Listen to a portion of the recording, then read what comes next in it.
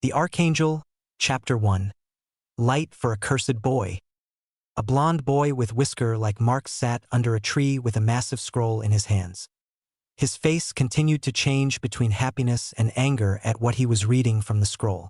Why, you ask?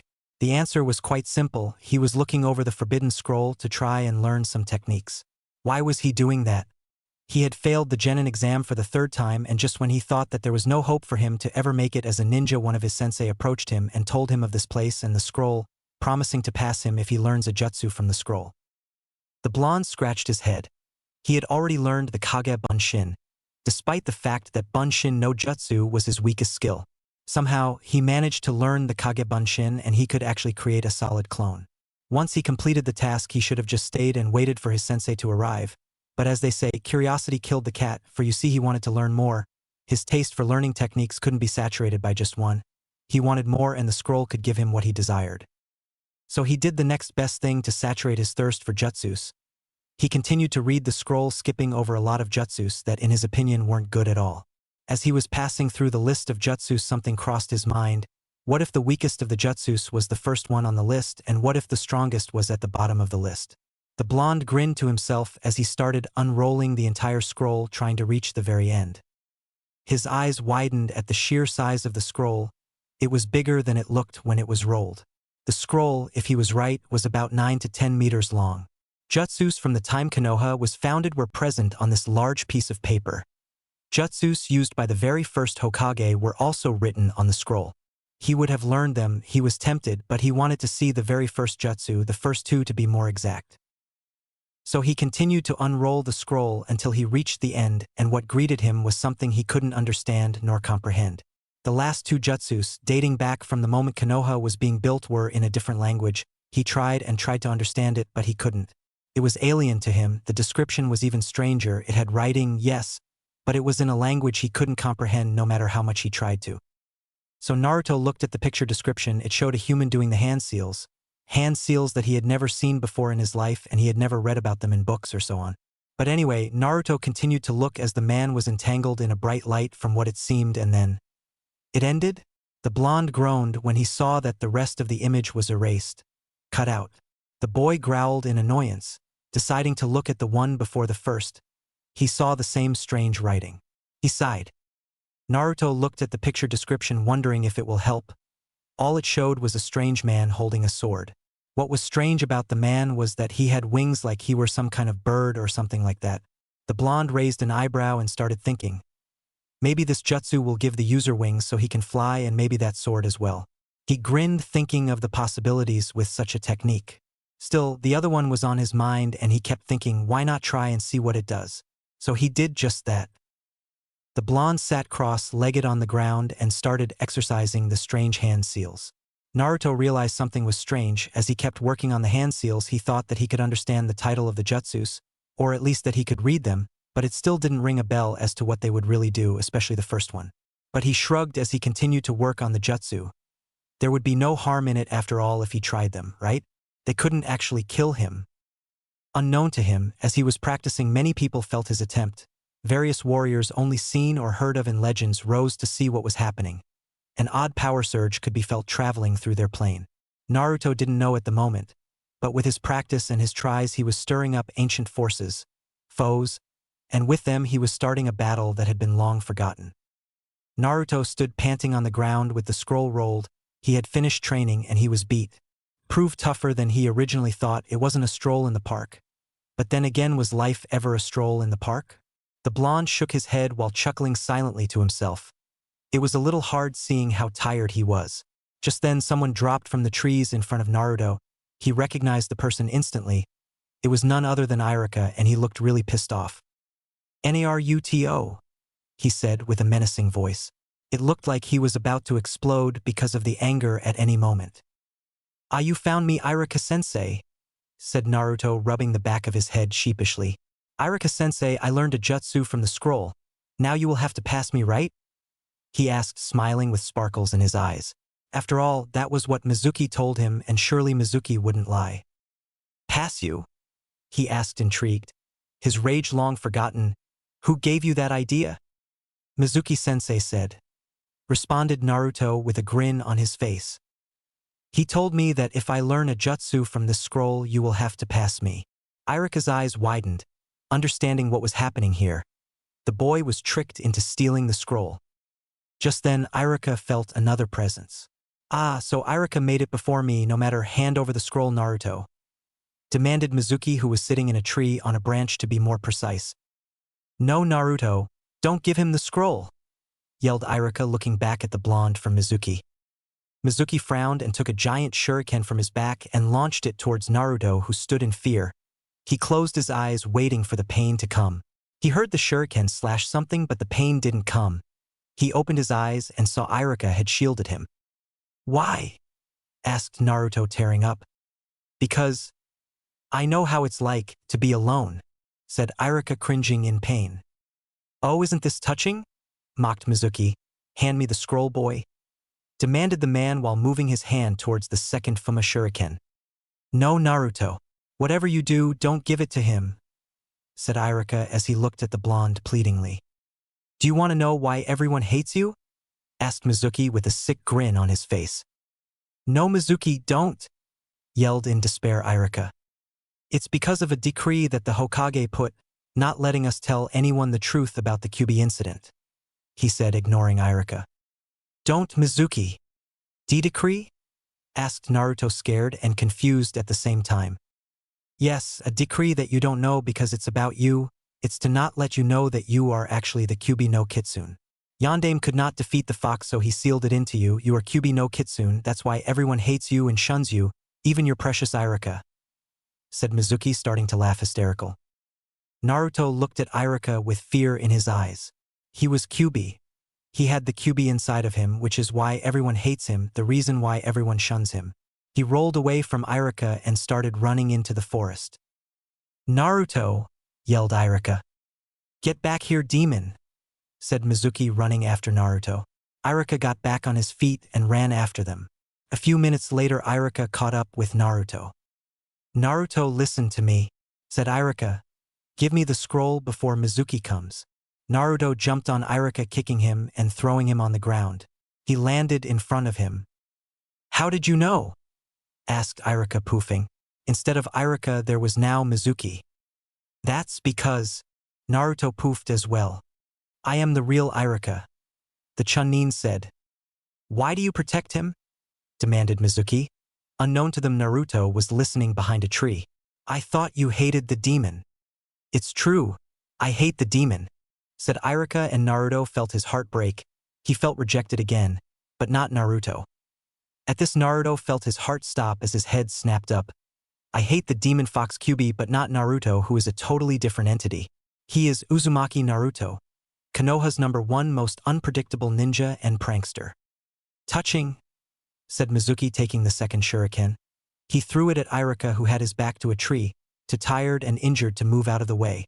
Just as the shuriken was about to hit Irika, a blur passed in front of the Chunin and Naruto caught the weapon with his right hand. Don't you ever hurt Irika-sensei, he said coldly as his eyes started glowing. And what are you going to do, brat? Laughed Mizuki. I'm going to kick your ass, yelled Naruto. Oh yeah? I will only need one shot to finish you off. Naruto smirked and made a hand seal. Kagebunshin no Jutsu, the area filled with at least 100 Narutos. Mizuki's and Irika's eyes went wide at the jutsu. So? Asked the clones. I thought you were going to beat me in one go. They taunted, if you won't do it then I will. They jumped on him and started fighting. But something went wrong. Mizuki had changed during the fight in a strange half-human creature. He looked like a mix between a panther and a human. He became more powerful and managed to defeat all the clones. The blonde was now on the ground, panting and looking at the man with fear in his eyes. He was too tired, the clones were ineffective, and he could hear Mizuki laughing at him. That was all you got, demon? Spat the man as he looked at the blonde. I thought you were better for a demon, he taunted. Rage started building up in Naruto. He grabbed the scroll and let it drop on the ground as he stood up. Don't think this is over, he growled as he brought his hands up in a seal. Oh, you will try your luck again? Taunted Mizuki as Naruto growled. No, I got something better. smirked the blonde as he started doing hand signs. Mizuki and Irika looked at what the boy was doing, trying to understand. They had never seen those hand signs before. The blonde suddenly said something that both men couldn't understand, and soon his right hand started glowing white. He smirked and made another set of hand signs, this time for the last jutsu in the scroll. Once more he said something in the same strange language, but this time nothing happened. The blonde looked with wide eyes. Nothing was happening. Was that jutsu a joke? Was he out of chakra? He could hear Mizuki roaring with laughter at him. He growled. He decided to use the Kage Bunshin once more. Just as he was about to use the technique again, he felt pain in his back, in his shoulder blades to be more exact. He dropped on his knees, holding his head and screaming. The two Chunin watched as something seemed to boil in the blonde boy's back. The sound of clothing ripping could be heard as two large wings burst from the blonde's body, spraying blood on the ground and making the blonde shout in pain. Irika and Mizuki looked in awe at the large angel-like wings. They were big. It seemed to be bigger than the boy by at least 3 inches. The blonde dropped on the ground as the wings dropped on the ground on him. Mizuki shook his head and sneered. A demon was still a demon, and this was one of his trickeries. He took a kunai out and started walking towards Naruto. "No, don't do it, Mizuki!" Irika yelled in fear. The Chunin grinned as he stood in front of the blonde with his kunai up and ready to strike. He started lowering the weapon, and just as it was about to hit the boy's head, a hand shot up and grabbed Mizuki's. The white-haired man looked in horror as the hand belonged to the blonde boy, only that the hand was inside a gauntlet, a pure white gauntlet. If things couldn't get any weirder, the blonde's head snapped up to look at Mizuki, but what was strange was the fact that his eyes were white and glowing. A strange white light entangled the blonde as his clothes started changing. The light made its way down from the blonde's feet to his head, creating a white robe and hood. All Mizuki could see now was one of the blonde's eyes, as his face was now completely covered by the hood. The blonde twisted Mizuki's hands, making him gasp in pain, and then with a flick of his wrist the boy threw Mizuki away into a nearby tree. Slowly the boy stood up, and Irika could clearly see a sword in the blonde's right hand. The sword's hilt resembled angel wings. While the blade was thick at the start, and as it kept going it became thinner. The design of 9 tails could be seen on the sword. Once again the blonde was entangled in light, and this time fire.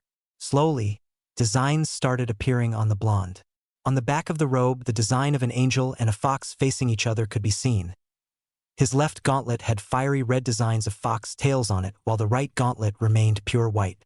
His wings shot up as strange sparkles dropped from the wings.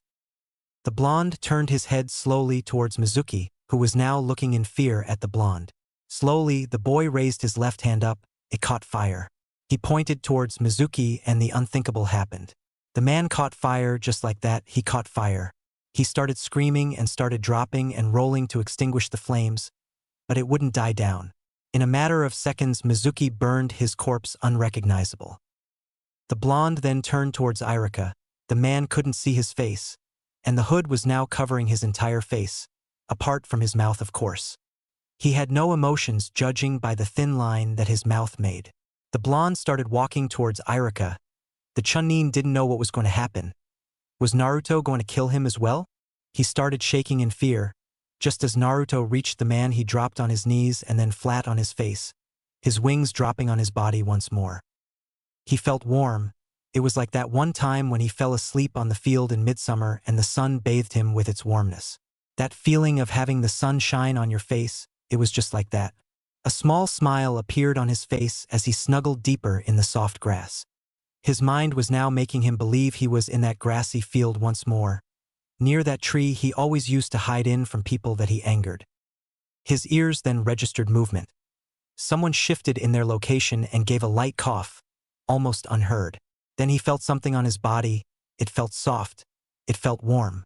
Then his nose picked up that smell which he hated with a passion, the smell of antiseptics, and the unforgettable stench from a hospital. His eyes snapped open as he found himself staring at a ceiling. He looked down and saw the covers. Then he looked around and nodded to himself. He was in a hospital. Slowly, the blonde tried to sit up. "You shouldn't move, Uzumaki-san," an ANBU said in a distinctive feminine voice as she suddenly appeared in the room. "Hokage-sama said that you aren't supposed to move until he returns," she told the blonde. Why is that? Asked Naruto. He felt his back aching. Groaning, he moved his hand behind only to feel feathers. He blinked in surprise as he turned his head slightly behind and saw the wings. His eyes widened and then looked downcast. So it wasn't a dream, he muttered. Pardon me? Asked the woman, tilting her head slightly to the side in confusion. I really did kill Mizuki. I am a demon, he said, looking down at his trembling hands. The woman placed her hand on his head, making him look at her. Whatever people say, you aren't a demon, and it's a ninja's job to kill. Don't feel bad, she said, smiling behind her mask, though Naruto couldn't see. Thanks, the blonde replied with a small grin. I guess you're right, he said, and then sighed once more. Is something the matter, Uzumaki-san? She asked, taking her hand away. No, it's fine, he replied tiredly. It's not, said the woman, making Naruto look at her. I can see that something is bothering you. Don't be afraid, you can tell me, she said kindly. The blonde looked at her skeptical and then sighed. I don't know what I will do now, he said. Why is that? She asked curiously. I failed my exam again.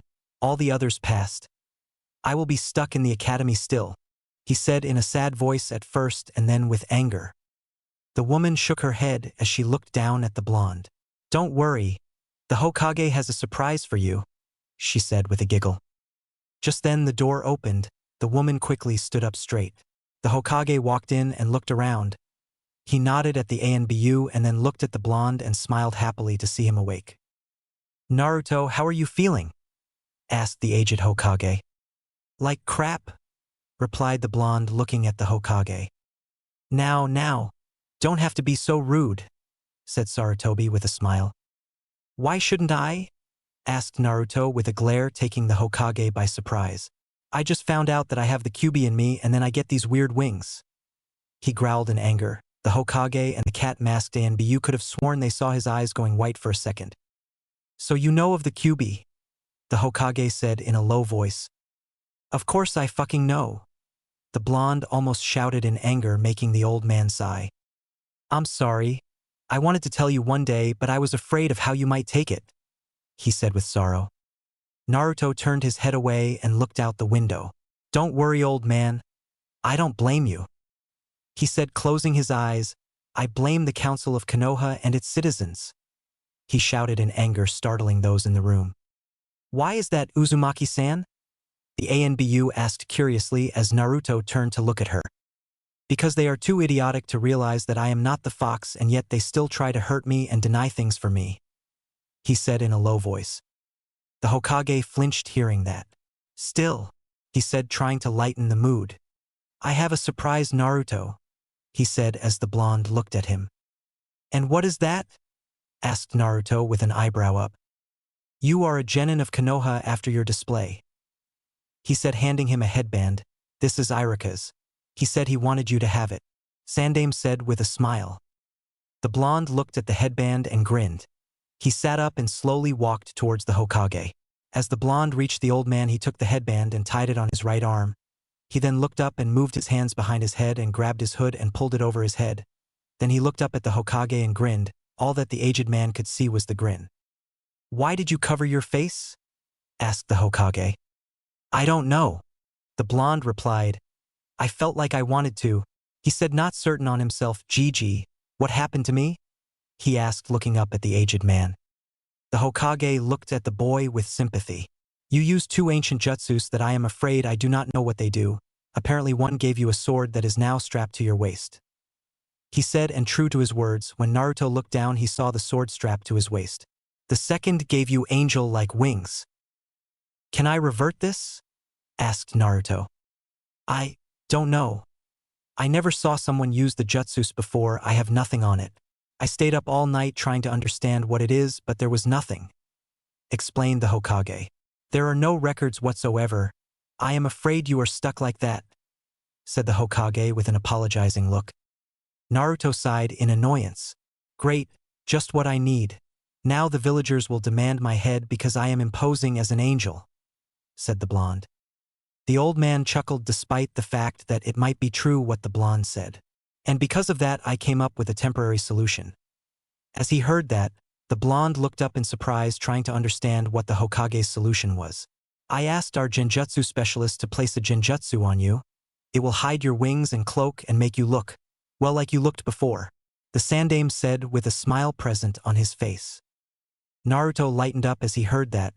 Sure, he liked the wings, and the thought that he could use them to fly and have the upper hand against his enemies crossed his mind. But he didn't want to risk having people hating him more than they already do. Sure, they would be surprised when they see his wings and all that, but later they might start reverting back to their old train of thoughts, and usually nothing good comes from that. As he looked at his wings once more, he eagerly nodded to the Hokage. He wanted to hide for the moment. It wouldn't do him any bad after all, since he involuntarily hid the fact that he held the QB inside of him from his generation and the younger ones. And at the same that he was still keeping a secret hidden, so deadly that it could destroy the very balance of Konoha. He giggled silently as he remembered everyone's faces when he pulled that one prank.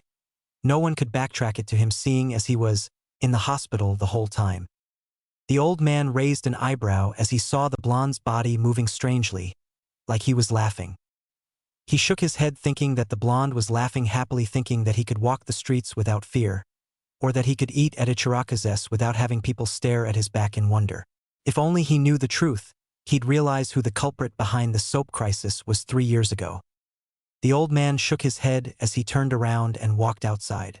The blonde watched as the Hokage stopped outside the door and seemed to talk to someone to his right. After a few seconds, the Sandaime nodded and stepped out of the way. A woman with long black hair, ruby red eyes, and wearing jounin clothing walked in. As she walked in, the Hokage also stepped back into the room and closed the door behind him. The Anbu then made several hand seals and then lowered her hands. Naruto didn't understand what the Anbu had done, and he probably will never for a few years. His attention was on the newcomer, however. He felt her eyes on him. She was staring at his wings. It made him uncomfortable as he shuffled nervously and looked around the room trying to avoid her gaze. Realizing that she was making the boy nervous, the jounin closed her eyes and then opened them and turned towards the Hokage. The old man smiled calmly as he nodded towards her. She sighed and turned back towards the boy and offered a small reassuring smile. Seeing the smile, the blonde felt a bit more relaxed. "Don't worry, this won't hurt at all," she told him as she raised her hands and prepared to cast the illusion. "Will people be able to see through it?" the blonde inquired as the jounin shook her head with a smile. "I'm not the best around for nothing," she said with a giggle as she started doing the hand seals. A few moments later, the blonde felt strange. He felt like he couldn't see clearly for a second. "It's done," he heard the jounin say. Curious, the blonde looked down at his hand and frowned when he saw the sleeve of his robe. He looked behind and whined as he saw that the wings were still present there. He turned towards the jounin and glared. "I can still see them," he said as the woman smiled and shook her head. "Yes, you can still see them," she told him as the blonde looked puzzled. "The genjutsu will affect those around you. Think of it like this. You are now inside a bubble that shows your former self. People cannot see past that bubble. But seeing as you are inside the bubble, you can still see your real self," she explained to the boy as he opened his mouth and then closed it. "So, no one can see through it?" he asked, a bit skeptical as the woman frowned, thinking that the blonde might doubt her abilities. "Well, Anbu level ninjas and Kage ones might see through it, and several jounin as well," she told him and then pointed to his chest. The blonde looked down, and for the first time he saw a strange necklace attached to him. That necklace will maintain the genjutsu. It has its own chakra source, and the jutsu will draw chakra from its reserves. You can refill it, but Hokage-sama will tell you how to do that. And if by any chance your genjutsu fades, please seek me out," she said with a smile as she bowed slightly and then left the room. As the door closed behind the jounin, the Sandaime turned towards Naruto and looked at him sternly. The blonde gulped slightly. "Naruto, what happened to you is considered an S-rank secret. No one, and I mean no one, is allowed to know of your current situation until we figure out a way to reverse it," he said as the blonde nodded with a grin. The old man smiled pleased. "Now you should head over to the academy. Same class. It's time for your assignment."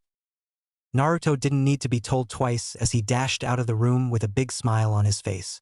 The Hokage looked at the open door with a smile that soon disappeared. I'm sorry, Naruto, but I think you sealed your fate. He thought sadly as he looked towards the ANBU and dismissed her. He closed his eyes as the ninja vanished in a plume of smoke and took a deep breath. Out of all the bad things that could have happened to Naruto. But then again, it might not be such a bad thing like the night aim had told him. As Naruto reached the academy, he slowed down a bit and started walking towards the entrance. He looked at the large building before him and a smile crept on his face. He had finally made it. He was now a ninja. Even though he had passed under certain circumstances and he didn't pass by orthodox methods, he was still a ninja. It didn't really bother him that he didn't pass like all the others. For him, it was good enough that he could finally get some action and live the life that he had dreamt of. He could now make easy money, or at least in his opinion it was easy money, and he could go on dangerous missions to save damsels in distress. It wasn't long and the blonde reached his old classroom. He looked at the door and memories flooded his mind as he remembered all those years when he came to class to listen to boring lectures, or the times he skipped classes to do what he wanted to do. He snickered at all those times he pulled pranks on the teachers and on Irika. His smile dropped a bit as he remembered the Chunin. Thoughts about the Mizuki incident flooded his mind. He was this close to losing one of those that loved him, for whom he didn't want that to happen. He sighed as he placed his hand on the doorknob. "Get out of my way, pig!" He heard the voice of the girl he had a crush on. He turned to greet her. His eyes widened when he saw Sakura and her longtime rival Ino racing towards him while glaring at each other. "Wait!" Naruto shouted as he raised his hands up, defensively trying to make them stop. The call went unheard as the girls crashed in him with full force, making him fly into a nearby wall. "I win!" They both shouted and ran into the classroom as Naruto tried to regain his senses. The blonde sighed sadly as he shook his head. That girl, will she ever recognize him? Will she ever go out with him like he had always wanted? He shook his head and then bumped himself in the head. He didn't need to think like this, not now. There was no point in negative thoughts. He placed a smile on his face as he walked inside the class. The first thing he did as he walked in was to see who passed the exams. He wanted to see who his potential teammates would be. He wasn't that dumb. He remembered what Irika told them. Ninjas work in teams. So he knew that he would get a team no matter what he tried to do. As he looked around the class, he saw that all the heirs of prestigious clans had passed. No wonder. "What are you doing here, loser?" he heard someone ask. Judging from the tone and the voice itself, it could only be that mutt, Inuzuka Kiba. The blonde groaned as he didn't want to deal with this. "I passed the exam," the boy said in a bored voice as he looked towards the Inuzuka. Said boy looked at Naruto oddly before looking for his headband. Naturally, he looked up at his forehead. "Ha!" he shouted like he was victories or something like that. "Then where is your headband?" he demanded, pointing towards the blonde's forehead, making his eyebrows twitch. "Not everyone wears their headband on their forehead," the blonde said in an annoyed tone as he pointed towards his headband, tied to his right arm. The dog boy looked at the blonde's arm and saw the headband. He laughed nervously and then crossed his arms on his chest and huffed. "How was I supposed to know?" he asked himself quietly, hoping that Naruto wouldn't hear him. The blonde smiled as he shook his head. "I'm sitting next to Sasuke-kun." They both heard a shriek and simultaneously turned towards the sound's origin. They saw the two major Sasuke fangirls fighting over who will stay next to the boy in question. Said boy was looking away, trying to ignore them. The blonde boy looked down in sadness. He once more shook his head as he realized that there was no point in being sad or sorry for something he can try and stop. Now that he was a ninja, he still had a chance of impressing Sakura and having her go out with him, and then maybe later, who knows what might happen. The young boy sighed happily as Kiba turned towards him and saw the look in his eyes. He smacked his head in annoyance. Naruto was hopeless. Completely hopeless. Just as he was about to say something, Naruto started walking away. As the boy passed him, his scent moved in the dog boy's nose. His companion raised his head as he barked towards his master. Kiba blinked, trying to understand what he just felt, or more like what he just didn't feel.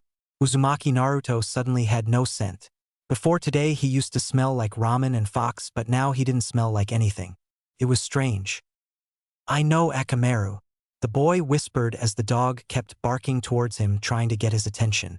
As the words left his mouth, the dog stopped barking and turned towards the blonde boy who was trying to get Sakura to talk to him. "Leave me alone, Naruto. You're annoying," the pink-haired girl screeched as the blonde flinched. Kiba shook his head at the boy's dumbness. Why did he keep trying? He could easily try and go for someone else. Hell, a civilian would be good as well. As long as she wasn't flat-chested like Haruno. He silently made gagging noises as the dog barked towards him. The boy chuckled to himself as he walked back to his seat. Naruto looked down at the ground, dejected as the girl he loved rejected him like that. Again. He grits his teeth as he raised his head a little and looked towards the origin of his hatred. Uchiha Sasuke.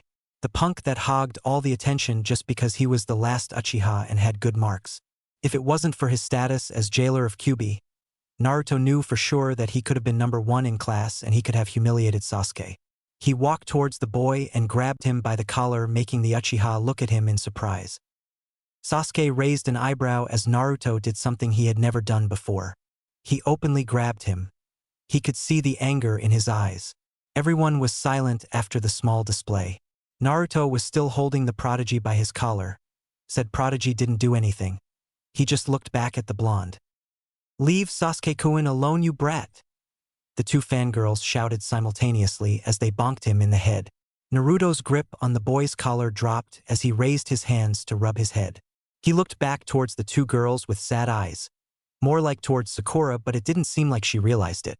He then turned towards the Uchiha and glared one more time as he closed in. "I hate you," he whispered in a low voice as the Uchiha's eyes narrowed a bit.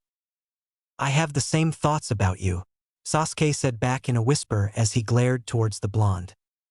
"Naruto," the pink-haired girl shouted enraged as she hit him on the head once more, making the blonde stumble and fall on Sasuke. The room was silent as the blonde was now on top of the Uchiha. His left hand on his chest and his lips connected with Sasuke's. Both of them were wide-eyed and pale. Sasuke, for his part, was frightened and angry at the same time. Frightened cause the blonde had his hand on her chest and he could discover her secret. Angry because the brat had the guts to steal her first kiss, something she had been saving for the one she would marry when she would reveal herself. "Gah!" the blonde shouted as he jumped away like he had been burned. He brought his hands onto his mouth and started wiping it in disgust. Seeing this made the Uchiha madder, but she had to keep her cool. She couldn't let people realize that she wasn't a he. But still, that brat had the guts to say, even though he wasn't using words, that he didn't enjoy that kiss. That she wasn't good enough. She closed her eyes and took a deep breath. "The fangirls will get him. The fangirls will get him," she chanted over and over in her head as she opened her eyes and looked at the blonde deadly. "Hope you burn dope," she said in her male voice as she turned around and ignored everyone once more. Though inside she was feeling strange. Her first interaction like this with the other gender, even though she was disguised in a genjutsu as a male, it was still something. She didn't imagine it like this. Definitely not like this. She could feel her face burning up for the first time in years. For the first time in years. Ever since her clan's massacre, she was embarrassed and she was blushing. She had to hide it. Definitely had to hide it. Thinking fast, she let her head drop on the table and covered her head with her arms. "Look what you did, Naruto," shouted the girls. "Not only did you steal Sasuke-kun's first kiss, but you made him cry," they shouted as the blonde gulped, knowing that pain was coming his way, and fast. "Good morning, class," everyone heard someone call as they turned towards the door. They saw Irika walking in with a smile on his face. The blonde sighed in relief. They wouldn't beat him in front of Irika. Definitely not in front of him. He looked up and saw the girls looking at him. They all raised their fingers at their throats and made a slicing motion with their fingers. He gulped. He was fucked. Definitely fucked. "Please everyone take a seat. It's time for team arrangements," the Chunin said as Naruto walked to his sit and slowly sat down. He looked towards his left and saw Sasuke glaring at him from the corner of his eyes. He thought he saw him blushing. He shook his head. There was no way he would show something like that. He looked towards his right and saw Sakura looking at him dangerously as she was slowly punching her left palm with her fist.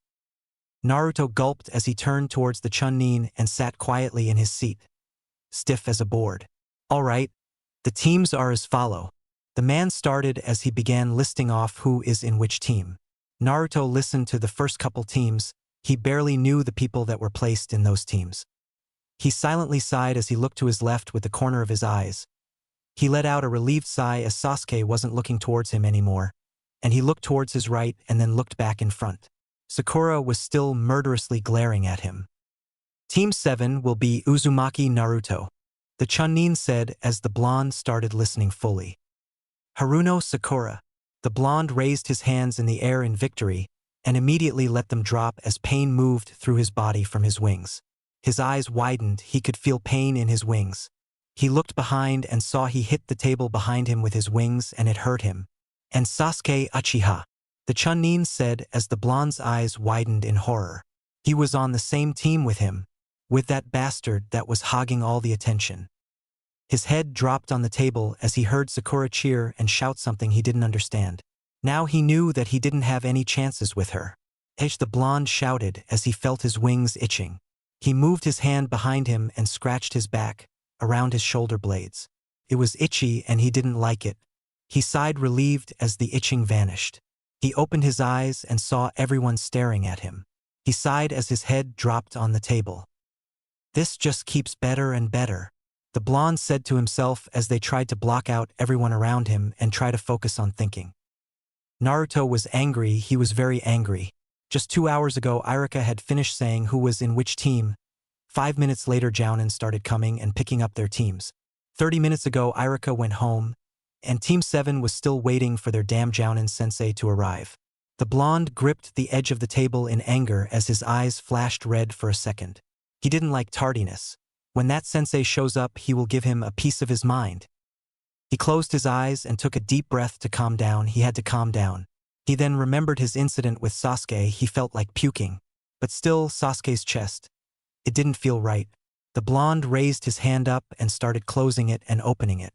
When he touched Sasuke, something felt different. He placed his hand on his chest and then thought back at what he felt when he touched the Uchiha. It was definitely different. It was too soft and he was sure that Sasuke was not like that.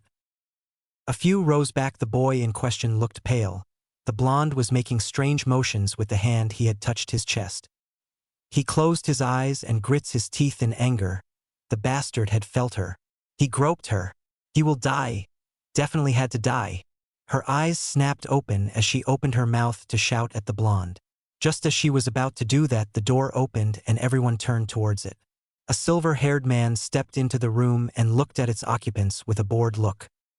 "Well, you're all boring," he said as everyone raised an eyebrow in confusion. "Meet me on the roof," he said before vanishing in a plume of smoke. It was then that they realized that man was their Jounin sensei. It was then that they realized he had called them a bunch of boring people. Naruto's eyebrows twitched in anger as he sat up and started storming towards the roof with the intent to give his sensei a piece of his mind. His teammates soon followed, but at a slower pace. Naruto was acting strange, stranger than ever before. As Sasuke and Sakura reached the roof, they were greeted by a strange sight. Their blonde teammate was sitting on the floor, cross-legged with his hands crossed over his chest, and looking pissed while their sensei was leaning over the rail and reading a strange orange book. The man lowered his book a little and told them to take a seat next to their blonde friend. They did as they were told. Everyone stood in silence for several minutes. The only sound that could be heard were the birds and the Jounin flipping through the book's pages. He then looked up at his student and said, "Introduce yourselves." They looked between each other confused as to what they were supposed to say exactly. Sakura decided to speak their thoughts. "Sensei, would you start first?" she asked shyly as the other two nodded in agreement. The Jounin sighed as he closed his book and pocketed it. He crossed his hands over his chest and looked at the team. "My name is Hatake Kakashi. I like many things. I dislike little things. My hobbies are not for you and my dream. You cannot understand it." He introduced himself with a smile behind his mask as the team face faltered, realizing that the only thing they learned was the man's name.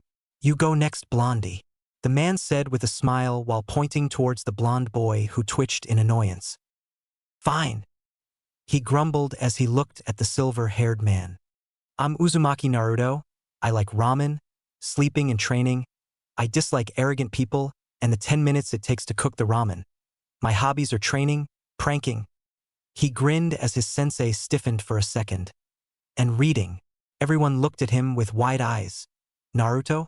Uzumaki Naruto read books? What? The blonde asked curiously as he felt everyone stare at him. Meh. My dream is to become Hokage and be accepted by everyone, he proclaimed happily as everyone sighed. Broody, the man said pointing towards Sasuke whose eyebrows twitched in annoyance. Uchiha Sasuke, I don't have many likes. I dislike a lot. And I have no hobbies in my dream. No, my ambition is to kill a certain man and revive my clan, he said in a dark voice as Sakura squealed and Naruto rolled his eyes. Oh yes, he then stated. And to make someone pay dearly. He told them as his eyes moved towards the blonde for a second. Naruto saw that and gulped silently as he chuckled nervously. Right? Kakashi said as he blinked. He turned towards the last member of the team and pointed towards her. You Pinky. The girl fumed at the nickname and crossed her arms. She slightly raised her head up and started talking. I'm Haruno Sakura. I like. She looked towards Sasuke and lowered her head a bit. My hobbies are. She looked towards the Uchiha once more as her head lowered again. My dream is. She giggled as she looked towards the same person for the third time. Ugh, your dislikes? The Jounin asked. He just had to have a fangirl. Out of the types of girls he could have had in his team, he had to have a damned fangirl. Ino Pig and Naruto Baka, she shouted to the heavens as the blonde's head dropped in disappointment.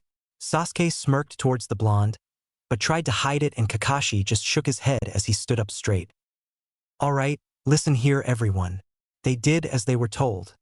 They inched closer towards the Jounin and listened to what he had to say. Tomorrow at 6 in the morning we will do survival training. I expect you to be on time and not to eat. Understood? He asked as everyone nodded. Hey, wait a minute, the blonde said as everyone turned towards him. Why shouldn't we eat? He asked as his teammates thought over it and then nodded in agreement. Unless you enjoy puking your guts, I suggest you don't eat. The Jounin replied with an eye smile as he vanished in a plum of smoke and left everyone rooted in their spot deathly pale. HN, the Uchiha said after a few moments of silence. He turned around and started walking away. The pink-haired girl shook herself out of her stupor and turned towards the object of her affection. Sasuke-kun, she chirped as the boy stopped. You want to go out? She asked as the boy slightly turned his head towards her and glared. No, you're annoying, he said as he turned around and started walking away, once more leaving a dejected Sakura behind. The blonde watched the interaction between them and got angry. Why was that Sasuke being such a jerk? Hey Sakura-chan, he called out as he walked next to her. Why don't you go out with me? He asked happily as the girl turned towards him and glared hard. I won't go out with you, she screeched as the boy took a step back in fright. I hate you, Naruto. You're annoying and always getting in my way and my love for Sasuke, she said as she huffed and turned around, starting to walk away, probably to find Sasuke and ask him out again or stalk him. The blonde boy looked down at the ground dejected. He sighed heavily, just like all the other days when he asked her out. She would say no and storm off. He would be sad for a few hours and then he would feel better again and chase after her in the morning. He chuckled to himself. That's what he always does. Then his head rose as he blinked. That was indeed what he always did. But why? He asked himself and found the answer immediately. Because he feels attached to her, that's why. He nodded to himself triumphantly as he started walking away towards his home. As he was walking down the streets, he could feel someone watching him. He looked around with the corner of his eyes, but no matter how hard he tried, he couldn't spot anyone. The feeling of being watched made him nervous. He suddenly felt like a trapped rat despite the fact that he was walking through the crowded streets of Konoha, which he rarely did due to the fact that people tend to don't like him around them. He picked up the pace, wanting to get away from whoever was watching him. Sure, the villagers would look at him or glare at his back, but that was different. What he felt now was completely different. It was like the one watching him was the one that would end him. He definitely didn't want that to happen. Suddenly he felt like the one watching him was behind him. He turned around, but there was no one following him. People around him were moving as far as they could. He started shaking. For the first time in years he was afraid again. He felt insecure once more. He turned around slowly, and without a warning he started dashing down the streets, taking through the alleys and the rooftops to get away from whoever was following him. It didn't take long, and he could feel the presence disappearing. He could feel safe once more. He sighed in relief as he jumped down from a rooftop and started walking back home. This day was getting really strange. It was dark. The streets were empty. Just ninja could be seen passing through the streets from time to time. Everyone was sleeping by now. All civilians and young genin were sound asleep. In his apartment, the young blonde could be seen sleeping peacefully in his bed with his face on the pillow and his back to the ceiling. He couldn't sleep on his back due to his wings. He hated them now. He wanted to get rid of them, but until the old man found a way to get rid of them, he had to endure it. A snore was heard in the room as the blonde started mumbling in his sleep.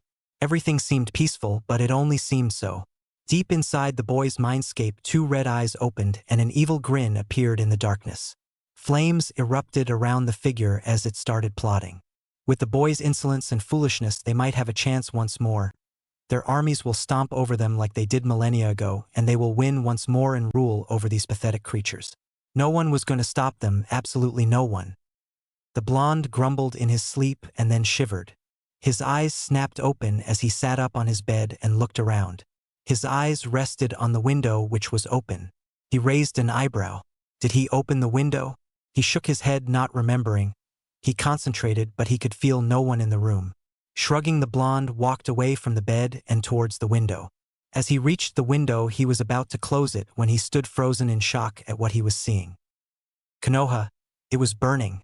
The entire village was burning. Ninja and civilian alike were all over the place. Dead. Some impaled with spikes, other ripped to shred by Kami knows what. He could see some civilians running through the village and screaming in horror, some protecting their children as they ran. The blonde heard a roar and looked up. He stopped breathing at what he was seeing. In the middle of Konoha was a large gate. Two large skeletons holding large swords and chains seemed to be the pillar for the gate. Its gates, from what it seemed, were lying on the ground, and a strange vortex could be seen between the pillars. The blonde started shaking and breathing irregularly as he saw many creatures walking out of the portal. Strange animal-like creatures, skeletons, zombies, ghosts, demons, big, small. They were all walking out of the portal and killing everyone and everything around them in one swipe.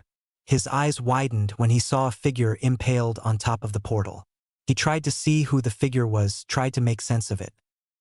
The blonde screamed as he suddenly jumped from his bed. He looked around. He was in his room once more. His eyes widened as he jumped from his bed and ran to his window, which was closed. He looked outside. There was nothing. Yes, he could see Konoha, but it wasn't burning. He couldn't see that demonic gate or whatever it was. He couldn't see the dead or the demons walking through the streets. He sighed as he realized he just had a nightmare. A really bad one. Walking back to his bed, the blonde dropped like a sack of potatoes and took another deep breath. He closed his eyes and tried to calm himself. He needed to be ready for tomorrow. He started thinking of positive things, of his dream, his ambition, of the future. He smiled as he succumbed to the darkness of his sleep. Everything was going to be all right. Nightmares are just like that. Nightmares. Nothing more. Sarutobi was working just like any other day, though he wasn't feeling very good. His heart was racing and he didn't know why. It was like his inner conscious knew that something would happen sooner or later. He kept working on his papers until he accidentally spilled the ink on a document. His hand stopped above the document. Was this a bad omen? Will something bad happen? He shook his head, trying to dismiss the bad thoughts. Sandame Hokage, Hiruzen Sarutobi. A voice said. It sounded like it came from everywhere. It held power, great power. Sarutobi felt his hands shaking. He looked up shakily and his eyes widened in fright. The 4 ANBU stationed in the room collapsed on their knees, their genjutsu fading. They were shivering from the power emanating in the room. No! The stories, the legends, they're true! The old man shouted frantically in his mind as he gazed at the figure before him. Archangel, Chapter 2. Blessing and Curse. The sound of an alarm clock ringing could be heard in the blonde boy's room. Naruto groaned as he slammed his fist on the clock, shattering yet another one. He raised his head from his pillow, his eyes hurt. He got out of bed and walked into the bathroom. It took a lot of effort from him to do that. As he got in the bathroom, he looked up at the mirror. His eyes had black rims around them. He could barely get any sleep last night. Those nightmares still appeared in his mind no matter how hard he tried to get rid of them. He splashed some water on his face as he raised his head and looked in the mirror. He shouted in fright as a pair of red eyes looked back at him. He shook his head and looked at the mirror again. He could see his reflection. A sigh escaped his lips. He just couldn't understand what was happening to him all of a sudden. Before today, he didn't have any problems like this. Heck, yesterday when he had those wings nothing bad happened and he didn't hallucinate or anything like that. The blonde lowered his head and grabbed the sink as he looked down at the water. He stood in silence for a few minutes, not even thinking about anything. He just watched the water in the sink. Naruto closed his eyes and sighed heavily as he stood up straight and looked in the mirror. Nothing changed. It was his own reflection. Smiling, the blonde closed the water and walked out of the bathroom towards his kitchen. As he got there, the first thing he did was walk to his refrigerator. He grabbed the handle and opened it. Looking through the food, he tried to think what he could use. Grabbing some milk, he looked at the expiration date. He frowned seeing it expired a month ago. His face turned into a disgusted look as he threw the carbon box in the trash can without a second thought. He then looked back in the refrigerator, but he couldn't find anything edible. He frowned as he shut the door to the refrigerator and looked through his cupboards. A few minutes later, the blonde decided on making himself some instant ramen. 10 minutes later, his food was done. He took the cup and sat down at the table when he remembered Kakashi said not to eat. He shrugged, deciding to eat anyway as he already prepared his food. Looking down in his cup, his eyes widened in horror as he felt like puking. He screamed and threw the cup out the window and grabbed his head. His eyes were wide. What the hell was happening to him? What in blazes was going on? Naruto shook his head several times, trying to dismiss his thoughts. He stood up and threw his chopsticks in the trash can. Sighing, he walked back into his room to get ready for the team meeting, his first meeting. He smiled at that. He would get to be in the same team with Sakura, and he will work hard to prove that he wasn't a loser and that he was worth the time. He would make her fall in love with him, and all will be good. As he finished getting dressed, the blonde walked out of his apartment and closed the door behind him. He then jumped down on the street from his floor and started running towards the training grounds. Up on the rooftops, 2A and BU looked at the retreating form of the boy. They had witnessed his reactions. One of them jumped down from the roof and walked under the boy's kitchen window. He looked at the cup of ramen that was lying on the ground. The contents were spilled on the ground, but nothing seemed out of place with it. The ninja turned towards his partner, who shrugged, not knowing what to say. "Let's report to the Hokage," his partner suggested as the man looked down at the cup in his hand and nodded before letting it drop on the ground once more. Something was wrong with the young boy, and the Hokage had to know about this. As Naruto reached the training grounds, he saw that he was the last one to arrive. Sakura and Sasuke were already there. The Uchiha was sitting under a tree and brooding, while the girl still seemed to be asleep, as she wasn't trying to get the boy's attention and was falling asleep from what it seemed. Naruto smiled as he saw the girl looking at him. He raised his hand and waved towards his teammates as a smile appeared on his face. "Morning, guys!" he shouted happily as Sasuke turned towards Naruto and raised an eyebrow, seeing the bangs under the blonde's eyes. He wondered if the boy slept last night or if he was so excited about today that he couldn't get any sleep. He shook his head and looked away. The idiot was not worth the time and definitely not worth worrying about. He could handle himself up until now. He could handle his fatigue for now. "Naruto?" asked Sakura, also noticing the bangs under his eyes. She also noticed the fact that the blonde was shaking a little and that he wasn't running normally. He seemed very tired for some strange reason. "Hey, Sakura-chan," Naruto greeted with a big smile as he closed his eyes. The girl blinked before frowning at him. "Baka, did you sleep last night?" she asked as she crossed her hands on her chest. The blonde looked down as he laughed nervously. I was too excited about today and barely slept," he replied to them as they blinked towards him. Sasuke shook his head and muttered "dobe," while Sakura frowned before glaring hard at the blonde and making him flinch slightly. "Baka, if we fail because of you, I will make sure you suffer," she scolded angrily as the blonde raised his hand up in defense. "We won't," he swore as the girl nodded and said that it better be that way.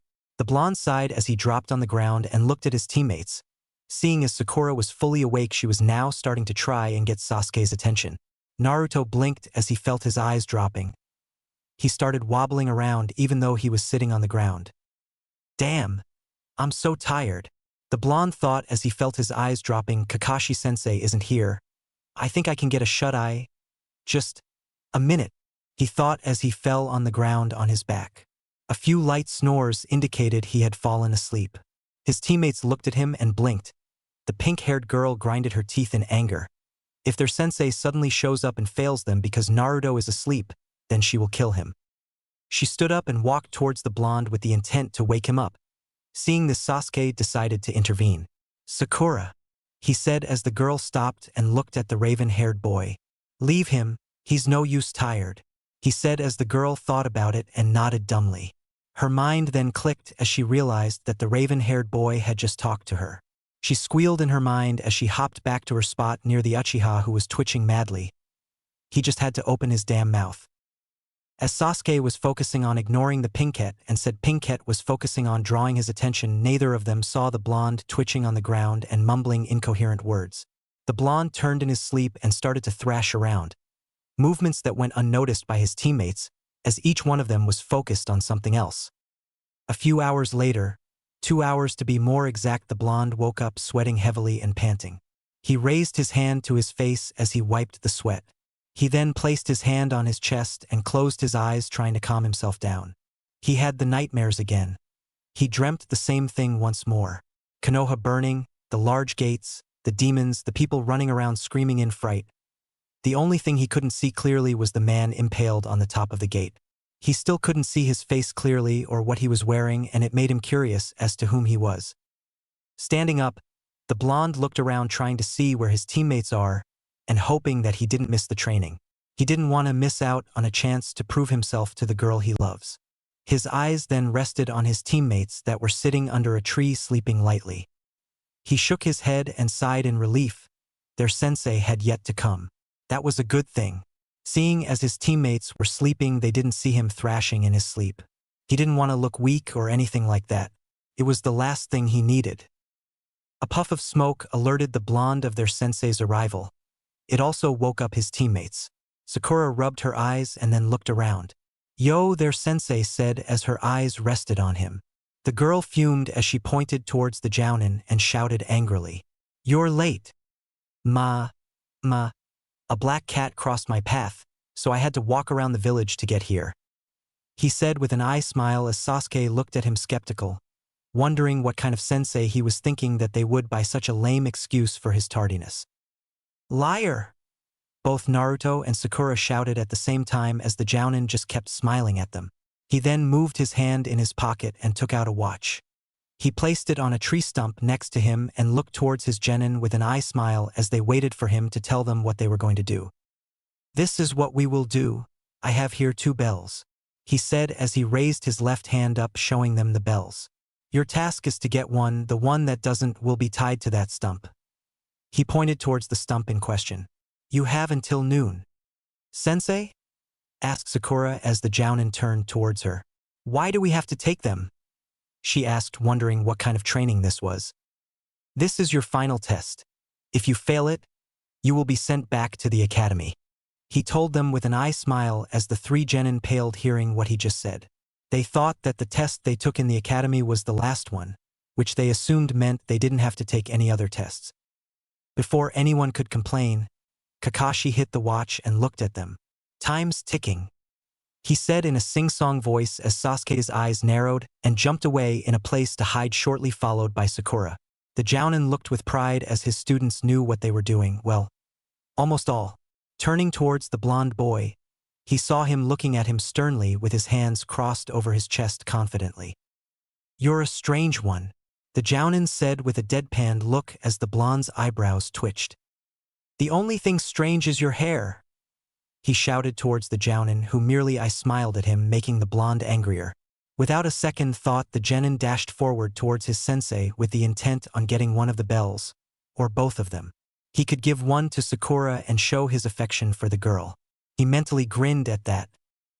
Kakashi shook his head at the direct approach the blonde was using. It was never going to work against him. The kid was still too young to be able to take him on in hand-to-hand combat, or by himself for that matter. He moved his hand inside his pouch and the blonde stopped waiting for the jounin to take out his weapon or whatever he was aiming for. To his and his teammates' surprise, the jounin took out the same orange book they saw him reading yesterday. The boy's eyebrows twitched at the smiling sensei. It seemed like the man was mocking him. Naruto took a deep breath and locked eyes with his sensei. He charged forward once more. The man would be easier to take down now that his hands are occupied with that book. Just as the blonde reached the jounin, he began throwing barrages of fists and kicks towards the man. Said man was dodging all of them with ease while reading his book, acting as if he wasn't even being attacked. This made the blonde angrier. Lesson number 1. Taijutsu. The jounin declared as he grabbed the boy's hands and jumped behind him in a crouching position. Never leave your back unguarded, he said with a grin as he placed his fingers in the tiger seal and poked the blonde in the ass. Naruto's mouth dropped in shock as he was sent flying away. A few moments later he fell in the nearby lake. Kakashi chuckled to himself as he saw the blonde fall in the lake. He shook his head and waited for the blonde to come out and try again or start raging and call him a pervert or whatever.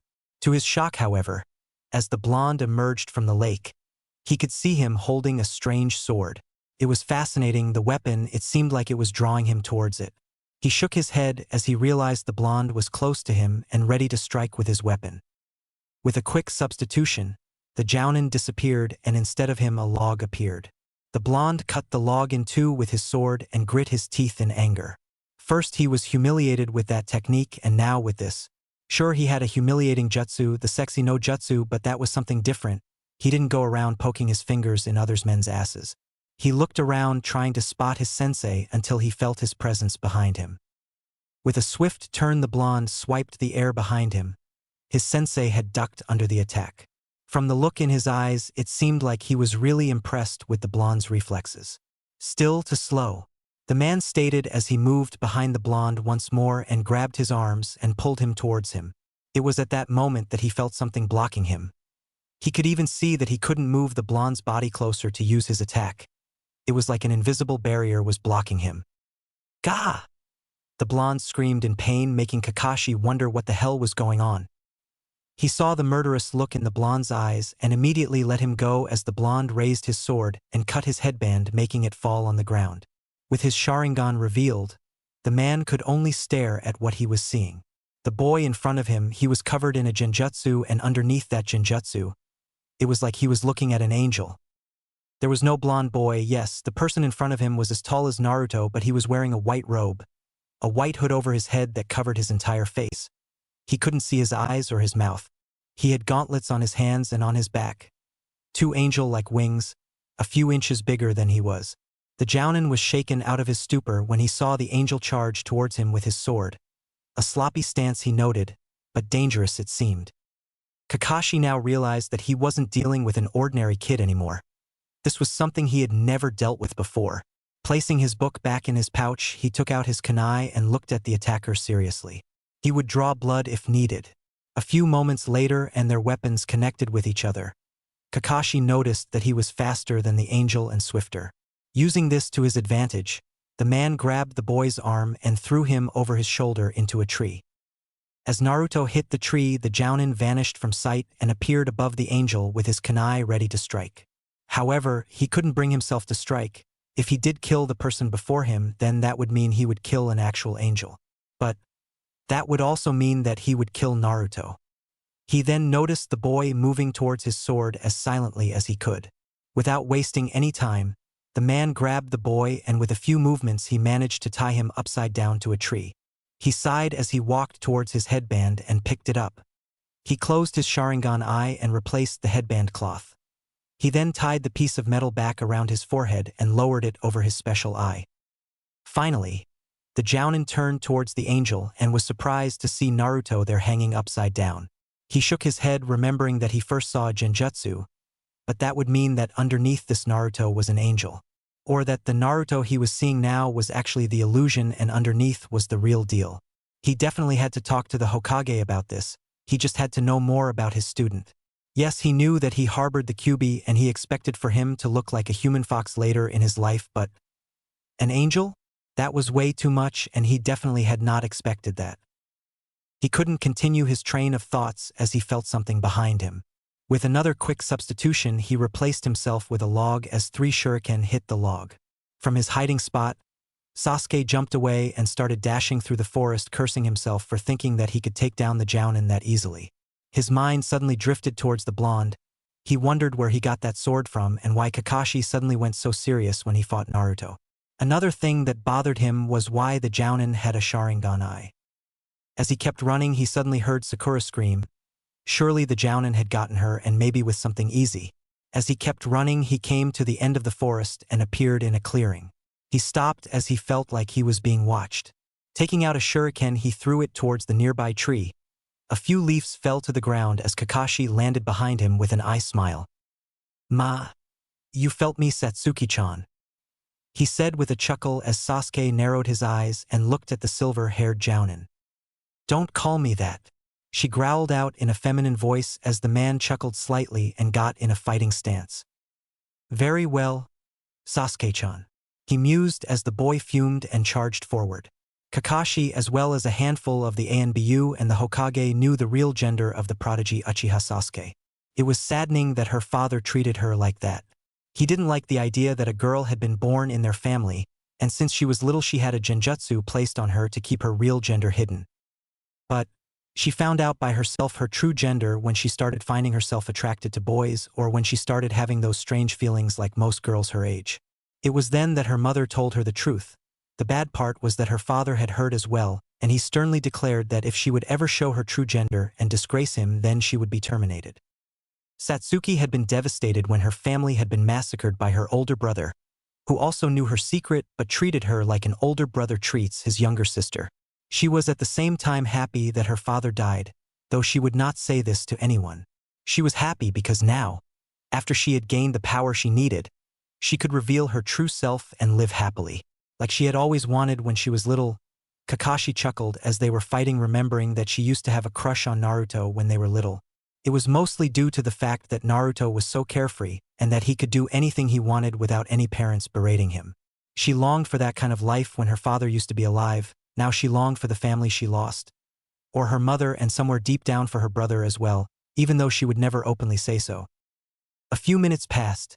Sasuke had been defeated, and he now lay buried under the ground. Their sensei was crouching a few feet away from him and smiling happily. He grit his teeth in anger as he tried to free himself. But he couldn't. He was trapped, and only someone from outside could help him. The jounin disappeared in a plume of smoke, leaving him alone in the ground. He sighed in annoyance. Why the hell did this have to happen to him? He was this close to grabbing that damn bell. He felt like screaming to the heavens in anger. As the alarm could be heard throughout the training field, Team 7 knew that they had failed their task and they were going to be sent back to the academy. Slowly they walked towards the training posts where Kakashi was waiting for them. He seemed rather unpleased with the outcome of the entire ordeal. Without a warning, the jounin grabbed Naruto by the collar and tied him to a post. The blonde was stunned. He got tied to the post. He did more than the others did. His eyes flashed red for a second as the designs on his left gauntlet became more pronounced and the fox's eyes shined for a second. It also seemed like the fox grinned for a second. Before the blonde could ask why he was tied to the post, the jounin decided to speak. "Well, you failed," he said as they all looked down in shame. Indeed, they had failed to get those damn bells. So now they were first going to get berated and then sent back to the academy. It angered both Sasuke and Naruto. They had worked so hard and now they were going to be sent back just because of some damn bells. "I have decided not to send you back to the academy," the jounin said as everyone looked up in surprise. A smile appeared on the blonde's face and on the pink-haired girl. A small grin appeared on Sasuke's face, as well as he realized that the jounin would not dare send them back to the academy. He was relieved, though, that he didn't have to spend another damn year in that place. "You should all quit being ninjas," the jounin shouted in anger as they all looked mortified at the news. "You Sasuke did nothing to help your teammates. You Sakura did nothing to help Naruto when he was hanging upside down in that tree. And you Naruto didn't even try to get help from your teammates," he shouted furiously as everyone looked down in shame. Just as he was about to give them the second test, he felt the presence of another ninja in the area. It wasn't well hidden as it seemed like the ninja wanted to be spotted. Looking towards a tree with the corner of his eyes, Kakashi could see an Anbu there. The ninja made a few hand signs towards the jounin whose eyes widened for a second. Apparently the Hokage wished an audience with him and his team, meaning that he had to pass them. He saw the ANBU saying that it's urgent and that they need to get there fast. Sighing, the jounin turned towards his students and looked at them. He decided to cut things short and pass this team for now. Hopefully the Hokage knew what he was doing. You were placed in a team so you can work together, he said sternly as their eyes widened. They finally understood what they had to do from the start. Working together to achieve your goals, that's what teams are for, the jounin said as he crossed his hands over his chest. We're sorry, sensei, Naruto said with a downcast voice as the other two nodded, though Sasuke a bit slower than the others. The jounin smiled as he untied the blonde. Come on, we got to meet the Hokage now. We are officially a team, he said as the three genin cheered. Kakashi looked towards the trees once more. The ANBU wasn't there anymore. He silently sighed as he hoped that the Hokage knew what he was doing. He knew that Sarutobi was wise and all that, and the fact that he knew a lot, but he was hoping he wouldn't go senile and just pass students like this and send them to their deaths. He shook those thoughts away. There was no way that the old man would go senile now or anytime soon. It didn't look that way at least, and hopefully it will never happen. Kakashi blinked in surprise. He didn't know what to say at what he just heard. Somehow he had a feeling that the Hokage had finally gone insane because of the paperwork. Or did he have a motive for what he was doing? He wasn't sure about that. What he was sure about was the fact that the Hokage just wanted them to take a mission. Now, his team just passed the exam and they had to do some training first. They had to do some team building. Heck, they had to do some D ranks before taking on a C rank. Excuse me, Hokage-sama? Kakashi asked, shaking himself out of his stupor. His students were rooted in place, with their mouths open in shock at what they just heard. You heard me right, Kakashi. I want your team to go on a C rank, but don't worry. It's not that much of a C rank. It's more like a D rank, the Hokage said with a smile, trying to reassure the jounin who looked deathly pale. Maybe the man was envious that his team was taking a C rank right off the bat when he had to wait several weeks or months until he and the team he was working with could take their very first. Then why label it as a C rank? Asked Kakashi, crossing his hands over his chest and looking angry and curious at the same time. You might encounter some traps here and there. No action like fighting bandits or ninja will occur, the old man said with a reassuring tone as the jounin seemed to relax. Besides, a team of ANBU will be there as well to help, he said with a smile as Kakashi visibly relaxed. What do we have to do? Asked the silver-haired jounin. That's simple, you have to retrieve an item, and you will see it when you get there, he told them as they raised an eyebrow in confusion. Go to the market and go down in the canals. The team's eyebrows twitched as they heard that. They were starting to doubt this is C rank or some bullshit like that. Turn to your right and keep going down until you see the team of ANBU. From there you will know what you have to do, the old man said, making Kakashi suspicious. Very well, the jounin said as he motioned to his team to turn and leave. Just as he was about to leave, he heard the Hokage say something, only he heard it as his team never stopped moving or looked back. What you saw about Naruto, it's S-rank secret, talk, and the punishment will be capital, he said as the jounin gulped and nodded before walking out of the room. He didn't want to lose his head because he wanted to tell someone that one of his students was an angel in disguise. That alone was frightening. For years he thought that Naruto is just an ordinary kid, or as ordinary as one can get with a bijou sealed inside of you. He had never used the Sharingan on him up until now, since he didn't see a reason why he should. But now he wished that he had used it faster. Maybe if he would have known faster about the boy status, then it wouldn't be so shocking now, and maybe he would have found out why he was an angel, or something like that. As he stepped out of the Hokage tower, he saw his team walking in front of him, heading towards the marketplace. He picked up the pace and started walking behind them in silence.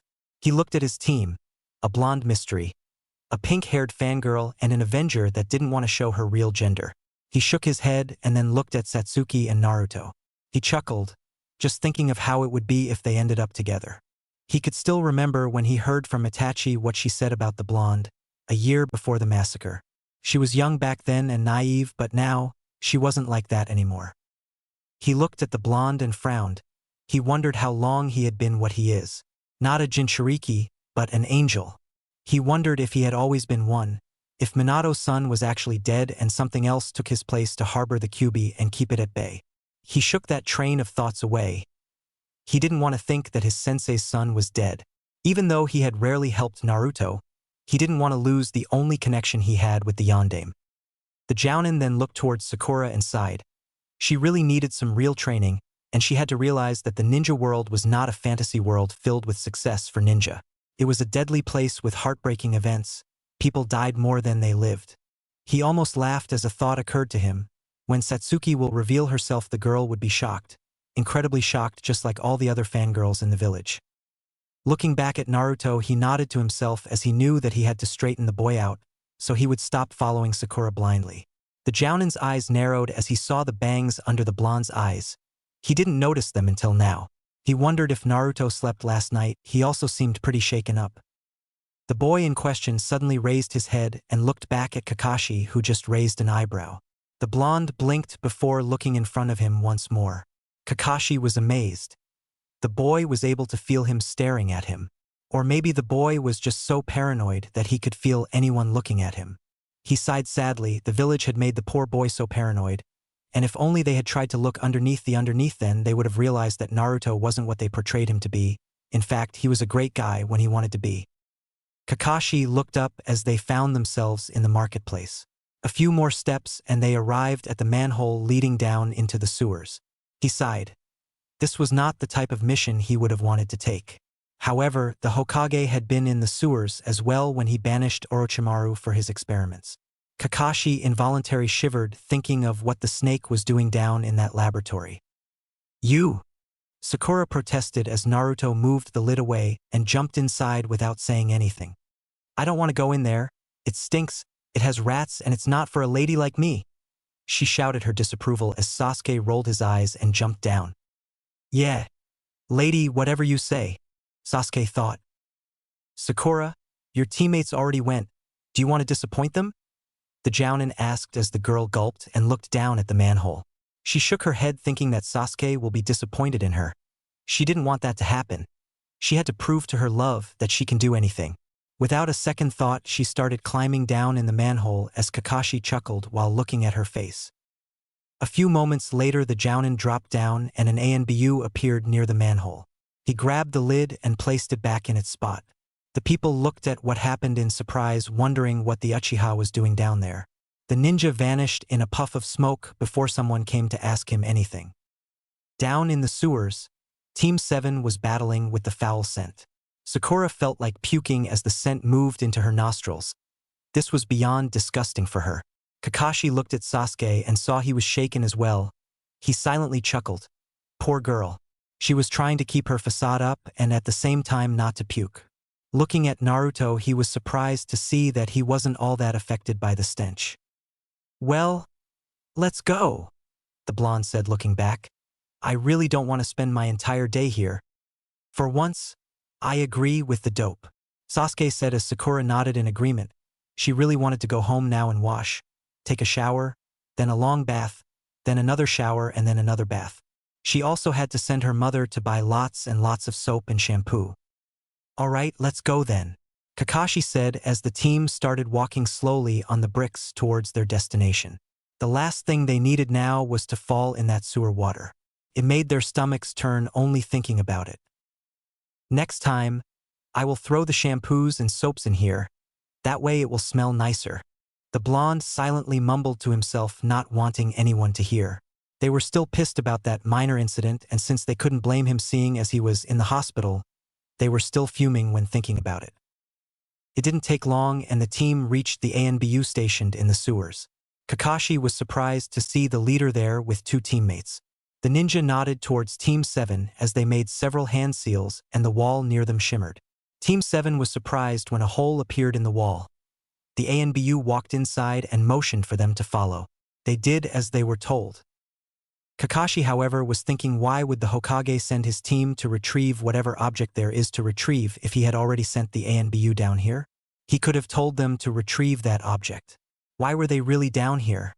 He stopped thinking as he passed through the hole and looked in wonder at what he was seeing. They were currently in a strange cave, very big. They were like ants inside the cave.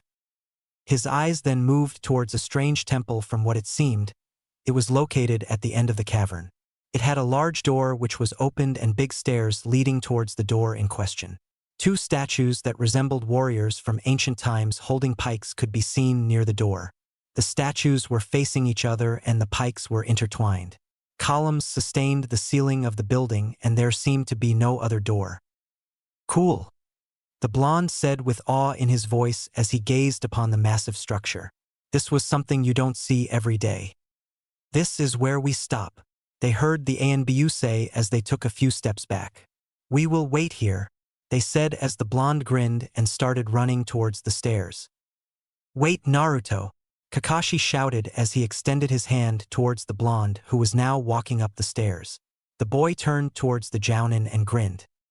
"Come on, sensei." Old man Hokage said, "We need to retrieve some item inside," he said as he kept on walking. Soon Sasuke and Sakura started walking towards the stairs. "But what about traps?" he asked. "Ouch!" he heard Sakura exclaim as she was lying on her but rubbing her head, and Sasuke was touching the air from what it seemed. Puzzled, Kakashi walked towards his students and touched the air in front of him like Sasuke was doing. He was shocked to feel a wall of some sorts there. He hit the air with his fist and grit his teeth in pain. There was definitely a wall there. It was invisible. But still, how did Naruto pass through the wall? He looked up to tell the blonde to turn back and ask him how he got inside when he heard the doors to the building slam shut. He frantically looked up to see where Naruto was, but the boy was nowhere in sight. His heart skipped a beat as he started calling out his name, fearing for his well-being. But no answer came. The blonde was nowhere in sight. He turned towards the ANBU that had appeared near him in a second. They touched the wall as well. The captain looked at one of his members and told him to report to the Hokage. As the man vanished, he looked back at the wall. "Step back, please," he declared as Team 7 took a few steps back. The captain started flashing through hand signs and then touched the wall. A few moments later, seals appeared in the air. He looked at the seals and frowned. "Not good." Kakashi, who knew a little bit about seals, frowned as well. "You're right." "What's going on, sensei?" Sakura asked with worry evident in her voice. "Is Naruto all right?" "What are those?" "I don't know about Naruto," the jounin answered truthfully. "All I know is that we can't break these seals. They are too complex.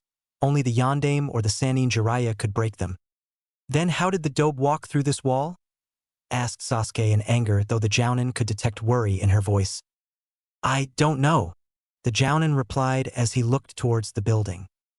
"Crap," the blonde said as he was kneeling on the floor, his sword next to him. He was panting and sweating. Just as the door slammed shut behind him, he tried to break it with clones and his sword. But nothing worked. He was stuck inside. "I guess I have to do this on my own," he said to himself as he turned around. In front of him was a long hallway with no left or right turns. He slowly started walking through the hallway. There was no going back. He couldn't open the door by himself, but there might be something at the end of the hallway. He might be able to find another exit. As he kept on walking, he looked left and right at the walls. Numerous drawings were present on the wall. He recognized some of the drawings as they were portraying people, men and women alike, but he did not understand what meaning they had. It showed them fighting against each other, and then it showed them fighting against some strange creatures. He thought he recognized some of the creatures there, but he couldn't be sure. The drawing was very old, and in some places it could hardly be recognized as a drawing. The hallway seemed like it would never end. He had lost all interest in looking at the walls a few minutes ago. How long has he been walking for? 15 minutes? 30? Or was he already walking for an hour? He didn't know. It seemed like the hallway would never end. Or so it seemed. Just as he was about to give up and stop walking, he saw a light not far away. He grinned happily as he started running towards the source of the light. A few moments later, he entered in a large oval room with many statues holding the ceiling in place, a lot of drawings on the walls and on the ceiling as well. The blonde slowly walked into the middle of the room, walking up 3 steps. He found himself standing on something like a podium, only that it was round and very close to the ground. He scratched his head, wondering what he was looking for here. There was no other way to go, just to turn around and go back the way he came. He then heard footsteps coming from behind him. He turned around wondering if his sensei managed to open the door and followed him. However, what he saw shocked him. He took a step back in shock. Behind him stood a monster. Its skin was red. It had 2 large horns on top of its head. The body resembled a human, but it had claw-like feet instead of normal feet, claws instead of hands, and it was holding a large broadsword. The creature snarled at the blonde as it started walking towards him. It was dragging the large sword with it. The sound of its metal resonated throughout the chamber. The blonde was frozen in place. He didn't know what to do. His body was not responding. With each step the creature took, his breathing became more ragged. As the creature was just a few feet away from him, it raised its sword. He knew that the creature was going to kill him. It was going to try and kill him. He had to do something. He had to defend himself. As the creature raised its sword, the blonde reacted. His hand moved to his own sword, and with a swift motion he unsheathed his weapon and parried the enemy's attack. He grit his teeth as he felt the monster giving more power towards the attack, adding pressure. The blonde jumped backwards and moved his body to the side as the monster's large sword crashed on the ground. He then delivered a kick to the creature's chin, making it fall on its back. As the creature dropped on the ground, the blonde jumped on top of it with his sword. He impaled the creature in the chest. The monster roared in pain, but before the blonde could cut the creature in two, it grabbed him by the throat and slammed him on the ground. The boy gasped in pain as the creature continued to slam him on the cold floor. Gritting his teeth, the boy grabbed the creature's arm and started struggling. He kicked it in the chest, making it lose its grip on him. Naruto jumped away as the creature stumbled backwards. His sword vanished from the creature and reappeared in his hand.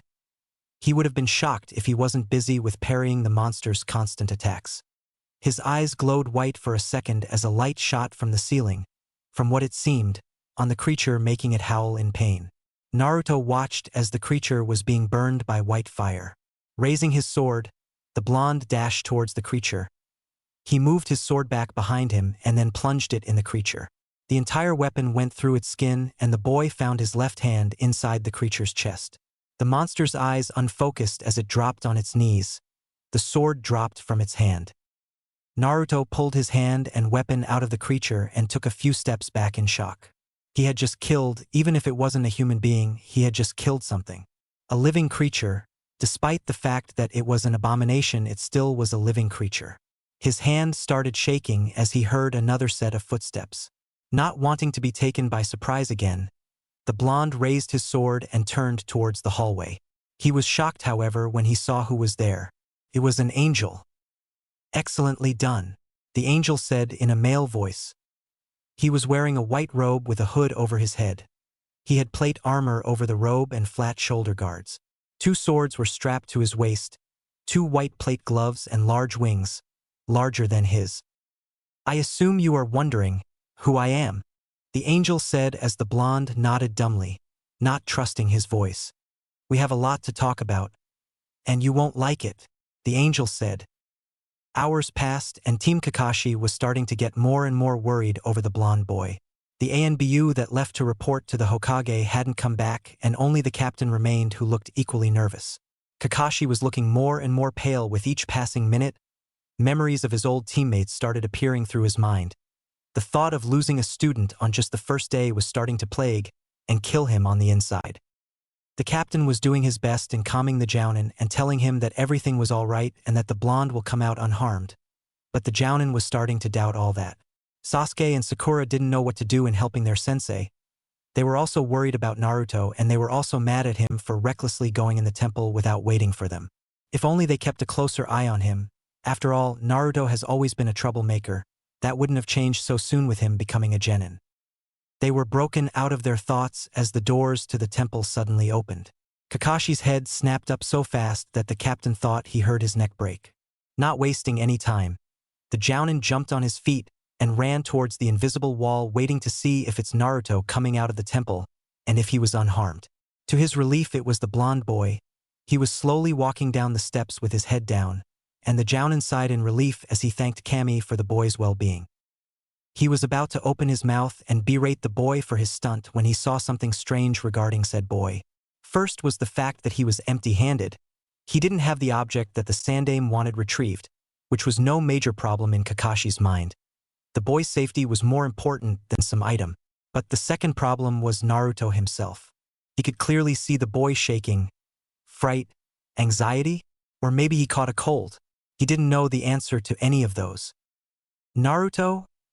he asked as the boy just passed by him, not even bothering to answer him or stop. Sasuke and Sakura blinked as they saw the blonde move past their sensei and not even stopping to answer him. "Baka, what were you thinking?" Sakura shouted angrily as she stormed over to the blonde and grabbed his hand. She gasped and let go of his hand and then screamed in fright. Her hand was covered in blood. The Jounin and her teammate watched with wide eyes as the blonde's hand dropped next to his body. His hand was all bloody. "Naruto!" Kakashi shouted in fright as he ran to his student to check his condition. "What happened to you?" he asked with fright evident in his voice. The blonde stopped for a second as he turned towards his sensei. I need to be alone," he said with a frightened voice, his face pale. Before Kakashi could say anything, the boy continued. "I learned something. I need to understand what my purpose is now," he said as he turned around and started walking away once more. The Jounin stood rooted in place, not understanding what the boy said. He looked at Sakura, who was looking at the blood on her hand with fright. He then looked back towards the blonde, only to see him exit through the hole in the wall and into the sewer.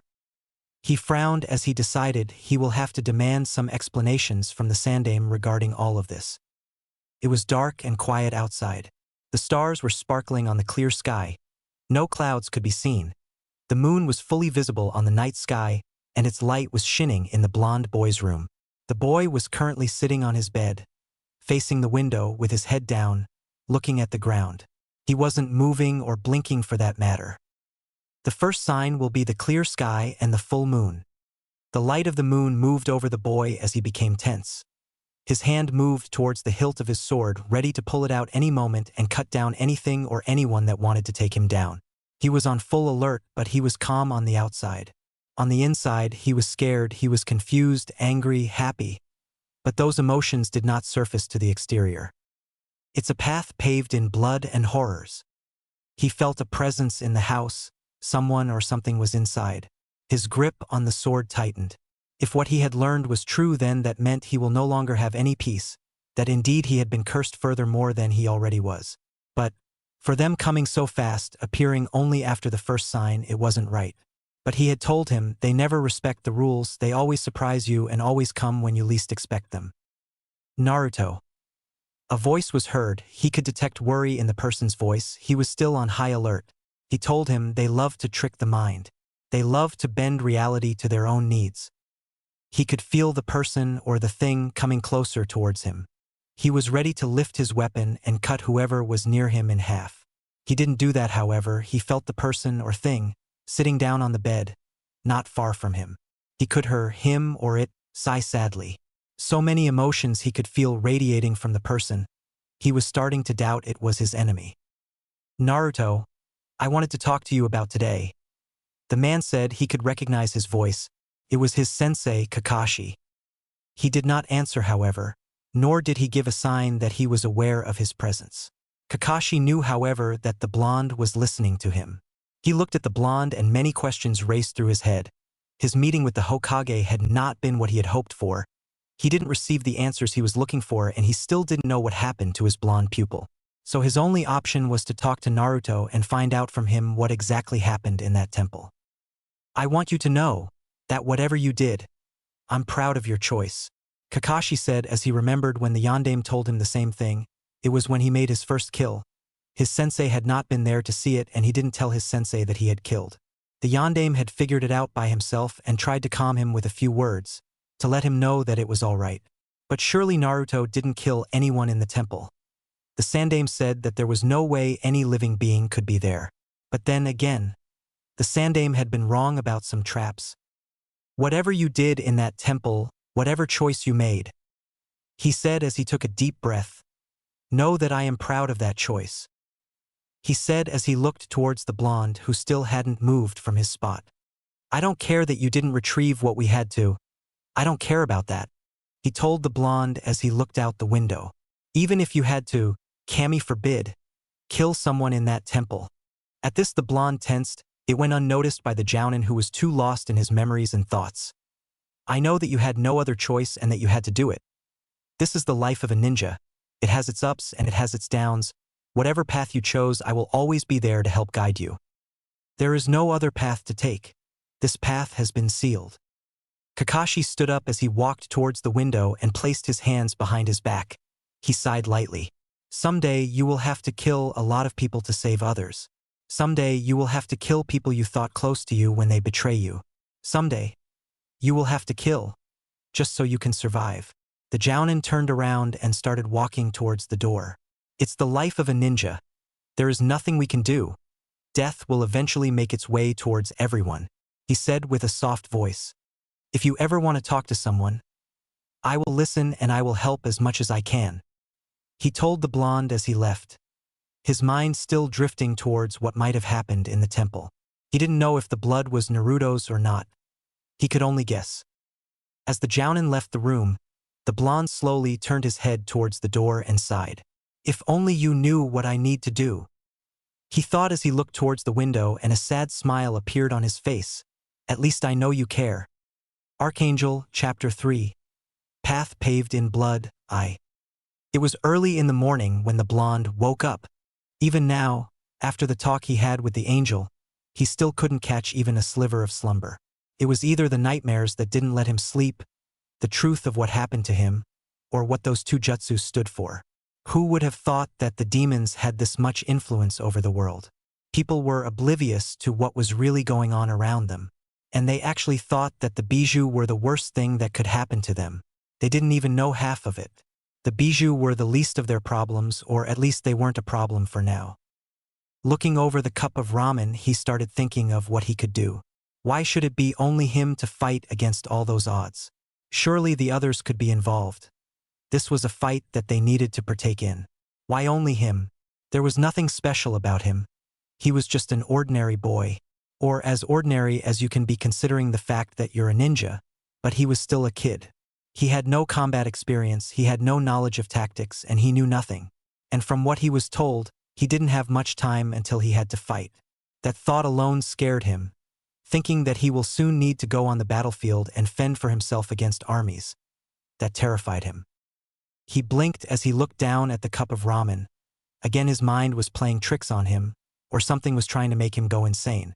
The cup was filled with the same contents as yesterday, and it made him feel like puking. Even though the angel said that they could trick the eyes and mind, they can't trick the senses, and even though the smell of ramen constantly invaded his nostrils, he still couldn't bring himself to pick up his chopsticks and eat it. This was another sign that they were drawing close, but it also raised a question in his mind. What if his tenant was to blame for all this? He didn't know what QB's role was. The angel didn't say anything about the bijou, not even when he asked. In fact, when he did inquire what the bijou really were, the angel inquired what a bijou was. If the divine powers had no knowledge of the bijou, either the angel lied and this was a test for him to find what the bijou really are, or the angel really didn't know who or what they were. Sighing, the blonde pushed himself away from the table and stood up. He turned around and walked into his room to get ready for the team meeting. His mind was filled with unanswered questions. Questions such as why the jutsus still existed if they proved such a threat, why they let the demons have so much power over the world, and many other questions. The majority was never answered by the angel, and he would probably have to find the answer himself. He didn't really enjoy that. He closed his eyes as his head started hurting. Since this morning he started having headaches. They would come and go. Some would be barely noticeable, some would impair his mind so much he felt that it would explode any moment. He began gritting his teeth as he felt that this particular one was going to hurt the most. His head was starting to ache more and more, as images began to flash before his eyes. You don't understand. You never want to understand. An angel yelled towards another, rage evident in her voice. The angel yelled turned towards her and sighed. No, you and the rest are the ones that don't understand. We have to do this. We either kill them now or we curse this land to darkness. He replied as he turned around and started walking towards a strange-looking portal. Naruto's eyes snapped open. He was panting heavily and sweating lightly. What just happened? What did he see? Something from the future, or was it the past? Shaking his head, The blonde slowly stood up and sat down on his bed. He extended his hands and looked at them. Things were getting stranger. First it was the nightmares, now he was starting to see images from throughout time. He closed his eyes and started focusing. He was however curious what happened between the two angels and what the male was referring to when he said that they had to kill someone. A few minutes passed and nothing happened. The blonde sighed as he stood up and walked away from his bed. He would think about what happened later. He had a team meeting to get to. Without wasting any time, the blonde walked out of his house and into the streets of Konoha. His stomach grumbled and he frowned. Hunger wasn't a bad thing. After all, he had gone without eating for a week at max when he was little and nothing bad happened. Well, he did faint in the middle of the class and was in the hospital for a month because of that, but it was better than eating worms and insects from a cup of ramen. As he kept on walking through the streets of Konoha, he suddenly realized that he was going the wrong way, the opposite direction of where the training ground was. And what was strange was the fact that even though he knew this, he didn't want to turn around and walk towards the training grounds. It was like something was pulling him in the opposite direction. It was like there was something there that he wanted to see, that he wanted to find. A few minutes later, the blonde realized that he was walking towards the graveyard. He raised an eyebrow, wondering what was pulling him in that direction. As he drew closer to the graveyard, he started feeling a strange aura around the area. It was weak, and he couldn't read it like the angel taught him. Another strange thing was the fact that civilians were also walking towards the graveyard. They seemed curious about something. People were chatting amongst themselves. He could catch some of the words like grave robbers and defilers. He knew what those words meant, but he was curious, what would people want with the dead? Naruto looked at the large number of civilians in front of him. The graveyard was beyond the mass. He could hear someone shouting from the other side, whatever pulled him to this place, it wanting him to see something or to find out something. He knew this since the feeling he was getting was becoming stronger with each step he took, and the aura around the area would intensify, making it a bit more descriptive. Not wasting any time, the blonde started making his way through the mass by pushing the civilians to the side. Some would look at him with a questioning gaze, while others would sneer in his direction and silently asking what he was doing here. A few moments later, the blonde reached the end of the mass and the entrance to the graveyard. 2 ANBU were stationed at the entrance and the gate was closed. The ninja looked at the blonde in silence. They didn't say anything nor did they move, but he could feel them staring at him. Surely they could see through the genjutsu, therefore they were somewhat stunned of what they were seeing. Naruto looked around. The gates and the wall seemed normal. He looked beyond the gates into the graveyard, but he still couldn't see anything out of place. He looked up at the two ninja and slowly approached them. "Excuse me," he said politely. "Can I enter?" Naruto requested. The boy didn't know for sure why he asked that question instead of asking what happened. He could hear the people around him whispering, but he couldn't understand what they were in the first place. One of the ninja answered after a few moments of silence. "Yes, you can go in," he replied as he opened the gate for the blonde. The civilians looked amazed with what happened. The blonde slowly nodded as he walked inside, the doorway closing behind him. He wasted no time in walking deeper into the graveyard. The two ninjas looked at the retreating blonde and then back at each other, while murmuring amongst themselves. When the Hokage told us about him, I thought he had gone senile. The one that let the blonde in whispered to his nodding partner. "Yeah, I know, you think he is the one that would judge us?" he asked, "when we die." "I don't know. But if it's so, then I feel sorry for those that wronged him," the ninja replied as his partner nodded slowly. Inside the graveyard, the blonde was slowly walking down the path and looking around at each grave and tombstone. Nothing seemed out of place, and yet, everything seemed out of place. He couldn't describe the feeling he was getting when he entered the graveyard, but it was like someone was calling him, or something was calling out for him. It was like there was something here that wanted to be found, but whatever it wasn't good. The feelings he was getting, rotten, evil, despicable. As he kept walking, he suddenly came to a halt as he felt the aura intensify near him. Looking around, he spotted something out of place. The grass around a grave was scorched and said grave was dug up and empty. He walked over to the grave and kneeled in front of it. He didn't actually care about the place. He was more interested in the scorched ground. For a few minutes, the boy kept looking at the ground. Dark tendrils of smoke would rise from time to time and dissipate in the air. He shivered unconsciously for a second as the voice of the angel echoed throughout his mind.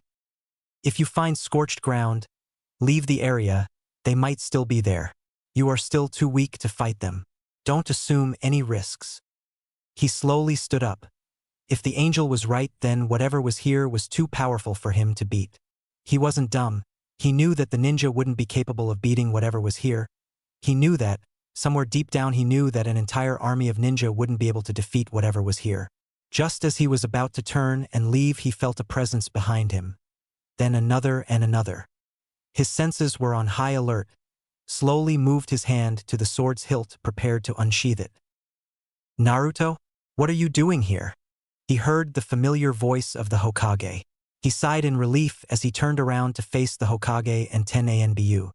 He slowly moved his hand away from the sword's hilt, an act which the ninja and the Hokage could clearly see. You startled me, the blonde said as he walked towards the Hokage. For a second I thought you were something else. The ninja looked at each other, wondering why the blonde used the term something instead of someone. Only the Hokage vaguely knew what the blonde was referring to.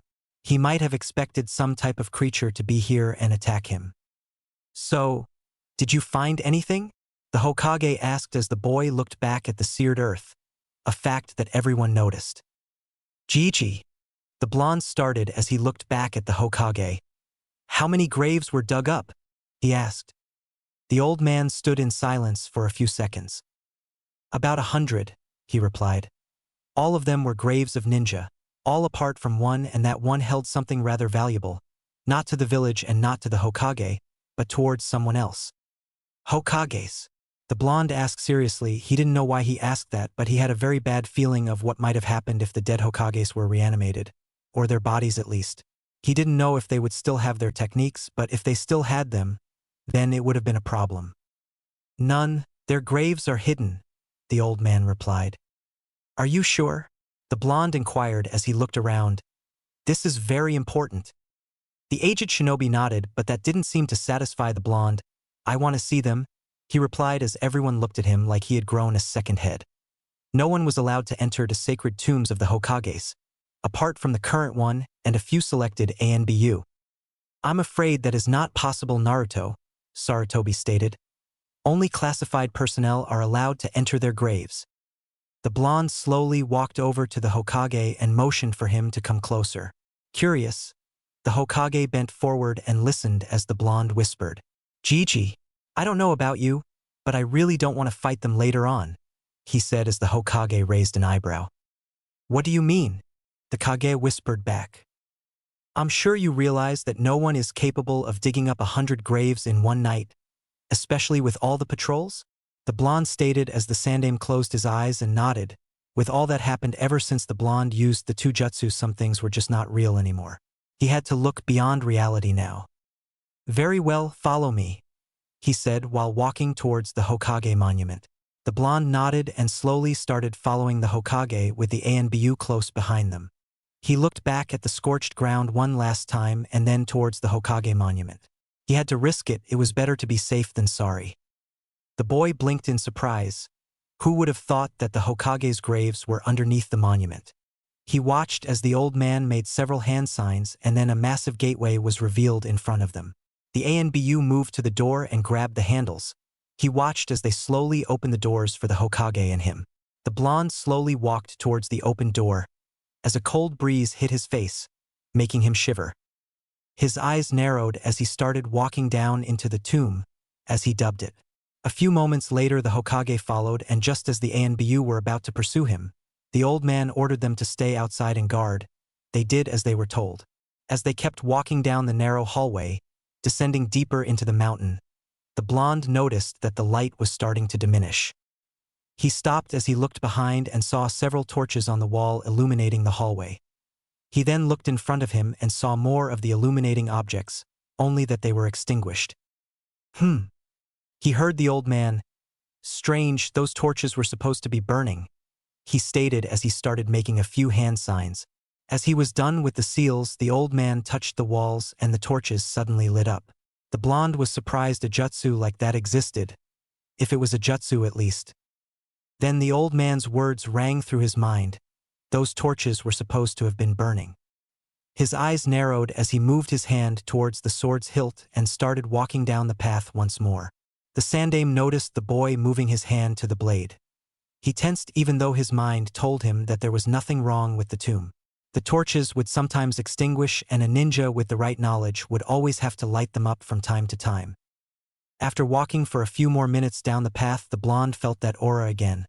Looking around, he noticed the walls were arid. The ground seared as footprints could be seen in the earth. He tensed as he unsheathed his sword and started moving faster down the path. The Sandaime wasted no time in taking out a kunai from his hidden pouch and following the young blonde. The blonde slowed down as he reached the end of the hallway, stopping in front of a large golden door. He raised his sword and started looking around. The aura was not present here, nor was the ground scorched. He walked to the door and put his hand over it. He tried to open them, but he found out that they were closed. He slightly turned his head towards the Sandaime, who nodded and walked over to the door. The old man bit his finger and smeared blood on the door. A few seconds later, they could hear the door unlock and see it open. As the doors opened, the blonde stepped into a large circularly room. The ceiling was sustained by a total of 40 pylons. 10 representing trees and nature, 10 representing water, 10 representing apes, and finally, 10 representing frogs and the sun. In the middle of the room stood 4 coffins. Flowers of all kind were present at its base. The coffins were placed on stones slightly raised up. The blonde looked around the room. There was only one way in. He couldn't see any holes in the walls or on the ceiling. He lowered his sword and walked to the coffins. He looked through the glass at the first Hokage. He stood there looking at his face. "They are all preserved by a special jutsu," the old man stated as the blonde nodded. It was a bit strange looking at the face of the 40-year-old Kage. He shook his head as he started looking at the rest of the Kages, the second and the fourth. Once more he stopped when looking at the fourth. The man who sealed the Kyuubi inside of him. Looking at his face, he thought he could see himself. Maybe it was the hair, it was the same spiky blonde, but then again it could always be a coincidence. He looked back at the entrance. There was nothing out of place here. But did that mean someone tried to break inside? Looking around, the blonde decided to try a spell the angel taught him. He took a few steps away from the coffins and raised his sword up. He then turned it around so that the edge would face the ground, and slammed it in the floor, shocking the old man. But as the blade embedded itself within the earth, the blonde kneeled, an intense beam of light blasting from him towards the ceiling. As the light hit the ceiling, it started expanding in all directions, covering every inch of the room. The Sandaime was fascinated by what he was seeing. On top of that, he could also hear strange voices echo around the blonde. Whispers. It was like the wind and the ghosts were murmuring to the blonde everything that was in the room. He watched as the light expanded in the entire area, covering every inch of the ground and then moving out the door and into the hallway, illuminating it along the way. He was a bit mad when he slammed the weapon in the ground. The floor took a lot of time to make and maintenance was a pain in the ass. He could hear the words, telling him everything that was happening in the room and in the hallway. He could hear them telling him how the torches were burning and how the malevolent aura was still surrounding the same area in the hallway. How the dark shadows of the scorched ground was slowly making its way upwards and then evaporating, the wind blowing in the hallway from the open door where the ninja were stationed, the ninja in question talking about him and the Hokage and other things.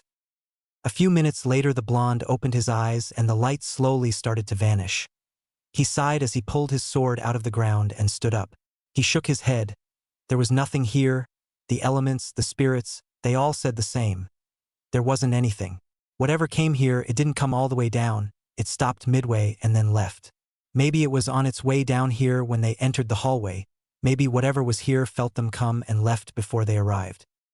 "Find anything?" the Sandaime asked as he walked towards the blonde.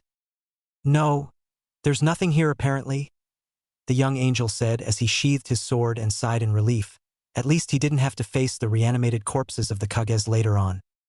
"Come on," the old man said as he placed his hand on the blonde's shoulder. "Let's leave," he said as they both started walking away. After stepping out of the room, the door closed behind them and locked itself. Shadows started appearing in the room as the click of the door was heard. The shadows moved towards the coffins and formed a head, a pair of red eyes watching as the angel and the old man started walking up the path once more. The shadow morphed, making itself a mouth and then grinned evilly as it slowly sunk in the ground. A low rumble similar to a chuckle could be heard while the shadow sunk in the ground. It was a busy day in Konoha. The villagers were more active than all the other days. People could be seen running like crazy from shop to shop like flies would go from one shit to another. Everyone had their own desire. For the men, a book from the legendary Sannin Jiraiya had been released. For the women, it was a wide assortment of perfumes from Kusa. However, there were those that were out on their daily routines, go there and buy that, go there and sell that and all the other. Naruto could be seen walking through the busy streets of Konoha in deep thought. People had to avoid him so that they wouldn't knock into him, because he was so deep in his thoughts that he wasn't even looking where he was going. People around him were already started to follow him for a simple reason. They were placing bets to see when he would hit a pole and how hard he would smash into it. It was a rather interesting sight. Usually the citizens of Konoha didn't want to do anything with the blonde Jinchuriki, but when it came to their entertainment they didn't really give a fuck about anything. Of course the blonde was completely obvious to all of this. He was too preoccupied with what happened in the morning. How he felt drawn to the cemetery and the scorched ground. He wondered what kind of demon was that. He wondered where the demon could have disappeared and how powerful it was. Just how great could a grave-robbing demon be? But still, considering the angel's constant warnings, there had to be something about the demon that made him just out of the ordinary. But there was nothing to give him any insight on what he could face. He couldn't compare this one with Kyuubi since he didn't face Kyuubi, and from what he learned in the academy and from the Hokage, the Kyuubi was supposed to be the ultimate badass demon. Naruto! The blonde heard someone yell, making him stop dead in his tracks. He looked up and saw his pink-haired teammate. She looked very pissed, and behind her were Sasuke and Kakashi. "Where the hell have you been?" she demanded as she stormed towards the blonde boy, who gulped and tried to turn around and run from the demon in front of him.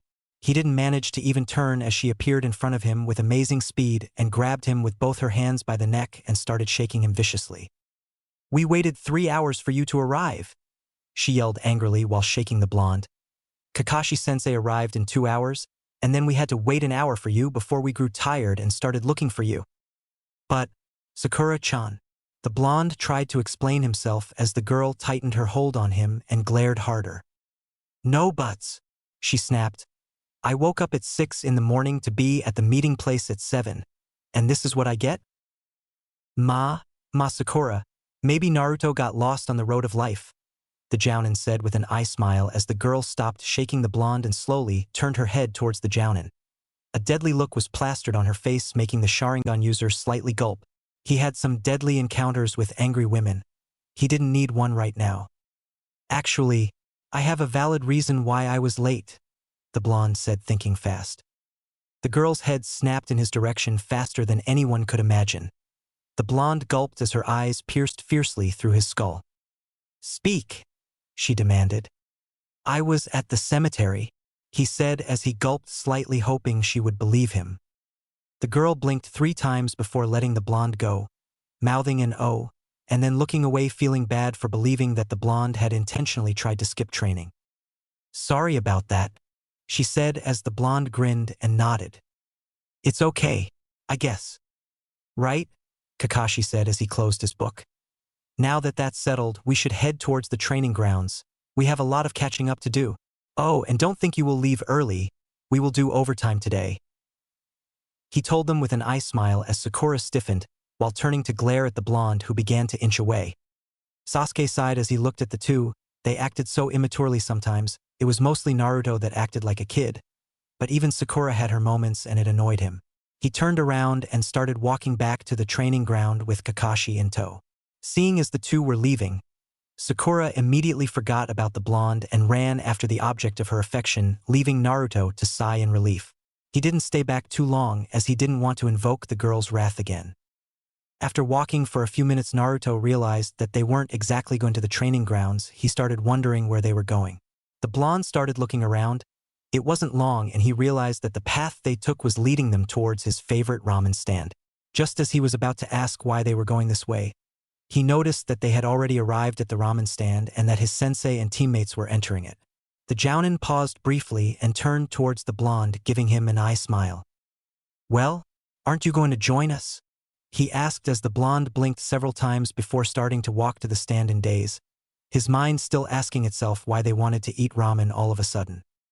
Naruto, so good to see you again, the chef exclaimed as Naruto entered the stand.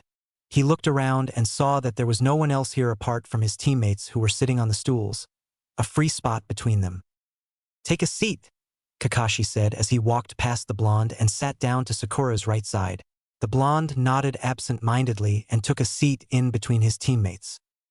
Kakashi-sensei, the blonde said as the jounin turned towards him.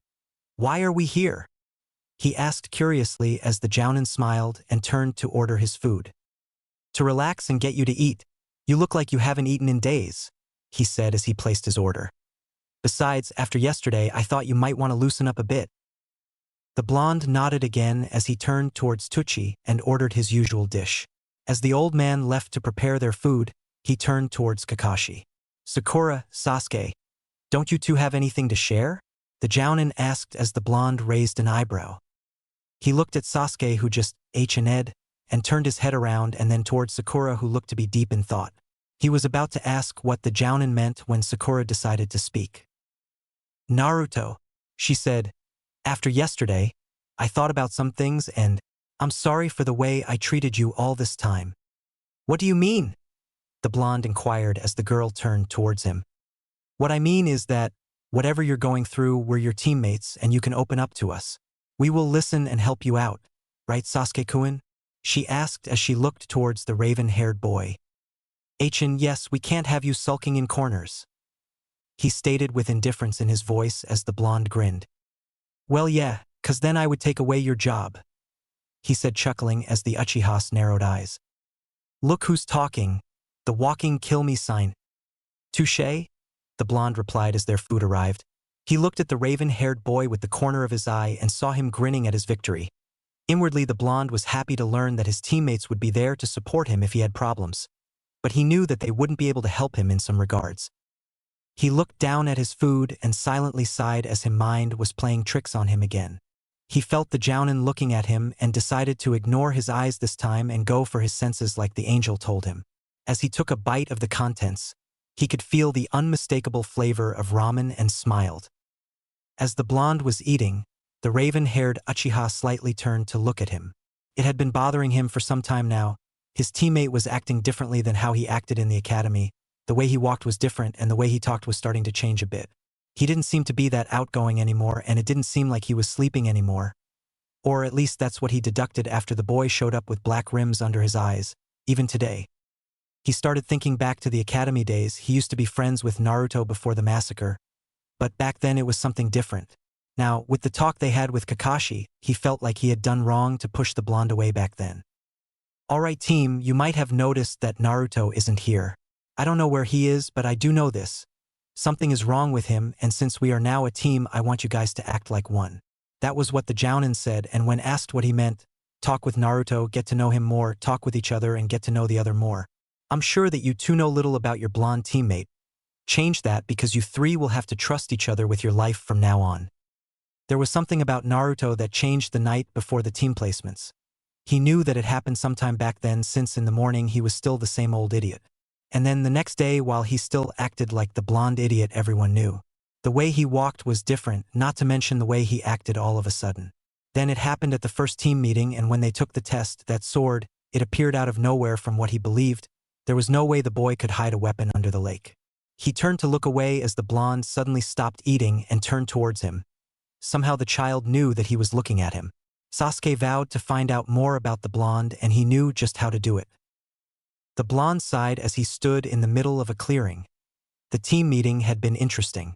They stood in the ramen shop for about an hour eating and chatting small things, getting to know each other. Who knew that Sasuke liked to garden? He chuckled as he remembered the boy's face. It was red as a tomato when he said that. He didn't learn too much about the Uchiha, only the things that he already knew, like the fact that he liked to train, read books about ninjutsu and stuff like that, though the gardening one was something new. Sakura, however, he learned quite a deal things. At one point he was thinking of a way to escape her. That never happened before. Who knew that that girl liked to shop that much? She even started telling them when the right time to shop for things was. He didn't need to know that, nor what colors he was supposed to wear for each month. He sighed. That girl was a maniac when it came to shopping. As for Kakashi, well, he didn't learn anything. He stood quiet all the time, reading his book and sometimes nodding at a question. And when he was asked to talk about himself, he just vanished just like that. He shook his head as he closed his eyes and took a meditative position. Just like last night, he was trying to meditate like the angel told him, clear his mind of all the unnecessary things. From what the being told him, if he were to meditate, he would learn more about how to fight and he would learn new spells. That was something rather interesting. Last night, when he meditated, he learned of a new way to fight with his sword. He didn't quite understand how the whole meditate and you will learn thing was, but as long as he learned how to fight, that was all that he needed know.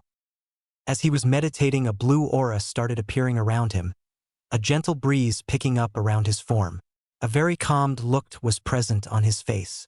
The aura could be barely seen. It would take a highly trained ninja to see it. As he was meditating, he suddenly felt a pang in the back of his head. But when he tried to open his eyes, he found himself getting more and more tired, or that he was getting sucked into something. Before he knew it, he had lost consciousness, even though he was still sitting in a meditative position in the clearing. He heard crying, his head snapped up and he looked around frantically. He was sure that it was a woman that he was hearing. Listening carefully, he started running towards the sound, towards the crying. It wasn't long and he reached what looked like a room with a cage at the end. He didn't pay much attention to the cage. All he saw when he entered the room was a girl, sitting on the floor on the far end of the room, crying. Cautiously he walked towards her. The sound of his footsteps echoed in the room as the girl gasped and turned her head towards him. Fear was evident in her eyes, and in the way her body was trembling. Naruto was fascinated by her beautiful red hair, her red lips and her angel-like face. She was drawing him towards her, just by looking at her. Are you all right? He asked, trying to use the right tone, to make her know that he didn't mean her any harm. The girl began tearing up as she started crying again. What's wrong? He asked, and it was then he noticed her features. A red tail and a pair of fox ears were present on her. He blinked in surprise. I'm a monster, she cried out. He turned me into a monster. She wailed in despair as she collapsed on the ground. The blonde took sympathy in the girl as he walked closer to her. Who did this to you? He asked as he kept walking towards the cage. A man, she cried. And he said he has no more use for me. He's going to kill me now. She cried as she turned to look at him. Please, I beg you, save me, she shouted in fright as the blonde's heart started racing. He had to save her. If she was telling the truth, then that man would actually kill her. Not wasting any time, he ran towards the gate, with the intent on opening them and saving the girl. Stop! Someone ordered as the blonde stopped in his tracks a few feet away from the cage. He turned his head around and his eyes rested on an angel. Do not let him fool you, he said sternly. What do you mean? Naruto asked as he turned his head towards the cage. It was then that it happened. It was so fast. He thought he would have a heart attack. The girl just appeared in front of the cage's bars with her right hand extended towards him, ready to grab him, her claws ready to tear him to shreds. A sick grin appeared on her face. So close. If it wasn't for your friend, you would have been mine, she said in a deep male voice as 8 more tails appeared behind her and she started changing in a large fox. The blonde looked up in fright. He was standing before the 9-tailed fox, the Kyuubi. He backed away in fear as the fox lowered his head towards him and grinned. What's the matter? Afraid?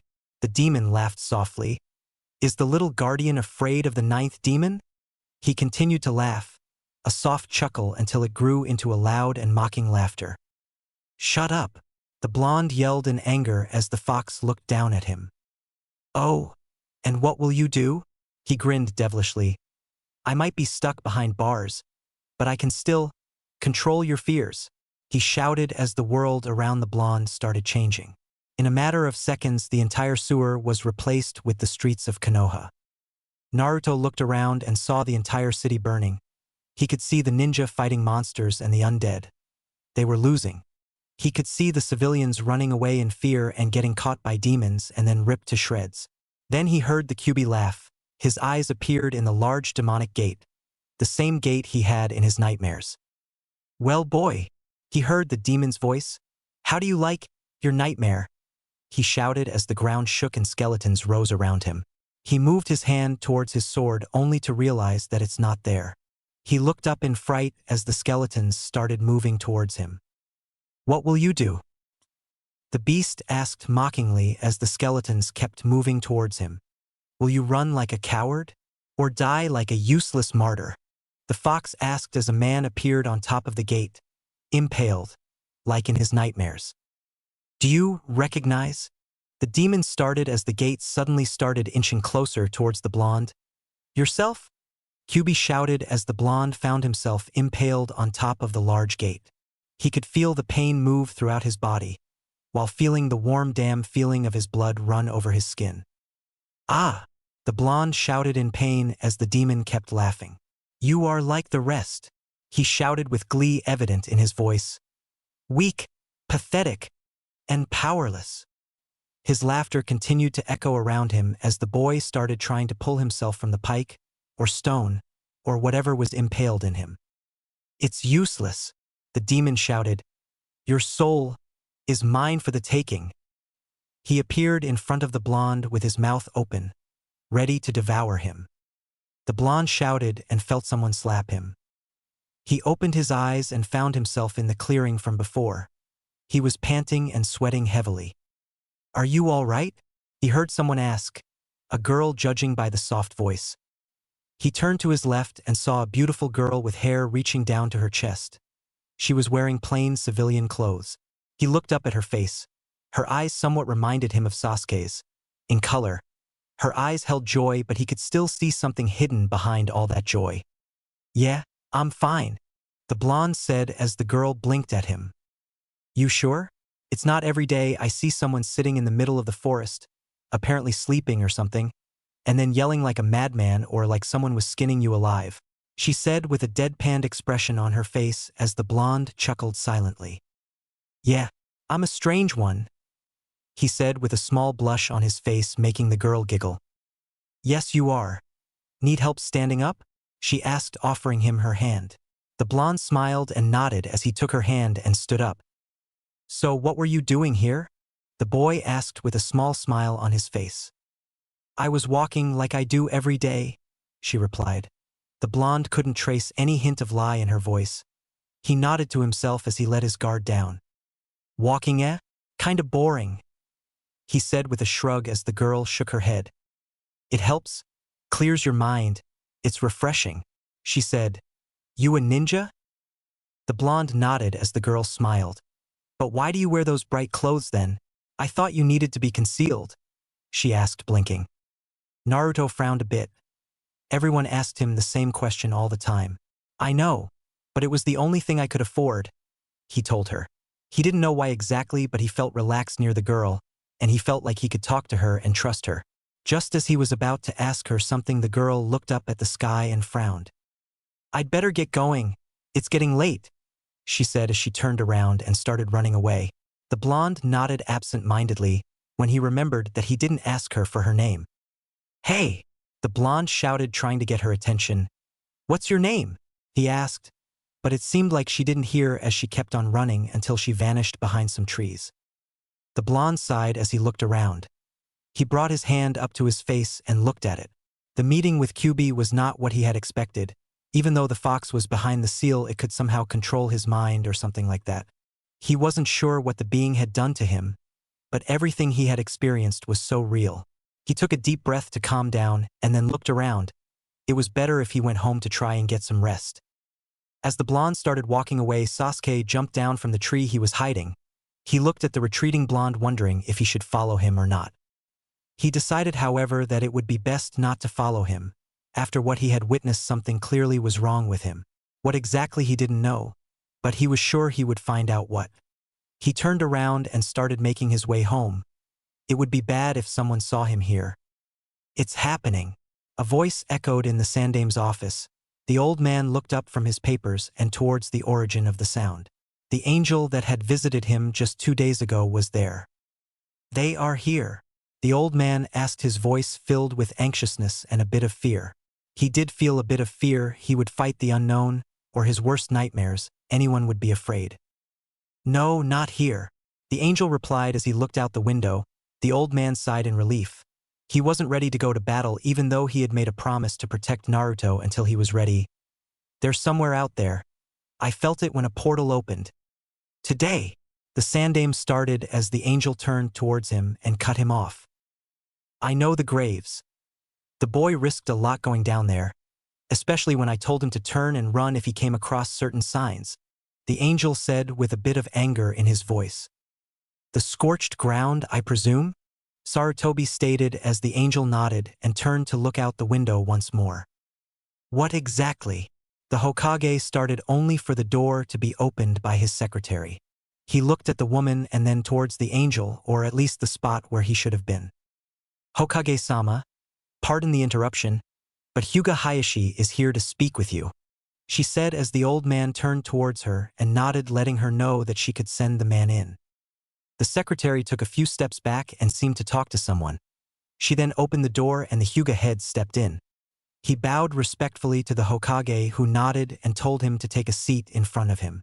The man wasted no time in walking to the chair in front of the Hokage's desk. So, what brings you here, Hayashi? The Sandaime asked with a smile. The man kept a passive face as he started talking. I would like to talk about Uzumaki Naruto, he said as the Hokage raised an eyebrow, wondering why Hayashi wanted to speak about the boy. Usually he only spoke about him if said boy had done something wrong, or when he was subject to one of his pranks them. He hoped it wasn't related to some kind of prank. What do you wish to talk about? The Sandaime asked as he leaned in his chair and brought his hands up under his chin. Well, the boy has been acting strange for the past days. It seems like he's planning something, he said seriously. To Sarutobi, it seemed like the man was suspecting Naruto of doing something big, and very soon. And that would be? He asked. Well, for starters, this morning I saw him enter the graveyard and then walk around some graves that were dug up. It makes me wonder what he was doing there, Hayashi replied as the Sandaime nodded. It was obvious that someone from a clan might see him. It was good that it was Hayashi and not someone from the council or the advisors. Who knows what might have happened then? The Sandaime was about to reply when he felt something strange. He didn't know why he didn't realize it until now, but he couldn't feel Hayashi's chakra. Either the man was masking it or he wasn't Hayashi. But then again, there wasn't a civilian that could use a henge or something. Lord Hokage? The Hyuga inquired. Is there something wrong? Sarutobi shook his head. No, I was just wondering why you were masking your chakra, he said as he looked up at the man and saw the puzzled look on his face. Chakra? He asked, and just as the Hokage was about to ask another question, the angel appeared in the room behind Hayashi with a pole arm in his hand. The angel stabbed the Hyuga through the chair with his weapon and lifted him up towards the ceiling. What are you doing? The Hokage shouted as he jumped up on his feet.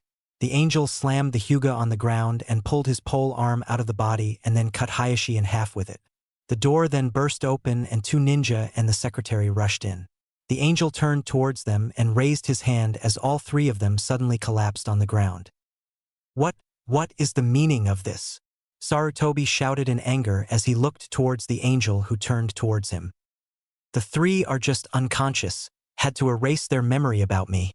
He then looked down at the Hyuga's corpse. This one had to die, he said as the Hokage grit his teeth in anger. Watch, the angel said, pointing towards the dead body. The old man looked down, and before his eyes the Hyuga's body started changing until all that was left lying on the floor was a black thing. It was tall as an adult man, but its entire body was pitch black. It had tentacles instead of arms or hands.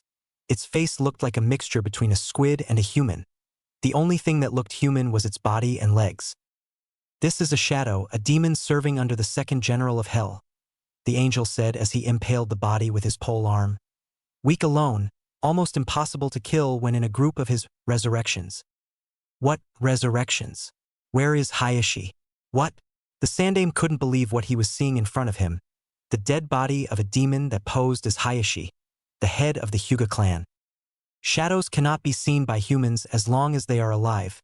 If a shadow walks into your shadow, then it can assume your form, shapeshift. However, it's vulnerable when shapeshifted, easy pickings if you can find them. As for resurrections, you just found your grave robber. Sarutobi's eyes widened as he looked towards the angel, who continued to speak.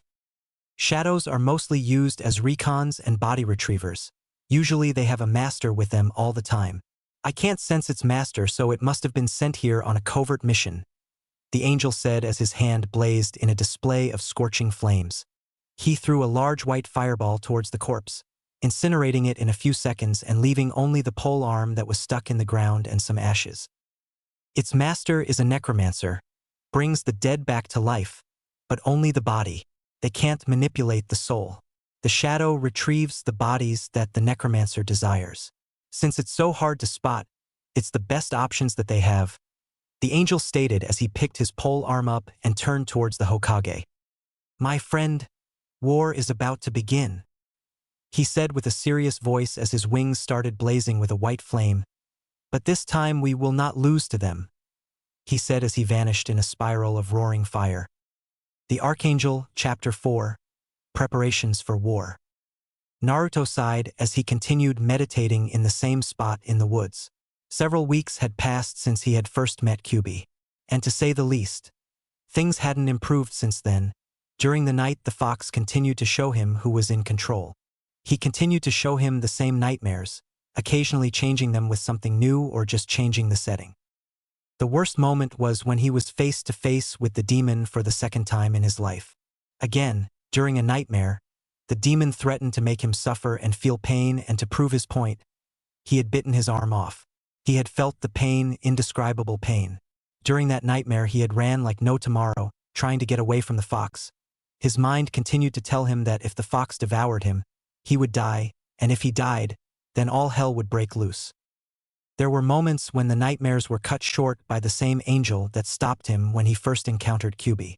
He was sure it wasn't the angel he had met in the temple during the fake C-rank mission, but he still didn't know who he or what his purpose was.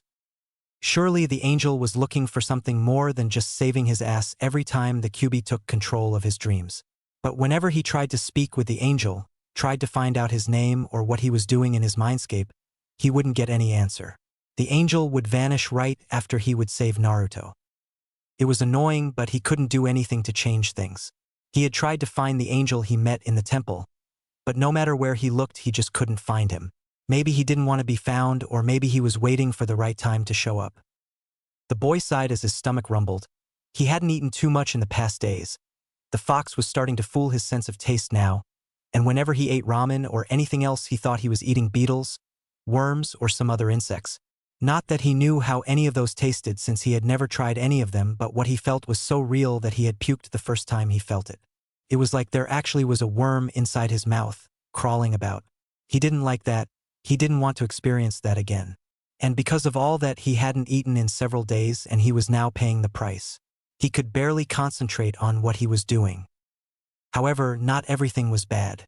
The team meetings were good the first time. They did several light spars and tactics before they took a lot of D-ranked missions. That was when team meetings started to suck. D-rank missions were like doing chores. And yes, he understood that it was supposed to build the team into one working unit. But that was just pushing it. How many times were they going to chase after that damn cat until they realized that they had enough of the scratches and the bites? Naruto, after a few hunts, started thinking that the cat was a demon in disguise. He winced as he moved his hand on his right cheek. The cat scratched him there earlier today. He sighed in annoyance. He never imagined that being a ninja would be this annoying or boring. The only thing that he liked was the fact that he had made a new friend, the girl he met a few weeks ago in the spot he currently was.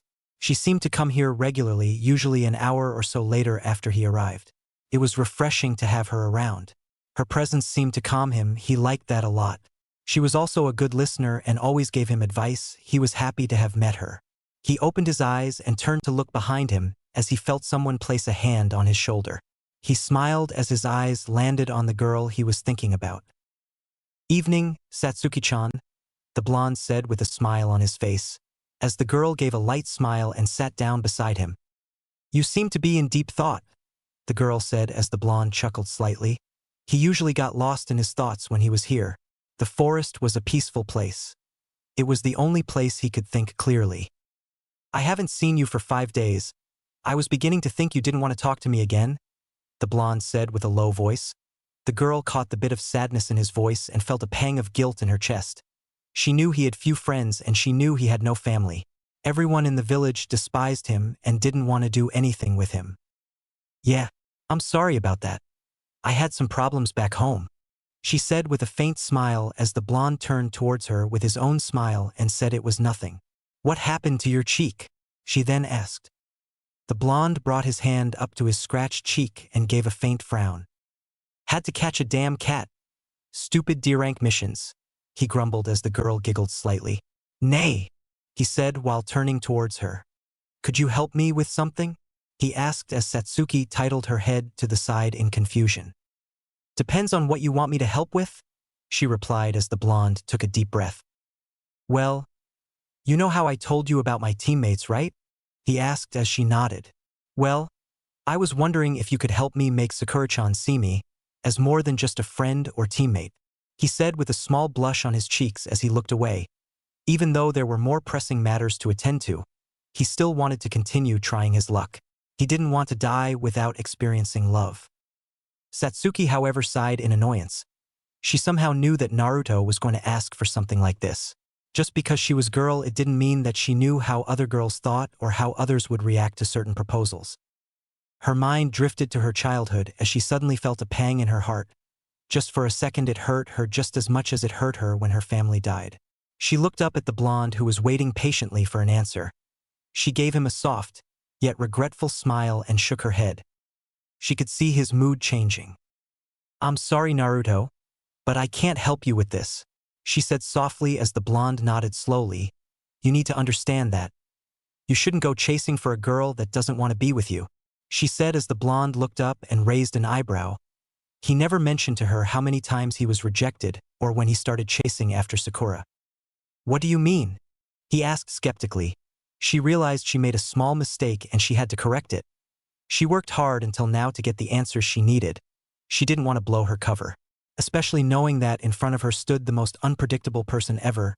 He could go around shouting to everyone what he had just found out, and that was a bad thing, a very bad thing. Whenever we meet, I somehow always end up listening how you complain about that Sasuke person taking your beloved Sakura-chan, she said as she crossed her arms on her chest. The blonde grinned meekly as he rubbed the back of his head. That was true, he did always talk about his team, but it was mostly due to the fact that he didn't have anyone else to talk to. Now from all that I could get the picture of where you are going with it, she finished with a huff.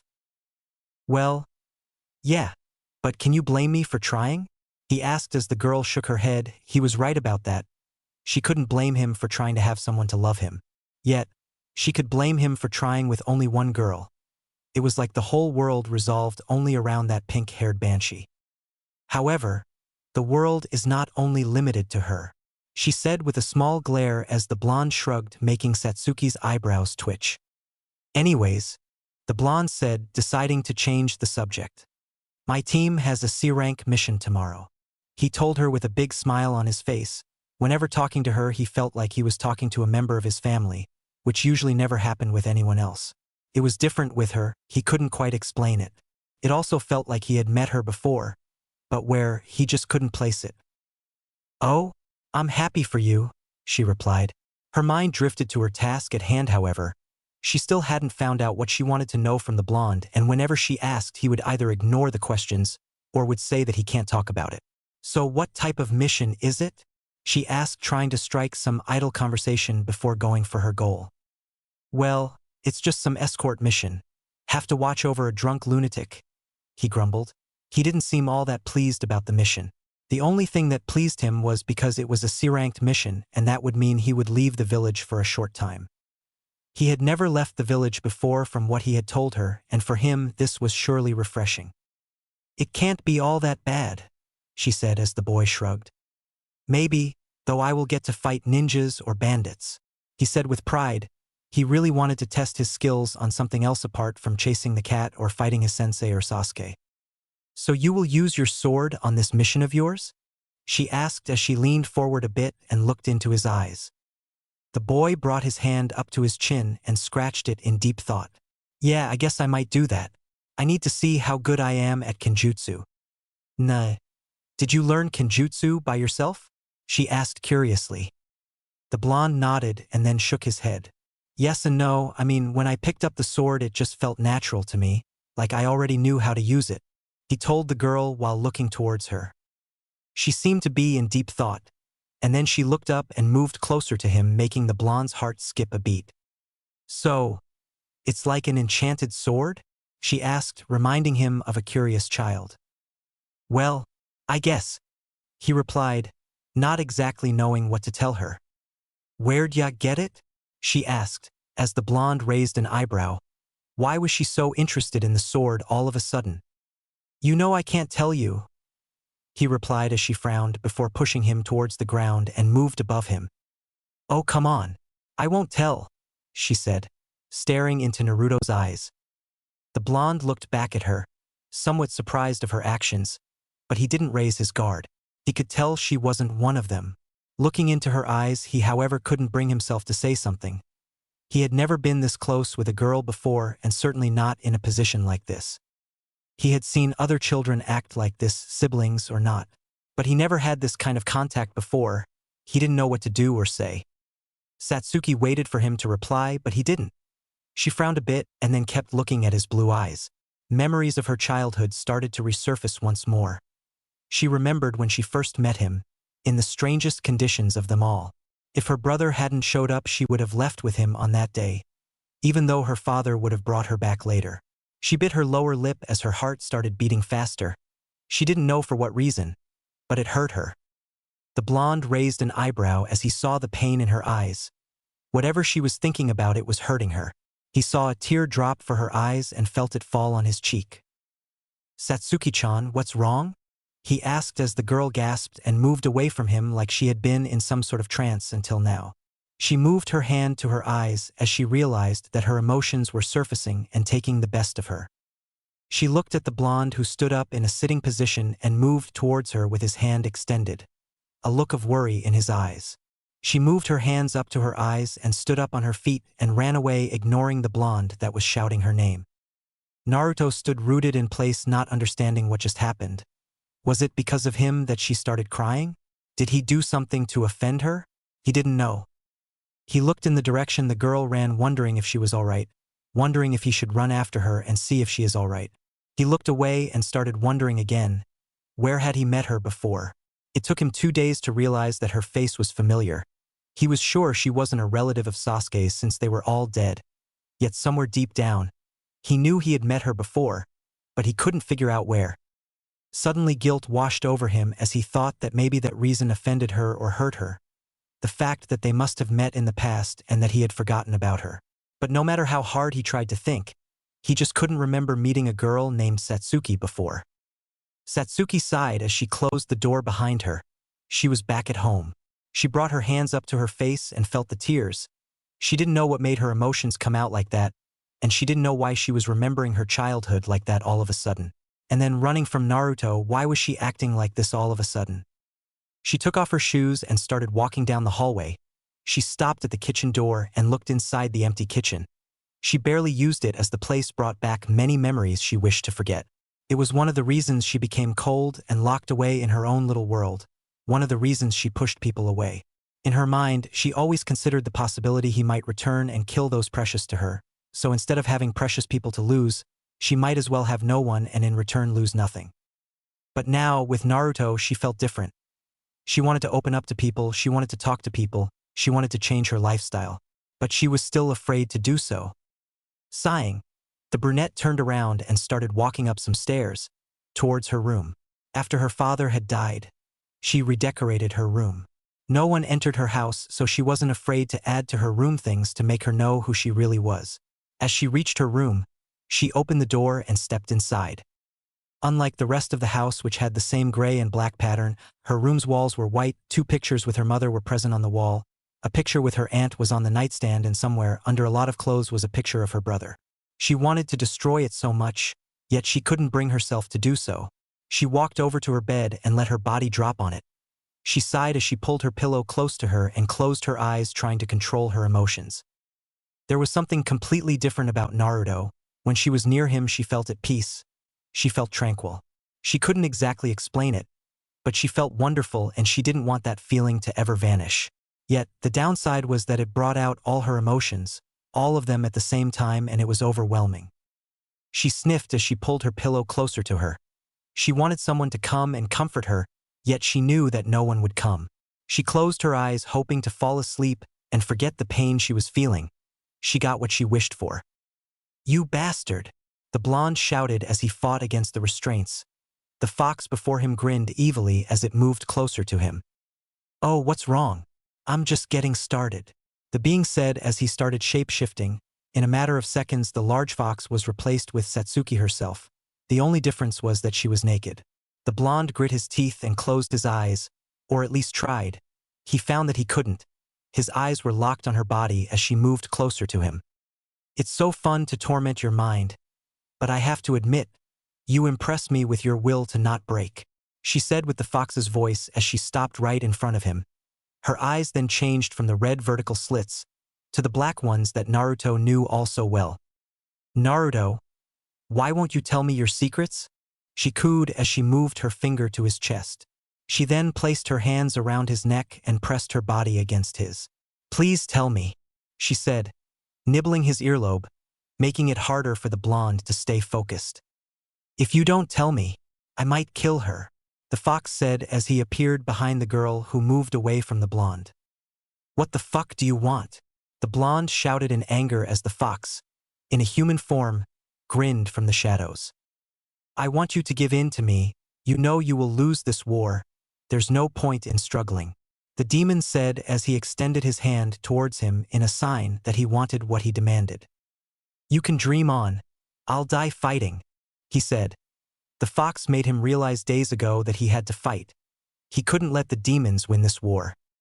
"Give in to me, and I will let you live with the woman you cherish," the fox said as he moved his fingers around the girl's neck, making her close her eyes and moan. "You really think you can bribe me?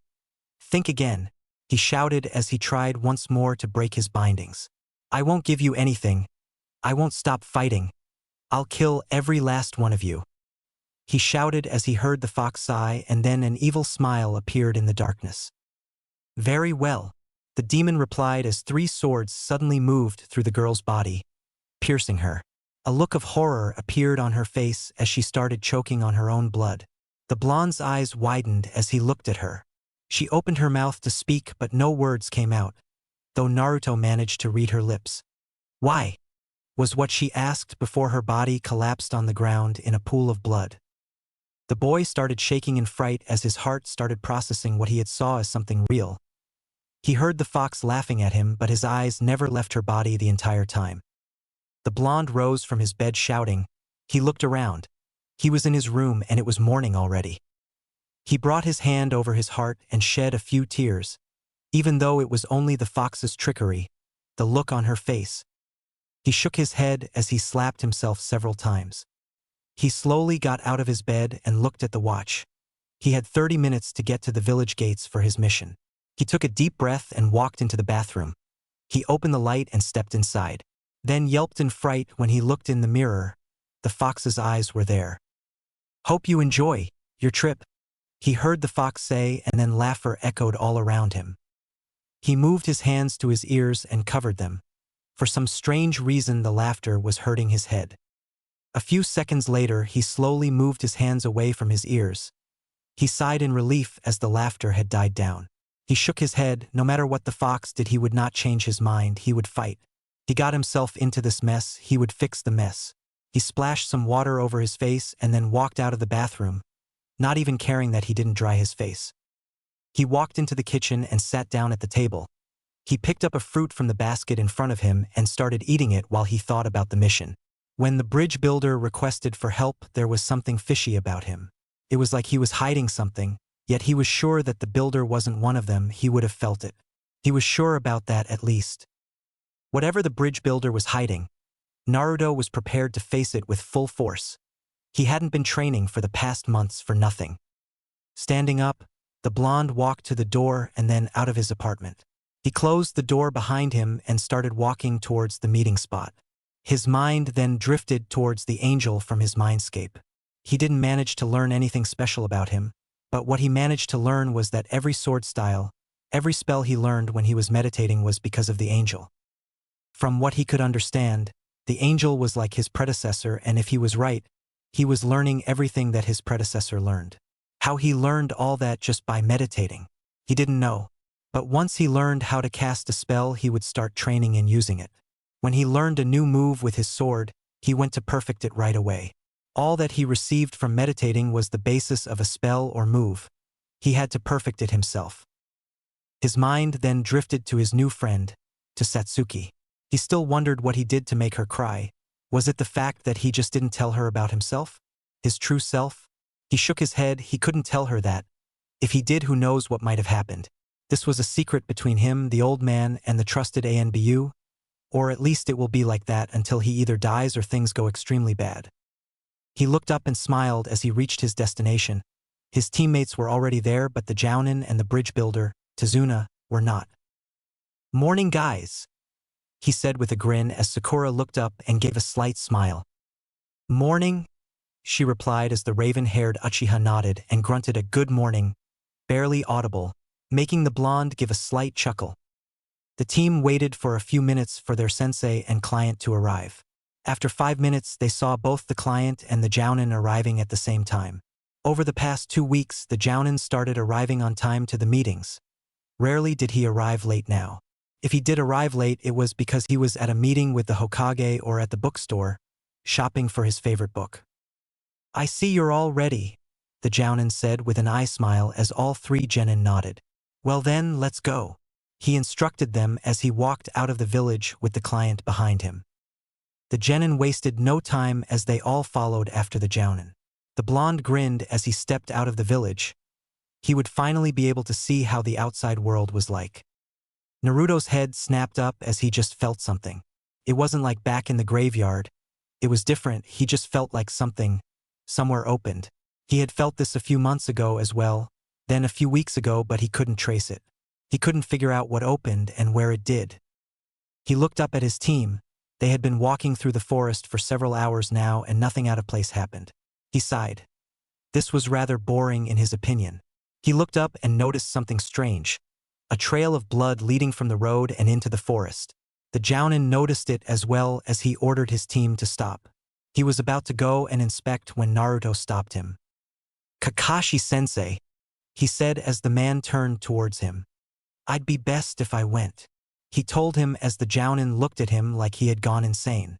"What if this is just a plan to move you away from the client? If it's a trap, the client takes priority. Besides, I'm not that easy to take down," he said with a grin as the Jounin was impressed with his logic. Kakashi nodded as he stepped back and Naruto started walking into the forest. After a few minutes, the stench of death invaded his nostrils. He arrived in a small clearing and took a step back in disgust.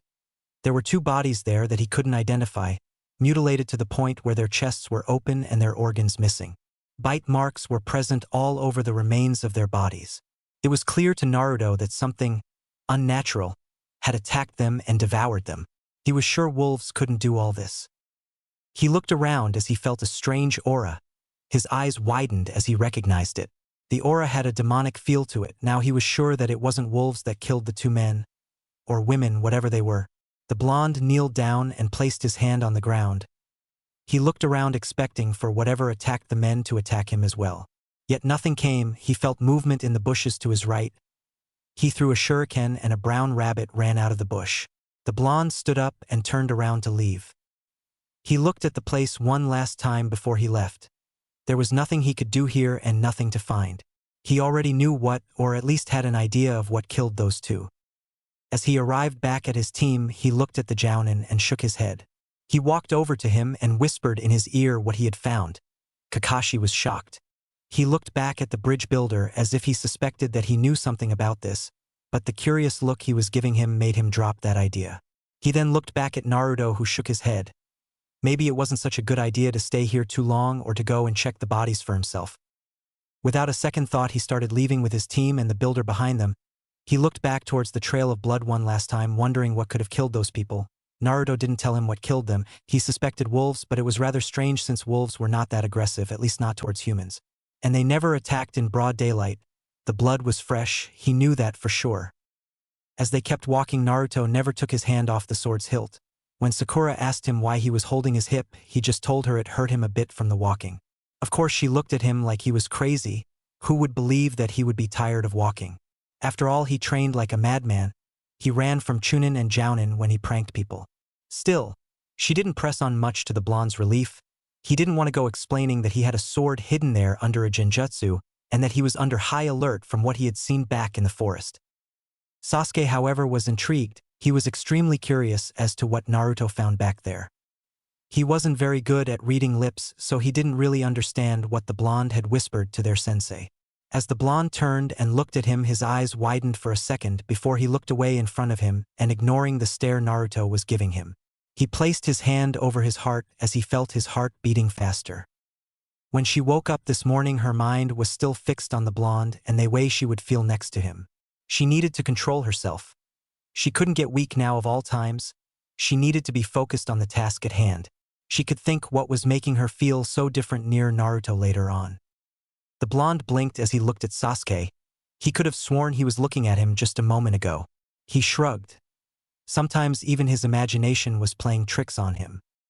He sighed as he closed his eyes and brought his hands up and made a cross with his fingers. He started channeling energy and casted a small spell around him. The wind started whispering to him what was happening around him. This way he could tell if someone or something were going to ambush them. After a few more hours of walking, Team 7 arrived at the end of the road. A boatman was waiting for them to take them across the sea to the land of waves. He ushered them in before he pushed the boat away from the land and gave life to the engine. Naruto looked around, but all he could see was a lot of fog and an outline of what appeared a massive structure somewhere towards the east. He scratched his chin as he thought he saw the outline of something else in the fog, more human, and it was watching them. He saw the person or whatever it was turn and jump away. If he was right, they would have a fight soon enough, or that was just a scout for something else, something big. He heard the engine stop and looked towards the boatman. He was now rowing. "It's too dangerous to use the engine now," the man said.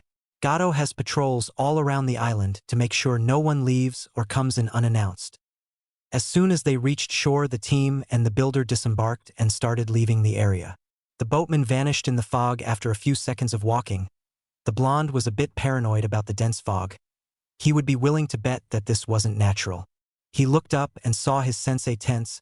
He must have felt something. He was getting ready for whatever was to come. "Get down!" the Jounin shouted, and while the team and the builder ducked, the blonde instinctively unsheathed his sword and raised it in front of him. A loud clang was heard as a massive sword collided with the blonde's, pushing him back a few feet before moving back to where it came like it was a boomerang. The blonde opened his eyes. His feet were trembling and his heart was racing. So much power was put into that sword. If he didn't have any kind of training, he wouldn't have been able to withstand the shock. Clapping resonated around them. "I'm impressed you managed to block that and still stand," they heard someone say. "Yet, I see you shaking, so you're not as worthy as I thought you'd be." "Who's there?"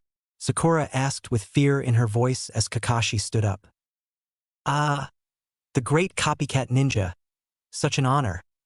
The voice resonated once more as Kakashi lifted his headband showing the Sharingan. "Oh, the Sharingan? So early in the fight too. Again, I'm honored." The voice was heard only this time from behind the team. As they turned to look, they were shocked to see a ninja there holding a massive sword just a few inches away from their heads. His mouth was bandaged and he was wearing a slashed kiri headband. "Momochi Zabuza," Kakashi stated as the man grinned under his bandages. "Too slow," he said as his sword moved towards the bridge builder with great speed. Another resonating clang was heard as the blonde appeared in front of the ninja with his sword above his head, holding Zabuzas at bay. "Impressive boy," the ninja commented, grinning as he saw the boy's legs shaking.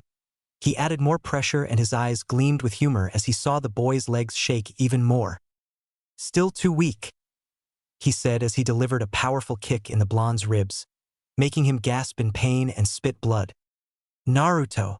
Sakura shouted in fright as they saw him crash in a nearby tree, the sword falling next to his body. "Your fights with me," the Jounin said as he appeared in front of the missing nin, kunai in his hands. Naruto slowly opened his eyes. Everything around him was fuzzy, to the point where he could barely see what was in front of him.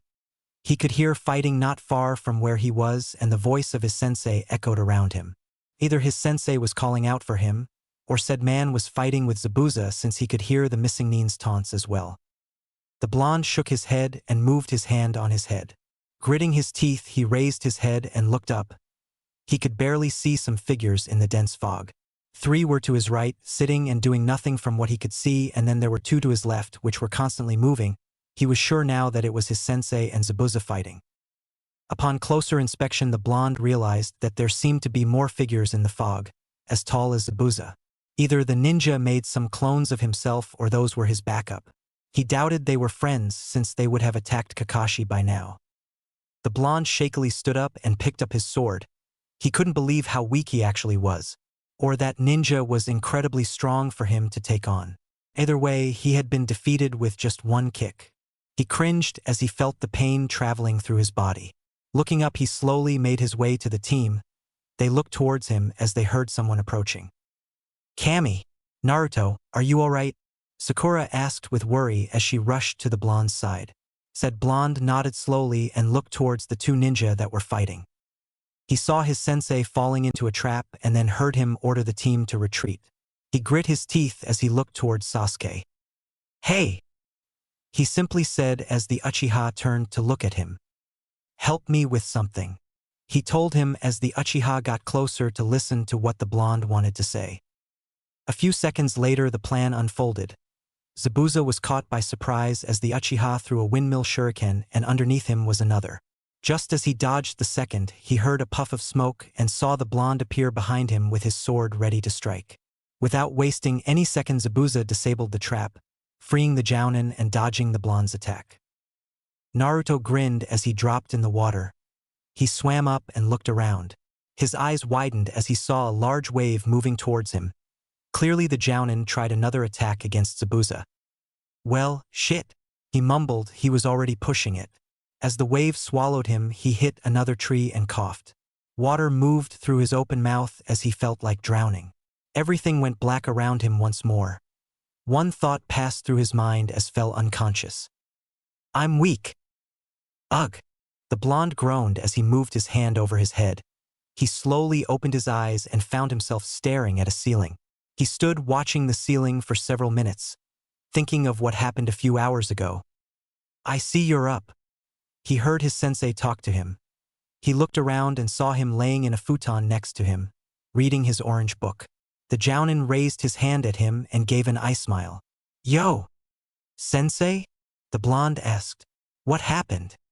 The man scratched his chin for a second before replying. "Well, you were caught in the jutsu I used and blacked out. We managed to defeat Zabuza, and then a hunter nin came and took his body, and from what I understand, Tazuna was forced to carry you back to his place." "Kakashi?" the blonde asked. "Why didn't you carry me?" he asked with a frown. Why did he let the client do the work? "Well," the man started as he scratched the back of his head sheepishly. "I also blacked out after the fight." The blonde nodded as he turned to look at the ceiling again. He then raised an eyebrow as he remembered something. "Sensei," he started as the man turned towards him. "You said a hunter nin came and took Zabuza. Was it the head?" he asked. Kakashi blinked for a second before closing his book and sighing. "Well then, looks like Zabuza is still alive. The hunter nin took his body without damaging it in any shape or form." Just then the door opened and the rest of Team 7 walked in. Sakura smiled in relief as she saw both her sensei and Naruto awake and fine. Sasuke looked at the 2 and Ned, before leaning on the wall and crossing his arms over his chest. "How are you feeling, sensei?" the girl asked as the jounin gave an eye smile. "I'm fine, but we need to start training," he said as the team looked towards him with interest. "Zabuza is still alive. We need some training if we hope to defeat him," he told them with a serious tone. "What?" Sakura asked with surprise and worry in her voice.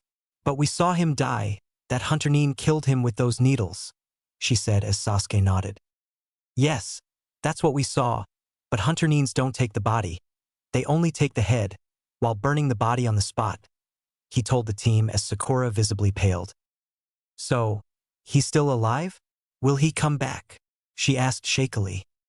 "Yes, but with the wounds we gave him, it'll be a while, and we'll use that time to train," he told her with a reassuring smile. Just then the door opened once more and Tazuna walked in with a woman behind him. The man gave an amused grin as he looked at Naruto and Kakashi. "Glad to see you're up," he said as the woman gave her own smile. "Allow me to introduce you to my daughter, Tsunami." "It's a pleasure to meet you," she said with a small bow as the Jounin smiled. "Indeed," he said as the blonde gave a small bow as well before introducing himself. "Would you like to eat something?" she asked as the blonde eagerly nodded and the Jounin shrugged. "Sure, we need all the strength we can get," he said. Sasuke walked forward and handed his sensei a pair of crutches. The man smiled and thanked the Uchiha as he slowly got on his feet. "All right then, let's go." Naruto stood looking at the tree in front of him. He was panting heavily and his arms were shaking. He could barely hold his sword. The trees were covered in numerous slashes as the blonde used it for training. He should have been with his team right about now, but he had completed the tree walking exercise with no effort and Kakashi told him that he could either train in what he wants or continue his chakra exercise. He chose the first. He could manipulate his chakra just right for the moment. He needed to train and get stronger. The fight with Zabuza showed him just how weak he was.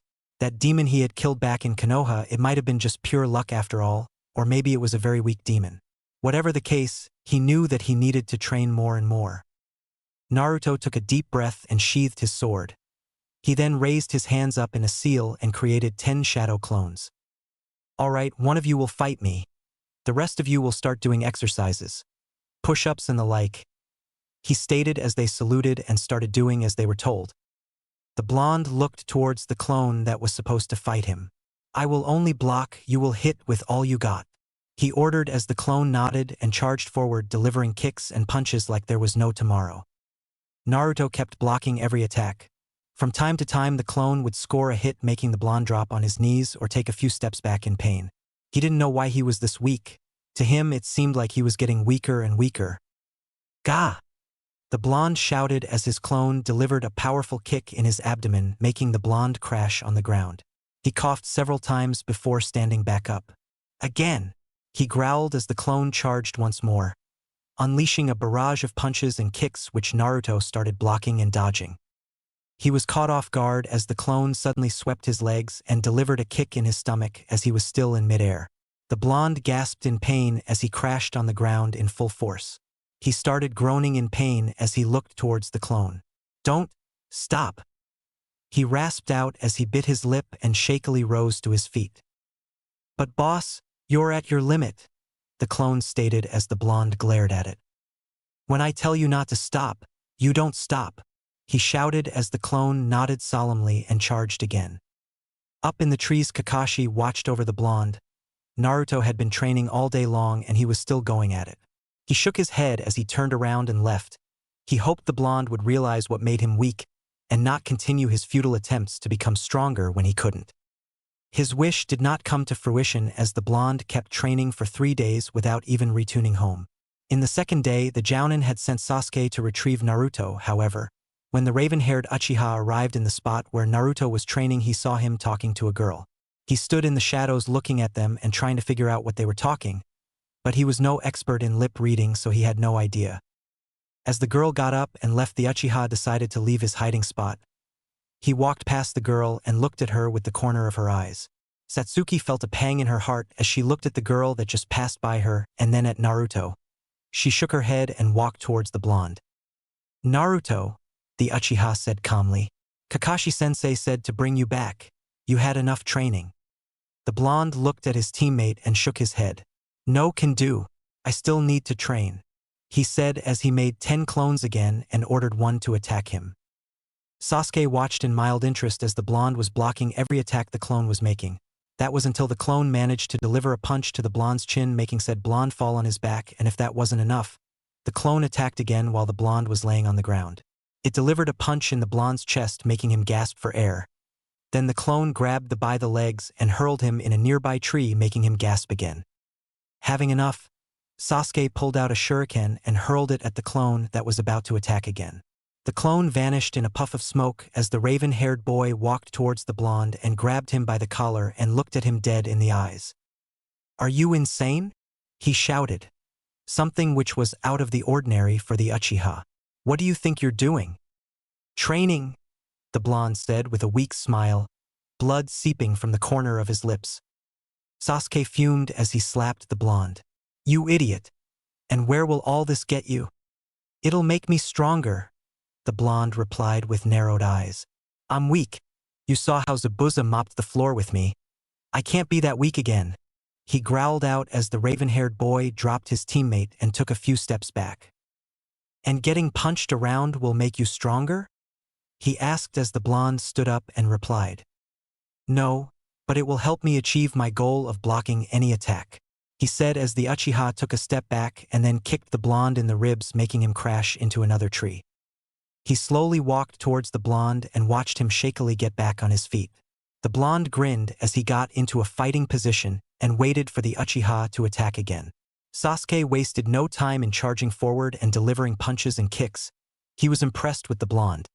He was able to block almost every attack. But he saw what his problem was and knew that if he told him he wouldn't listen. Naruto was always stubborn. At the end of the day, Sasuke returned to Tezuna's house, empty-handed. Naruto still didn't want to return, which made Kakashi angry. The blonde was pushing himself too much, and if that went on, he wouldn't be able to fight when the time came. So on the third day, Kakashi decided to bring Naruto back, and it was a good thing he did so. As the Jounin arrived in the clearing, he was shocked to see the blonde, bleeding intensely and yet still fighting a clone of his with a sword. The blonde had bangs under his eyes and looked like he had seen better days. Just as the clone was about to slash the blonde, Kakashi appeared near it and grabbed the weapon. He then punched the clone, making it vanish, and turned towards the blonde, who looked ready to protest. The Jounin decided to speak before the blonde would start his rant. Naruto, it's enough. You've been training for 3 days. Constantly. It's time you rest, he ordered sternly. I still need to train, sensei. I'm weak. Zabuza was able to defeat me with just 1 kick, he protested as the Jounin nodded. Yes. And you know what the problem is? He asked as the teen remained quiet. It's not the lack of training, but the lack of rest. Huh? The blonde asked dumbly. When was the last time you slept? He asked seriously as the shinobi began to ponder. I think 2 days before we left Konoha, he replied as the Jounin looked at him incredulously. No one would know could be standing up right now, but then again, maybe the fox had something to do with his resilience. Without warning, the Jounin grabbed Naruto and slung him over his shoulder. Hey, what are you doing? The blonde shouted in outrage as the Jounin started jumping from tree to tree, heading to Tezuna's place. You will rest today and tomorrow, he ordered. I need to train, the boy shouted. I can't fight anyone if I'm weak. You aren't weak because of lack of training, the Jounin snapped as the blonde eeped. You're weak due to the lack of rest, Kakashi shouted in anger as he kept moving back to the bridge builder's house. If I didn't sleep for that long, I would have died against Zabuza. Naruto remained quiet as he heard that. If that was true, then he lost because of exhaustion. He couldn't actually believe that. It was impossible, and yet it seemed like it was true. He looked up as they arrived at Tezuna's place. The Jounin opened the door and stepped inside. Ah, Hatake-san, Tsunami said as she looked at the Jounin. And Naruto-kun, she frowned as she saw the bags under the boy's eyes, before noticing the various cuts and bruises. You really need some rest. Naruto was about to protest once more when Kakashi decided to speak. I already told him, and he'll be resting today and tomorrow, he said with an eye smile as the woman nodded happily. The Jounin dragged the blonde up to the room he shared with Sasuke and dropped him on the bed. Sleep, he ordered like the blonde was a dog.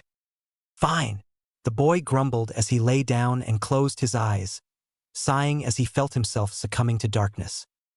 Ha ha ha, the fox's laughter echoed in the blonde's head. You think I'll let you rest? You think I'll let you sleep? Come into my domain. The fun is about to start. Don't think so, another voice said, silencing the fox. This time, you will not be able to harm him. Sleep, Uzumaki. You will need to be fully rested for what will come, the voice said as a smile appeared on the blonde's face. And don't worry, you aren't fighting alone. Somewhere far away, in a land never seen or heard of, filled with dangerous creatures and a flora that could kill anyone, a large camp could be seen. Inside the encampment, numerous men and women were present. The majority of them were dressed in armor. Some were guarding the entrances of the camp, while others trained. Knights could be seen fighting against each other with their blades. Archers could be seen practicing in the archery range. Others were sitting around campfires in silence, most probably contemplating on the war that was to come. Others were kneeling at the steps of a large chapel, an angel present at the top of the stairs giving his blessing to the soldiers, preparing them for the war. Blacksmiths were working on their forges, preparing new weapons, building more armor. Angels could be seen in some forges casting spells on newly made weapons, making them stronger, faster, and lighter for the soldiers. Stable masters tended to the horses as the riders sharpened their swords. The thunders roared in the night sky as the camp's inhabitants looked towards the blood-red moon. The time had come. War, revenge, and salvation. They were ready to fight for everything and everyone. All they needed was the command. All they needed was their leader. All they needed was the guardian's call. The archangel path paved in blood, too. I killed them, an angel said as he looked towards the blood-filled battlefield. The corpses of demons and humans alike were scattered everywhere. He turned his head to the side and gazed upon the body of a dead angel. I killed them all, he whispered as feathers started falling from his wings. The wind intensified, lifting the fallen feathers in the air and blowing them away. Movement could be heard as 3 more angels appeared from the forest. They gasped as they saw the massacre before them. They had arrived too late. Everyone was dead. Everyone but the angel before them. "Ninth!" shouted one of them. "What happened here?"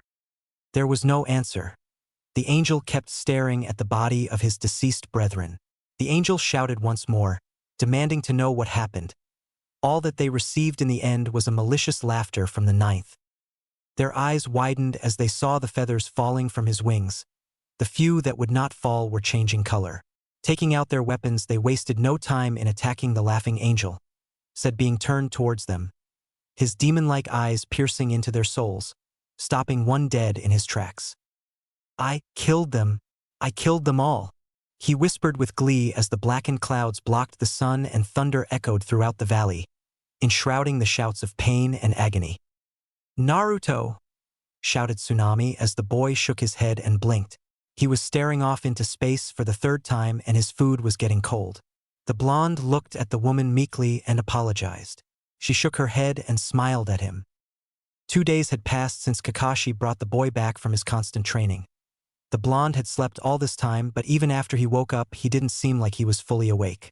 He would constantly lose focus on the world around him and start daydreaming about something. The Jounin considered the possibility that the blonde was planning something for the fight that was to come, but he wasn't very sure about that. The youth looked down at his plate as he started thinking once more. The visions he was having were very strange. He wondered what kind of name was a number, who would name themselves a number. But then again, maybe it was a call sign. But that was not very important. He wondered what happened to the 9th. Why were his wings changing color? Why did he kill the other angels and then the 3 newcomers, but most importantly, why was he seeing all this? The blonde looked up from his plate and looked around the room. Everyone was at the table. Kakashi was sitting to his right, and then it was Sasuke and finally Sakura. In front of him stood Tsunami. Next to her was her son, Inari, and finally the bridge builder. The blonde looked at the small boy for a few moments. The kid wasn't paying attention to what was going on at the table or around him, and whenever a member of Team 7 was talking, he would glare at said member with the corner of his eyes. So I was thinking, Kakashi suddenly started speaking. We should devise a tactic for when we engage Zabuza. How long do you think we have left, Sensei?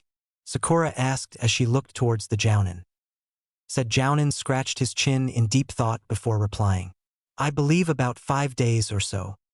We should probably use 2 tactics, Naruto suggested as everyone stared at him. A frontal attack and a hidden attack. Oh, and how do you plan on pulling that one? The Jounin inquired with a raised eyebrow. Quite simple, the blonde replied as they looked up at the ceiling. With Kagebushins, we could trick Zabuza and move around him and take him by surprise. You forget one thing, Naruto. Zabuza is an A-ranked missing nin. To sneak by him, you would need excellent chakra control so you could mask your chakra. the Jounin said as he lifted his book to his face and started reading. Then you could sneak by him, while me and a Kagebushin fight Zabuza head-on, the blonde said after a moment of silence. Just as Kakashi was about to reply, but Inari's voice presented itself before he could respond. Why do you even try? He asked as he looked towards the blonde. Naruto looked at the boy and brought his hands up, placing them under his chin. So I can help the people of this town, he replied. Gato will kill you, the boy spat vehemently. You can't fight him, he and his thugs will kill anyone that gets in his way, he shouted. Probably, the blonde said with a small nod. But no matter how many thugs he has, as long as we take Zabuza down, it shouldn't be a problem. Inari glared while gritting his teeth in rage. Why are you so calm? The boy demanded. You think you know everything about this place? You think you know everything about our suffering? He shouted as he stood up. I bet you live a glorious life at home, spoiled by your parents. As the words left his mouth, Kakashi dropped his book in shock, not expecting the small child to state something like that towards Naruto. He turned towards the blonde to grab him and make sure he wouldn't attack the boy, but to his surprise, Naruto hadn't moved at all and didn't seem fazed by what Inari had said. Team 7, minus Naruto, looked towards the blonde, waiting to see what his reply would be. They blocked out Tsunami's scolding and kept staring at the blonde who stood silently at the table, like he was processing what he had just heard. It was no mystery that the blonde was an orphan. It was no mystery that he took it hard. Back in the academy, he had gotten in a fight with Kiba after said boy mocked Naruto on this sensitive topic. Suddenly, the blonde sighed, making everyone look towards him. You know, I'd give anything to be in your position, the blonde responded frailly, drawing the attention of everyone around him. But instead of speaking further, the youth rose up from his seat and walked away. Naruto, where are you going? Kakashi asked with concern as the blonde started making his way towards the stairs. My room, he said as he kept walking.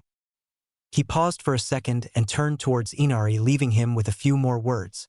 But, before I go, Inari, my life wasn't glorious, and I never knew my parents. Slowly, the blonde closed the door behind him and sighed. He looked at his hands as pools of water began forming in his eyes. Thinking about the parents he never had was depressing to say the least. He had always wanted to feel the warmth of a family, and hearing someone say that you've always had one and that you were spoiled when you were young hurt a lot.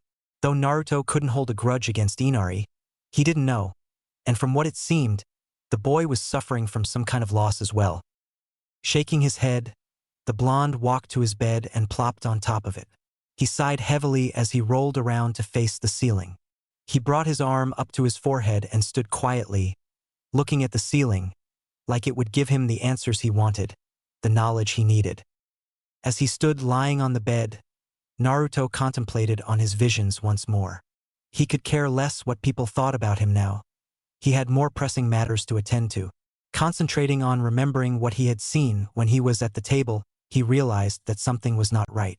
He could hear whispers around him, though he didn't understand what they were saying or where they were coming from.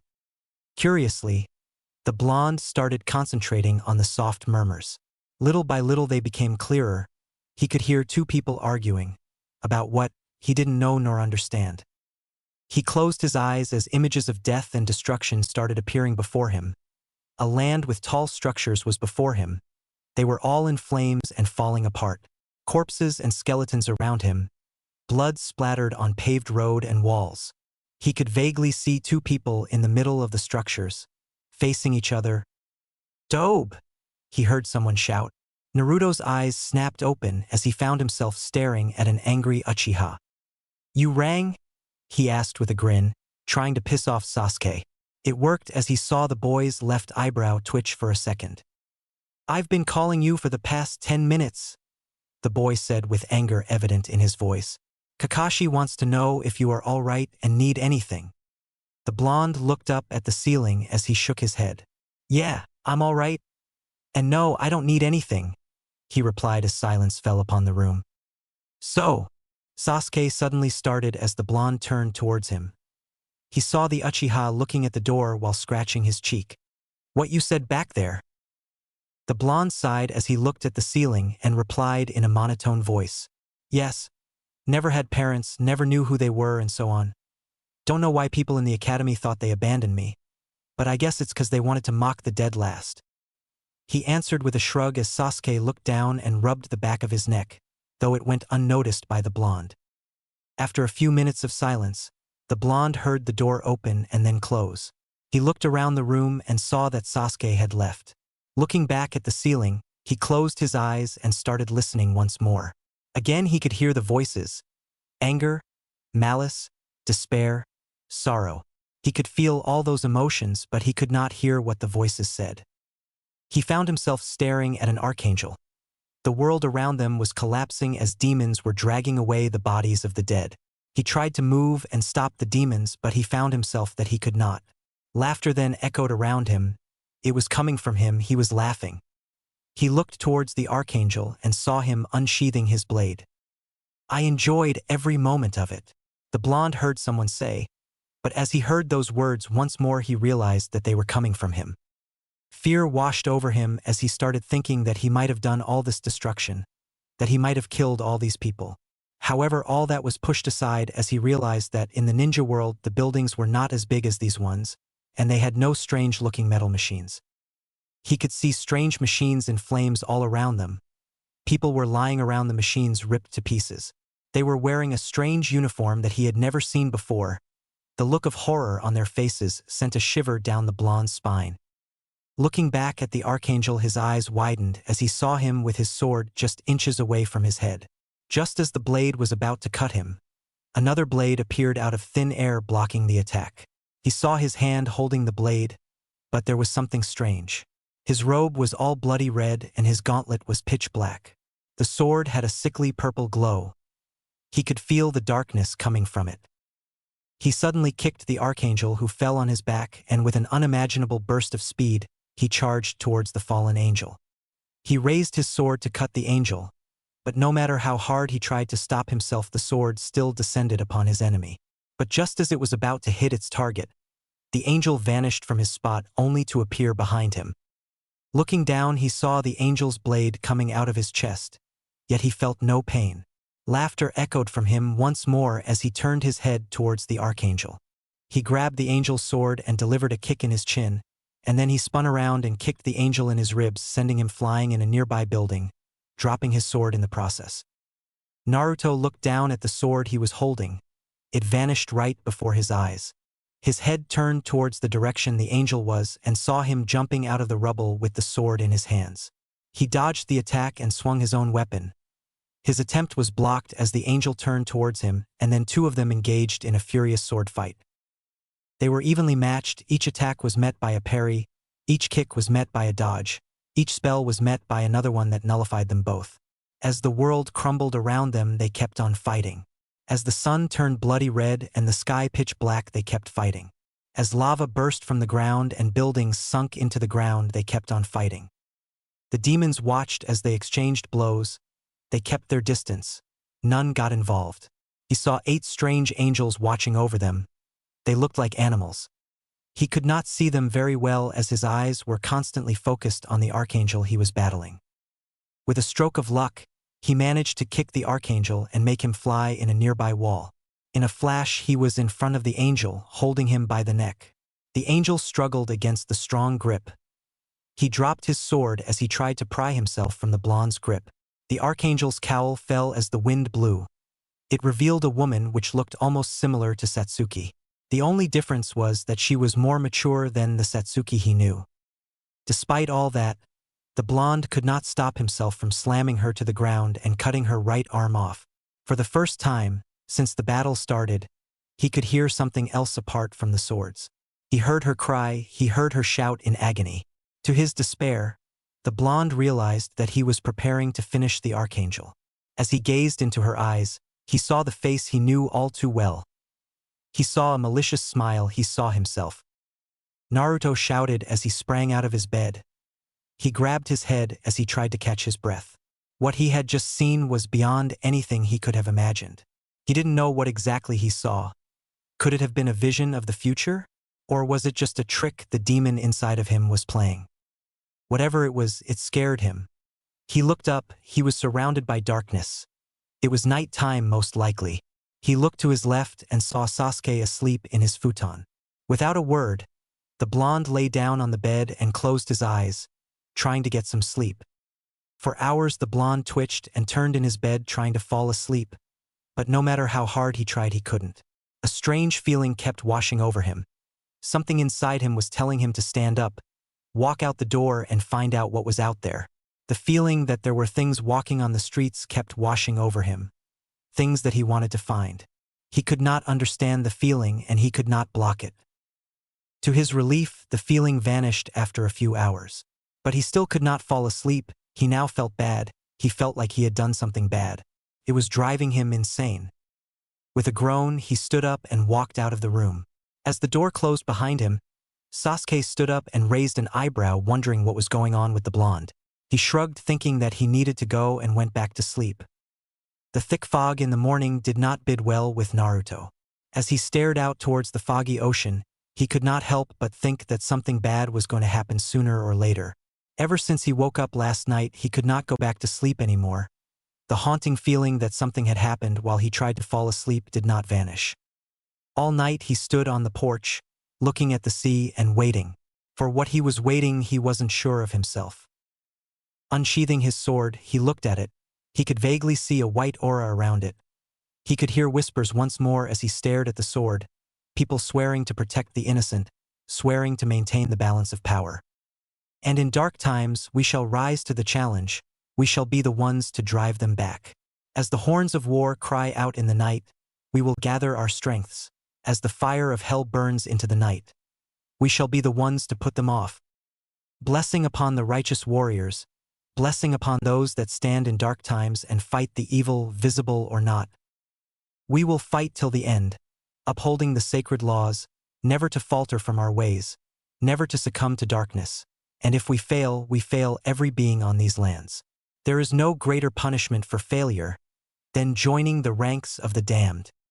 Impressive speech, Naruto, the blonde heard his sensei say. His eyes snapped open as he looked behind him and saw the jounin sitting on a chair reading his book. Yeah, he replied, not realizing he had spoken out loud what he was hearing from the whispers. So where did you learn that? The jounin asked curiously. The blonde sheathed his sword as he looked back towards the sea. Heard it a long time ago, he replied calmly. The silver-haired man looked at the blonde for a second before shrugging. The two stood in silence, one reading his book and the other watching the sea. The sounds of birds chirping could be heard and the wind blowing through the trees. Apart from that, there was nothing, only silence. As Kakashi looked towards the blonde, he remembered what Sasuke had told him in the morning. He was sure he heard the blonde yell last night. He passed it out as a bad nightmare as he couldn't sense any other chakra in the room. This morning Sasuke confirmed that. The blonde woke up in the middle of the night screaming and then left the room after a few hours of trashing in his bed. Until last night the blonde managed to sleep without problems. At times he thought that Naruto had fallen in a coma due to the fact that nothing could wake him up. But this new turn of events slightly frightened the jounin. He didn't want the blonde to be tired and unprepared for the fight with Zabuza. The worst thing that could happen is lose the blonde in the fight. Sarutobi would never forgive him for that, and he would never be able to forgive himself for that. Thinking back right now, he pondered if it was the right thing to take a C-rank mission. Also considering the fact that said C-rank suddenly turned into an A-rank due to Zabuza. Maybe it hadn't been the right thing to do, but he could not know for sure. He didn't have the ability to turn back time and see what would have happened if he didn't take the mission. Then there was the strange case of the corpses in the forest. Whatever had eaten them was surely not your average wolf or bear. Maybe a summon? Or was it more than that? No matter how much he pondered on this question, he didn't know what the answer would be. He didn't know what to think. But looking at the blonde, he somehow thought that he knew what ate those two men. Naruto, the jounin said, getting the blonde's attention. You will head into town today with Sakura and Tsunami to pick up some food. Me and Sasuke will look after the bridge builder. The blonde nodded, letting the jounin know that he understood what his task was. Sitting up, the silver-haired ninja looked at his pupil one last time before heading into the house. His mind still filled with questions about the blonde. Questions that most likely would never be answered. The blonde watched with the corner of his eyes as the jounin left. When he was sure that he wasn't there anymore, he unsheathed his sword and looked at it again. This time images of war flashed before him. People clad in armor holding swords, shields, pikes, bows, and many other weapons fighting against demons. Shaking his head, he stood up and sheathed his sword. He would have time for visions later, preferably when he gets back home. As he walked inside the house, he found Kakashi sitting at the table in the dining room. Tazuna was eating and Sasuke was getting ready to depart with the jounin. Then he heard people coming down the stairs and looked towards them. He saw Inari coming down. The two looked at each other for a second. The young boy then looked down and walked away in silence. Tsunami, who was behind him, looked at her son with a frown and then turned towards the blonde to apologize for Inari's behavior from last night. Seeing what the woman wanted to do, the blonde turned around and shook his head as he stepped out the door. A few minutes later, Tsunami and Sakura stepped out as well, and the three of them started walking towards the center of the town in silence. Sakura didn't know what to say to Naruto after what she had heard last night. To think that everyone in the academy made fun of the blonde on this theme by saying that his parents abandoned him, and to think she had said that behind his back a few years ago. It made her sick just thinking about it. Naruto, Sakura said weakly. The blonde barely heard her. I'm sorry about what I said some years ago, she told the blonde quietly, though he heard her. A small smile appeared on his lips. He never really held grudges against people, but it was nice to hear an apology. The day went on without incidents. In the end, Tsunami managed to lighten the mood and make the blonde talk, then later Sakura joined the conversation. They discussed about life in Konoha, about their time in the academy. Naruto had fun telling Tsunami all about his mischief. He relayed her all the pranks he did. Of course, he still didn't tell them about the soap prank, as Sakura might have blown a fuse about it. He talked about his friends, the few that he had, and about the Hokage.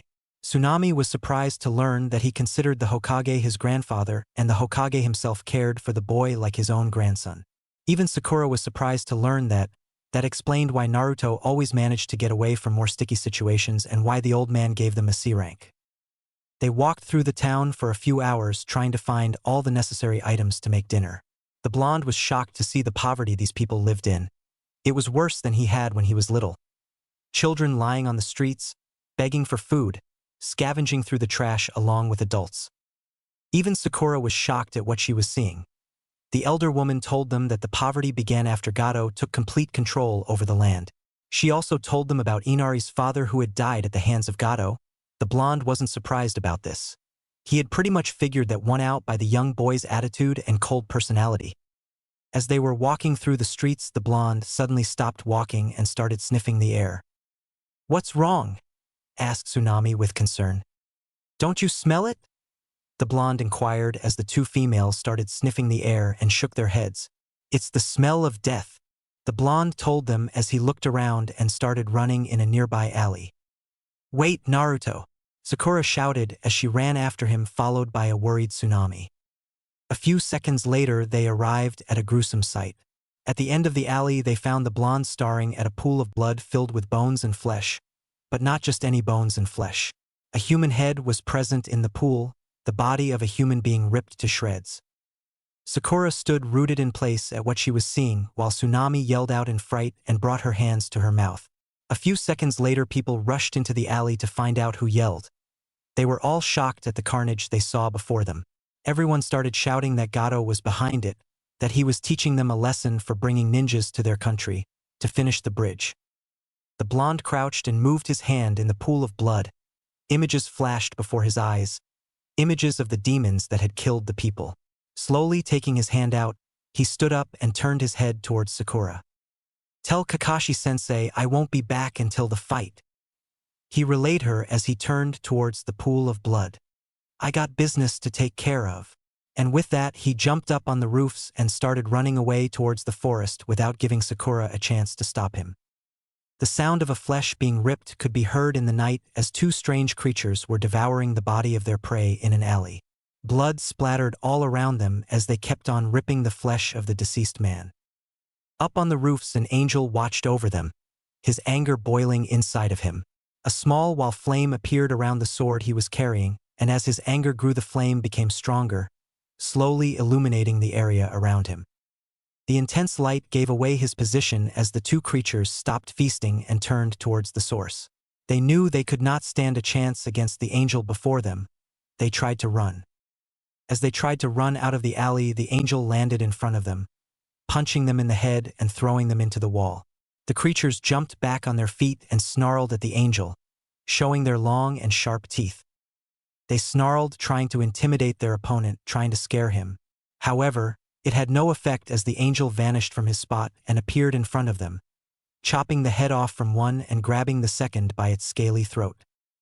As the beast struggled in the angel's grip, the figure moved closer to it and asked, "Where are the rest?" The demon snarled at its enemy as the angel tightened his grip, making the demon struggle more and more. "Talk," he demanded. The only response he got was a claw over his cheek. The angel touched his cheek with his hand and felt the blood oozing out of the wound the demon gave him. He looked towards the creature, which grinned in victory and broke its neck. As the body fell to the ground, the angel raised his right hand up towards the sky. A beam of light shot down into his hand and a white flame appeared in his open palm. He brought his hand closer to him and closed his eyes and started chanting. The flame grew bigger. As he opened his eyes, the flame intensified and exploded, creating a circle of flames around him that burned everything in the alley, leaving nothing, not even ash. The angel looked around one last time before spreading his wings and vanishing from the alley. As the days passed, Kakashi got more and more worried with the blonde boy, a worry that soon turned into anger. When Sakura first returned with Tsunami and he learned what the blonde did, he immediately left the house in search for Naruto. But no matter how hard he tried to find him, and no matter where he looked, it seemed like the blonde had vanished. As the day of the fight with Zabuza grew near, Kakashi became more worried as to what will happen to them during the fight, considering the fact that they were now one man short, and he was also worried as to what happened to the blonde. He tried to focus on other things. He tried to clear his thoughts and prepare for the battle, but he couldn't. As he looked towards the porch, he saw Sasuke sitting in the spot Naruto used to sit and looking out towards the sea, like he was also waiting for something. As he looked towards the end of the table in the kitchen, he saw Sakura looking at the table with a gloomy look on her face. Everyone was worried for the blonde.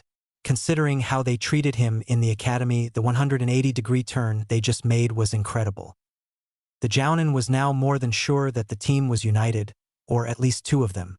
Naruto was still a bit of a mystery even in this category. Letting out a deep sigh, the Jounin sat up and looked towards one of his genin.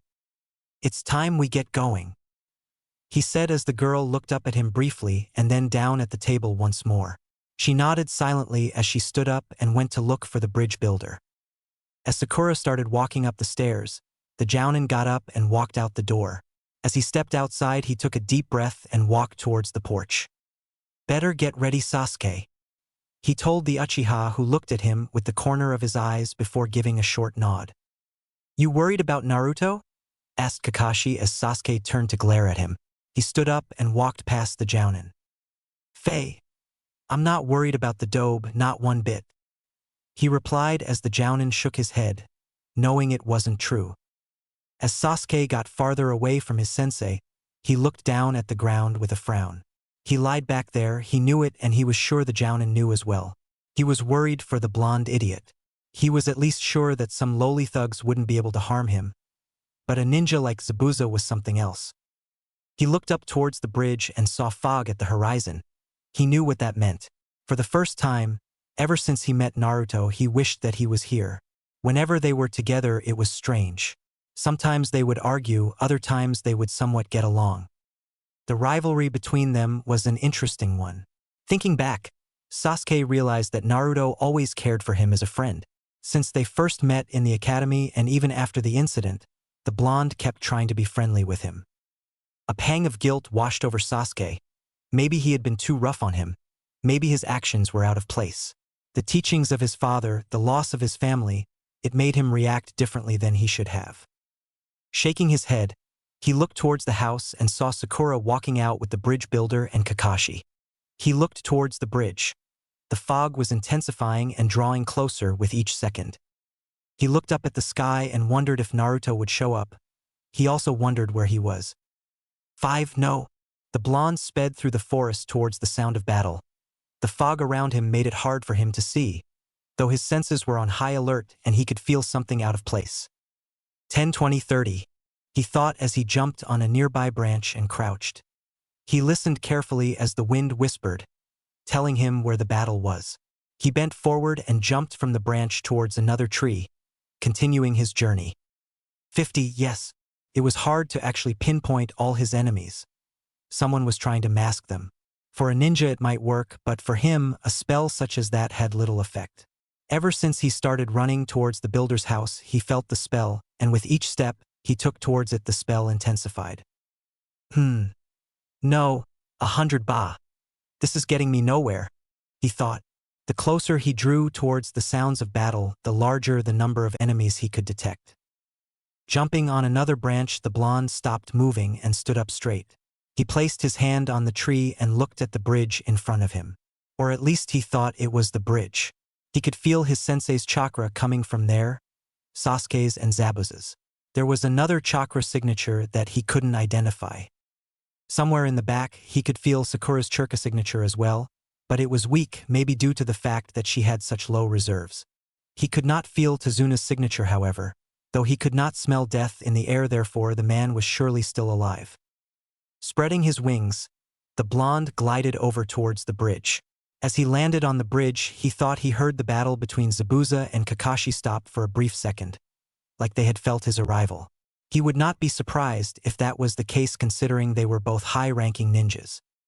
He looked around. The fog was starting to get on his nerves. If his enemies attacked him in this thick fog, he would be dead. He needed to see them all if he was going to protect everyone on the bridge. Taking his sword out, the blonde turned it upside down and plunged it into the ground. He then kneeled next to the sword and started channeling energy into it. A few moments later, a beam shot upwards, creating a large sphere which in turn exploded. The shockwave dispelled the jutsu used by Zabuza to create the fog. Slowly, the fog started to fade away and the blonde could see everything around him. The battle between Zabuza and Kakashi stopped as they both turned towards the blonde and looked at him with wide eyes. Zabuza was impressed that a mere genin managed to break his jutsu like that. Plus, the energy he felt a moment ago, he was sure it wasn't chakra. It was more potent, more powerful, and wilder. Even Haku was shocked by the power of the jutsu or whatever it was that the blonde used. That shockwave managed to destroy his dome of ice. It shattered every mirror, and it would have killed him if he had not jumped out of the mirror in time. Naruto? The jounin asked with a shocked look on his face.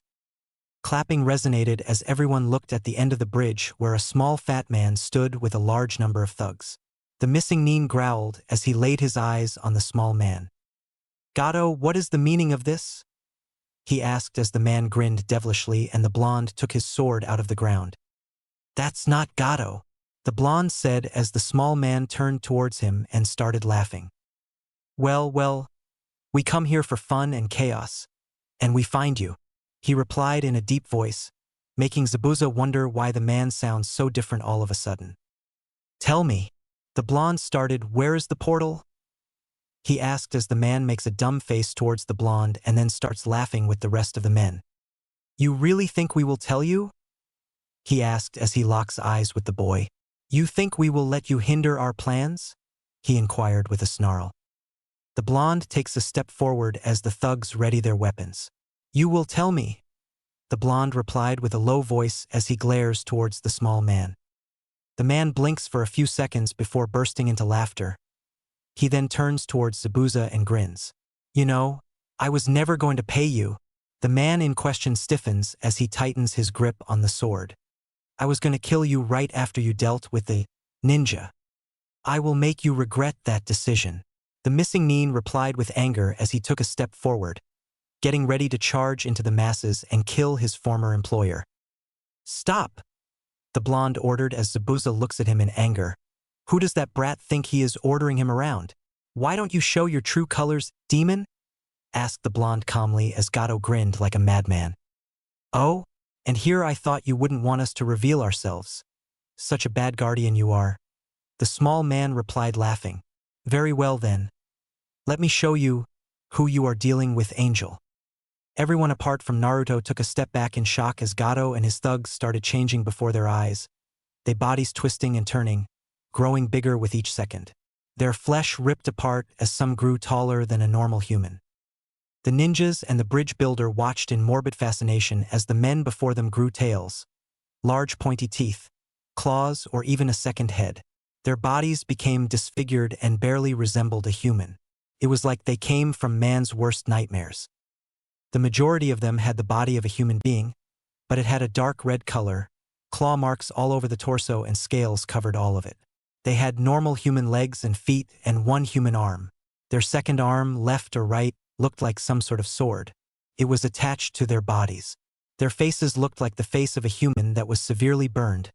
Claw marks were present on their faces and stitches barely kept part of their faces from falling down on the ground. A smaller number started growing 4 more arms out of their bodies. They dropped on their hands as spikes burst out of their back. Their skin changed into pitch black. Their eyes turned bloody red and chains dropped from inside their bodies. Strange metallic masks appeared on their faces. It looked like their mouths were sewed shut and needles were coming out of their eyes. The blonde kept staring at Gato as the man's skin started falling off, revealing the flesh, which in turn started to vanish. He watched as the bones started appearing through the remainder of the flesh. A black robe and cowl suddenly warped around the demon, completely covering its face. Finally, a scythe rose from the ground, which the demon caught with its bony hand. He scanned the area, counting the enemies before him. He looked towards the black-robed demon, wondering what it can do. He knew it was the leader, as the rest of the demons had listened to his orders. The leader grinned towards the blonde as 10 red demons took a step forward. "Let me introduce you to the Gorefasts," the leader said as 10 red demons, known as Gorefasts, suddenly leaped towards the blonde. His eyes widened as he jumped backwards. The 10 demons crashed into the ground, leaving a small crater. They looked up towards the blonde and snarled at him as they charged forward. In a few seconds, the demons surrounded the blonde and wasted no time in attacking. With a swift motion, the blonde unsheathed his sword and started parrying the enemy's attacks. He was surprised at the speed the demons possessed, though their skill with the blade was far inferior to his. As the blonde parried an attack, he slashed towards the demon, cutting it in half, and then spun around, ducking under an attack and slashing the demon before him. The blonde back flipped through the remaining demons and jumped on top of the last one, grabbing its neck with his feet. He raised his sword and impaled the demon in the head. He placed his feet on the demon's shoulder and jumped away just in time as the enemy's sword slashed the impaled demon. "Impressive," the leader said as the blonde landed a few steps away from the 3rd down demon. "I'm surprised the Gorefasts didn't manage to land one blow on you." The leader then turned towards Sakura and saw her shaking in fear at what she was seeing. He then turned towards the Jounin and saw him looking in morbid fascination at the Gorefasts. He laughed at their expressions. "Why so shocked?" he asked. "After all, the Gorefasts are humanity's creation," he revealed to them with glee evident in his voice. "What?" the Jounin asked in shock as the leader laughed. "The Gorefasts are a result of human experiments. They were once humans. It was other humans that turned them into demons," he replied with a sickly grin as the blonde cut the last Gorefast of the 10. He looked up towards the remaining army and glared as the leader frowned. "You killed them already? So sad," he said in a mock voice. "I wish I could play with you some more, but we have a busy schedule.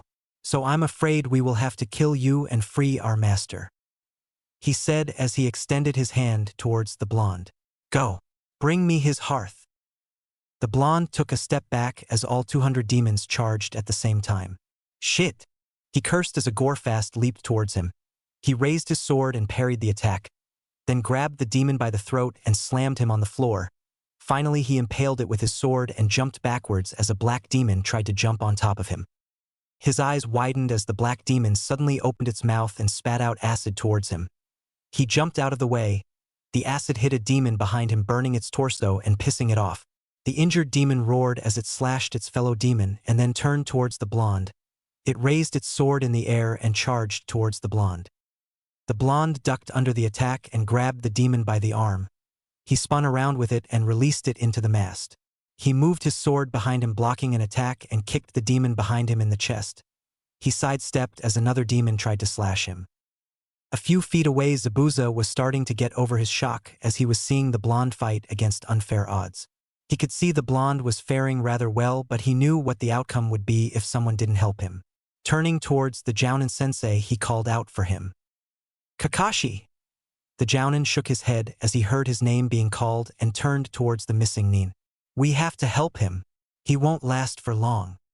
The Jounin turned towards the battle and saw the blonde barely dodge a sword. He turned towards Zabuza and nodded. All right, let's do. Stop! The blonde shouted as he jumped over an attack. Don't interfere. You'll just get killed. He shouted as he formed a small fireball in his hand and hurled it towards a demon, incinerating it. You can't take on those odds. The Jounin shouted back as he took out his kunai. Fuck! They heard the blonde swear. If you even dare take a step forward, I swear I will punch you so hard that your teeth will fall from your mouth. He shouted as he slashed through 3 demons at the same time. The Jounin's eyes widened at the outburst. His own student was ordering him around and threatening him. He didn't know how to react, especially now. One of his students was fighting an army of demons. Monsters, and it looked like he needed help. Yet when help was offered, the blonde rejected it. Kakashi was shaken out of his shock as he suddenly heard the blonde yelp in pain. His eyes widened in fear as a demon managed to strike the blonde. Said boy jumped away from the masses and landed on the bridge's rail. His hand was on his neck and blood was slowly pouring out. Naruto started coughing as he concentrated on his wound. His hand started glowing and he felt the wound closing. He opened his eyes and watched in horror as the pendant he was wearing around his neck was now laying on the ground, in the masses. Before everyone's eyes, the blonde's image started shimmering, and in a matter of seconds the blonde boy everyone knew vanished, and instead of his stood an angel. White wings, a white robe, a cowl covering the angel's face. All of it was present. Well, you finally show your true colors, the demon leader said with a smirk as the masses charged once more. The blonde shook his head and narrowed his eyes. He spread his wings and jumped in the air, dodging several acid spits. He raised his sword in the air as a bright light shot into it and illuminated the area, making everyone cover their eyes or look away. The bystanders could then hear several screams of pain.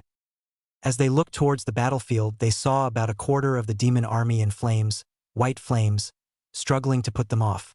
They watched in morbid fascination as the skin was melting off them. The blonde raised his left knee up and his wings. He started descending with great speed towards the ground, in the middle of the masses. He crashed in between them, creating a large crater and a powerful shockwave that sent half of the demons flying away. He slowly stood up and looked around. The demons were starting to gather their forces once more, but they were down to half. He smirked under his hood as he looked towards the leader, who in turn frowned. Did you think it would be that easy? The leader asked as he raised his hand towards the sky, and a green beam shot into his hand, which in turn shot in the ground. Skeleton hands started popping out of the ground. In a few seconds, a large skeleton army started dragging itself out of the ground. The blonde silently cursed as the demon army grew 2 times bigger. He now knew what type of demon the leader was. A necromancer, and judging by the number of skeletons it summoned, it could only mean that the necromancer was a very powerful one. That made things more complicated than they were already. He watched as the skeletons slowly made their way towards him and the demon took position behind the skeletons. It seemed like the former were going to be used as cannon fodder. Call for aid. Call for the army. He heard a voice telling him. How? How do I call them? He asked as the voice whispered to him. The blonde grinned as he moved his hands to the side and slightly bowed his head. The necromancer widened his eyes. Stop him. Stop him before he finishes the spell. He ordered as the skeletons and demons charged forward. Several Gorfasts leaped towards the blonde, and just as their swords were about to cut him, the blonde looked up towards them. A sphere appeared around him and blocked the attacks. The blonde brought his right hand in front of him and then punched the ground. Rays of light started shooting from the sky towards the blonde, and as they hit his body, they started multiplying, creating 7 large white shurikens that moved out of his body in a circle towards the demons. As the shurikens hit the demons, they exploded and either set the demons on fire or ripped their bodies in half. As the demons were busy dodging the attack, the blonde started chanting. The shield around him died as the light rays stopped dropping. As the last light shuriken hit its target, the demons roared in anger and charged towards the blonde once more. The blonde raised his fist from the ground and opened his palm. He then touched the ground and seals appeared around him. Small portals opened and a large number of figures stepped out of the portals. The bystanders watched in awe as an army appeared around the blonde. They were all covered in armor. Even their heads were covered with a metal helmet. The majority of them were wielding a shield and a sword or axe while a small number had a bow in their hands. Slowly the blonde stood up and looked towards the leader. The soldiers assumed a defensive position as the demon army collided with them. "Aim!" an archer shouted as the rest of them raised their bows in the sky. "Fire!" he shouted as they all unleashed a barrage of arrows upon the skeleton army, taking more than a quarter down. "Again!" the same archer shouted as they all readied their bows. The blonde watched as the sword-wielding soldiers and axe-wielders were fighting the Gorefasts and the black demons. From time to time a skeleton would reach one of the soldiers, but it would be easily dispatched by the fighter. He turned towards the necromancer, who seemed to be fuming, and grinned. In a flash the blonde vanished from his spot and appeared in front of the necromancer. A resonating clang was heard as the necromancer parried the blonde's attack with his scythe. "You won't defeat us that easily," the necromancer said as he attempted to slash the blonde. "You're just a summoner," the blonde commented as he jumped out of the way and attacked the necromancer. "The only thing you can do is summon the armies of the damned. You can't fight." He replied with a grin as the necromancer roared and started flailing his scythe around like a madman. The blonde realized from the start that the necromancer had no power apart from summoning skeletons or other undead beings. If the necromancer knew some curses or spells, then he would have used them. He knew that demons never held back in a fight, they went all out. By the way the necromancer was swinging his scythe, the blonde knew he didn't even have any skill with it. His enemy might have great powers when summoning, but without his summons to protect him he was weak. The blonde ducked under a swipe and saw the necromancer jumping backwards. The demon raised his hand in the air once more and summoned 20 skeletons that assumed a defensive position around him. The blonde growled as the necromancer grinned devilishly. "We can take them," a voice said behind the blonde. Looking back with the corner of his eyes, he grinned as he saw 3 sword-wielding knights. He nodded as one of the knights punched his fists together and unsheathed his sword. All 3 charged at the same time, taking the small skeleton army head-on. The blonde soon followed, slashing through 5 skeletons until he reached his target. The necromancer raised his scythe one more time, blocking the blonde's attack. Said blonde grinned as he kicked the necromancer in the chest. He then spun around and kicked the necromancer one more time, sending him in the air. The blonde spread his wings and jumped up towards his target. "I won't let you win," the necromancer shouted as he lowered his scythe towards the blonde, who raised his sword to block the attack. The blonde grit his teeth as the tip of the scythe managed to cut into his shoulder. "Just die," the blonde shouted as he grabbed the necromancer by the arms and disarmed him. As the scythe dropped on the ground, the blonde slammed the necromancer on the ground and then crashed on top of him, impaling the necromancer with his sword in the chest. The necromancer grinned, unfazed by the attack. The response he got was a white flame appearing around the blade and a smirk from the blonde. "I've been told about the necromancers. I know a stab, a cut, or anything like that won't kill you, let alone hurt you." As the flames intensified, the necromancer started panicking as he was feeling the heat. "But the holy flames, now that's another story," he said as the necromancer shouted in pain, and flames around the sword exploded, encasing the necromancer and burning him, leaving nothing but ash. As the necromancer vanished, the skeletons stopped dead in their tracks. Their bodies started shaking before they collapsed on the ground in a pile of bones.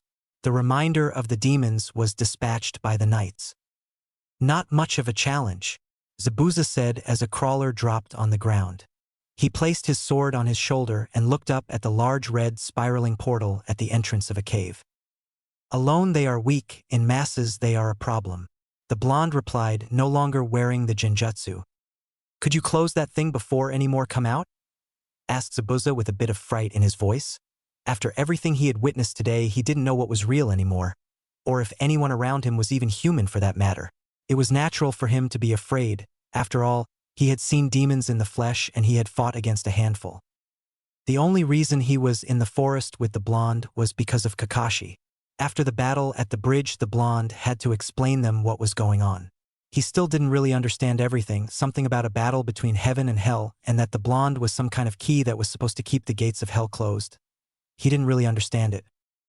Of course, after the battle was over, the knights vanished in thin air.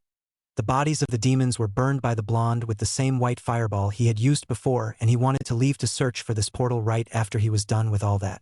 Kakashi was not alright with that, but when he had to pick between letting Zabuza look after Tazuna and his team, or leave his team alone with no one, Kakashi chose to let Zabuza go with the blonde.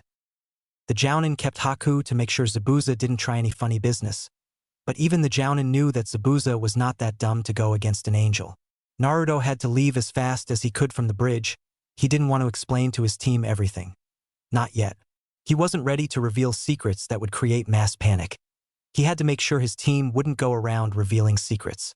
He already knew Zabuza, Haku, and Tazuna would keep silent. They were too shocked, sickened with what had happened and what they witnessed to say something. Yes, but even if more come out, without a leader they aren't very organized. The blonde said as he stood up. He looked at the seals he created on the ground. Closing his eyes, the blonde slowly placed his hands on two triangles. The winds started intensifying as circles appeared around the blonde, creating a rotating sphere. The circles started moving faster and faster as the winds started blowing with more force. Zabuza watched in awe as the sphere shattered and particles of light shot towards the portal, creating large chains. The chains slowly swallowed up the portal until it vanished. A few seconds later, the chains shattered in small particles of light that in turn vanished into the air. The wind stopped blowing and the seals vanished. The blonde slowly stood up and dusted his robe. "That wasn't as hard as I thought it would be," he said as he looked towards the cave entrance, where the portal to hell once stood. The Archangel, new path. "Do you understand the situation?" inquired an angel as Naruto kept staring at the waterfall before him. "Yes, I understand it now," he replied weakly. It had been 2 days since the battle at the bridge. He never returned to Tazuna's place. It was bad enough that there were people out there now that knew, or at least had an idea of what was happening in the world. He didn't need to show himself to others. The boy looked up at the angel. He was wearing a robe just like him with the cowl covering his head. On his chest, plate armor, his knees and arms were also covered by plate. However, he was also wearing a metal helmet. He didn't understand why though. So far he had met only 3 angels in total. The first one he met, from what he understood, was one of the leaders of Heaven's army. The second one, which was present in his mindscape, was dressed similar to Naruto, and then this one. The angel had a short sword tied to his waist and a shield to his arm. On his back he had a massive axe. It was twice as big as the blonde. He wondered how heavy the weapon was and how could the angel before him wield it. He was certain that he wouldn't even be able to lift the damn thing. He looked away from the weapon and back towards the waterfall. He could hear the people celebrating the completion of the bridge. He wished he could go there and have fun, but he would only draw unwanted attention towards himself. Kakashi had no idea how to recreate the genjutsu, Zabuza even less. As for Haku, he didn't really bother. Zabuza had made it clear that neither him nor Haku knew how to cast genjutsus. Scavenging through his pockets, the blonde retrieved the necklace. It was completely shattered. Not a single drop of chakra was left inside. Just because he dropped his guard, just because of that he lost the item that gave him the freedom he needed to walk the streets. "You won't need that anymore," the angel said as he saw the blonde staring at the shattered item. "It's best you accept what you are now." He nodded sadly. There was no point in running, not that he had a choice. A few weeks ago, if the opportunity to run from all this mess had risen, he would have taken it without a second thought. But now, with what he had witnessed and fought, he knew he couldn't leave it like this. Besides, he couldn't let QB win. He'd die before he'd let the fox leave victoriously. "You never told me why you are here," the blonde said quietly. He was enjoying the outdoor when the angel popped out of nowhere. It freaked him out. He nearly cut the angel in half with his sword. The angel, however, proved to have great reflexes. Using his shield, he parried the sword before it got too close. "You've made contact with the army." When they returned, the news of the new guardians spread like wildfire in the camp. The angel relayed, making the boy raise an eyebrow. "They wish to see you. The camp commander also desires to talk with you." He nodded as he stood up. "Then where is the camp? I'll head over there right now." he replied as the angel shook his head. Its location cannot be reached at this time. At least you cannot reach it physically. We've set up several protective barriers to keep people away from it, stated the angel as it moved towards the waterfall. Why all the protection? Inquired the blonde, moving next to the angel. We are still gathering all our forces. The rift between earth and heaven is fragile in that location. If the demons find the camp and attack us in full force, we'd most likely lose and they would have access to our realm. He replied, making the blonde understand what was at risk. You said physically? What does that mean? Asked the blonde after a short pause.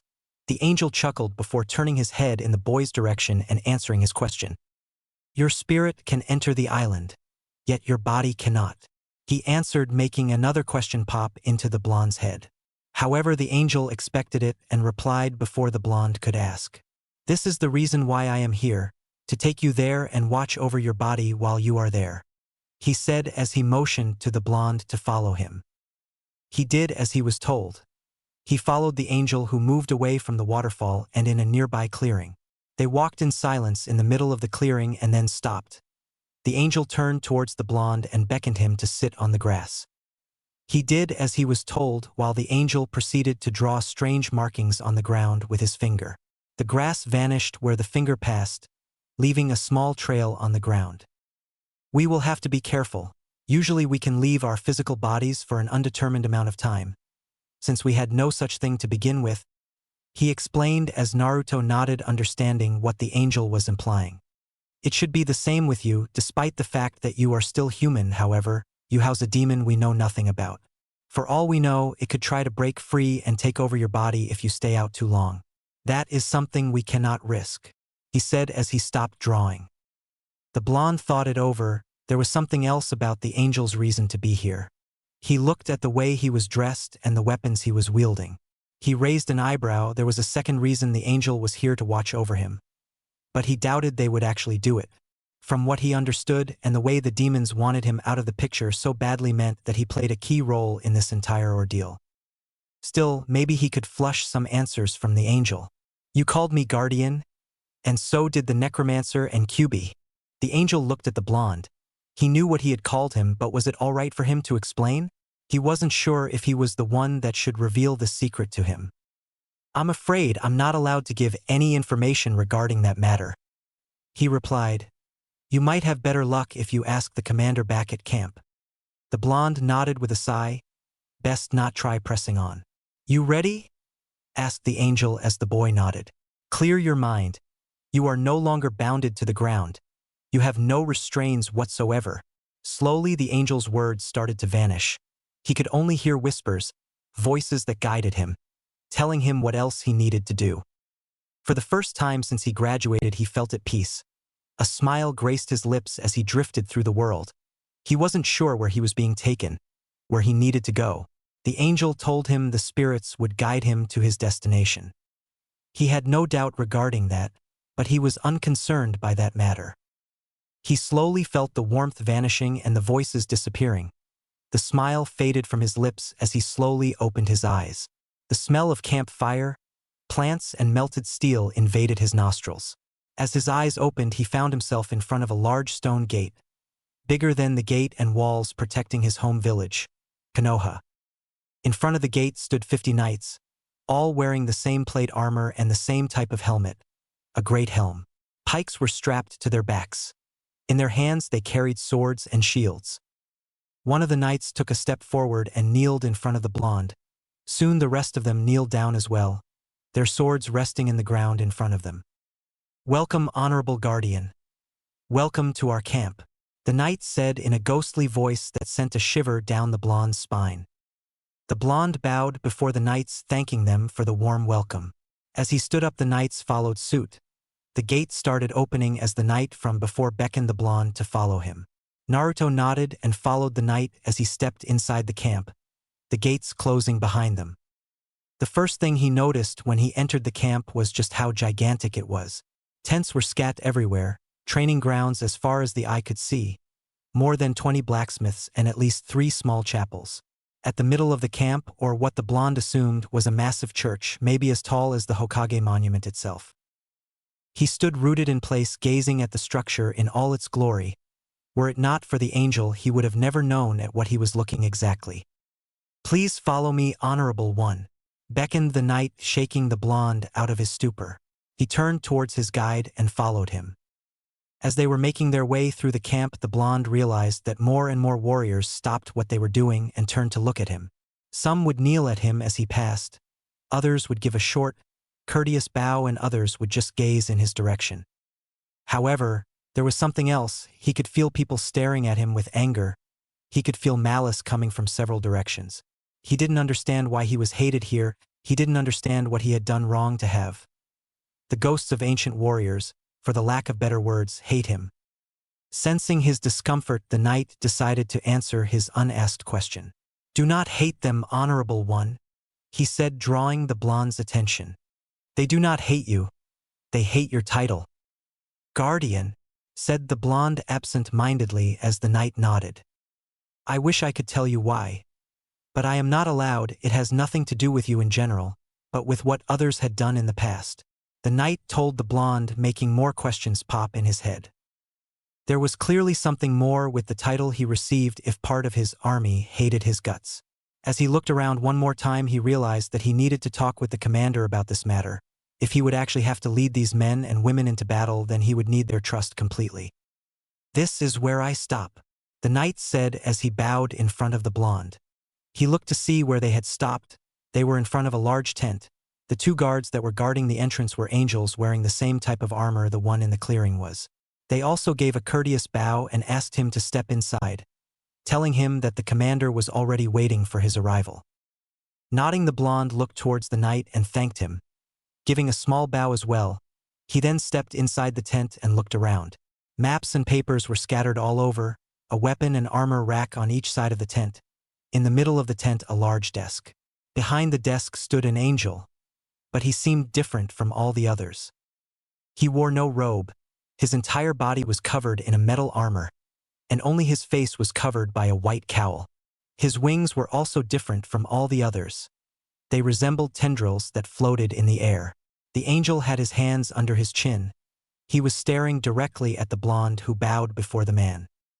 He extended his hand and pointed towards the seat in front of him. The blonde nodded slowly and took a seat.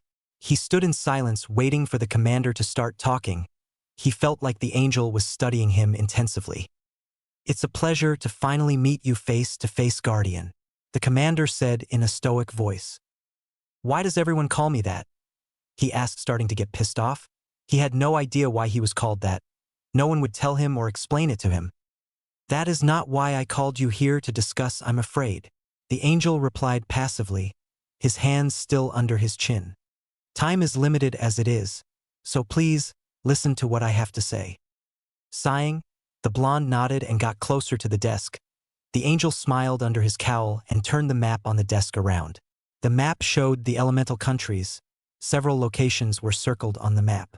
The vast majority of them were in wind country, close to the sea, and a few were located in lightning country, not far from major trading hubs. The blonde scratched his chin. Most likely the circled locations were strongholds of the demons.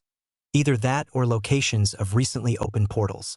The ones in wind country posed no threat in the blonde's mind. They were far enough from any important trading hub or any village for that matter. If he were to choose a location to begin with, he would most likely pick lightning country. The commander watched as the blonde studied the map intensively. He had expected the boy to ask what the map represented and what he was supposed to look at. He was surprised that the reports were indeed as accurate as they claimed to be. The blonde was maturing at an incredible rate, understanding what he was supposed to do and not complaining about it.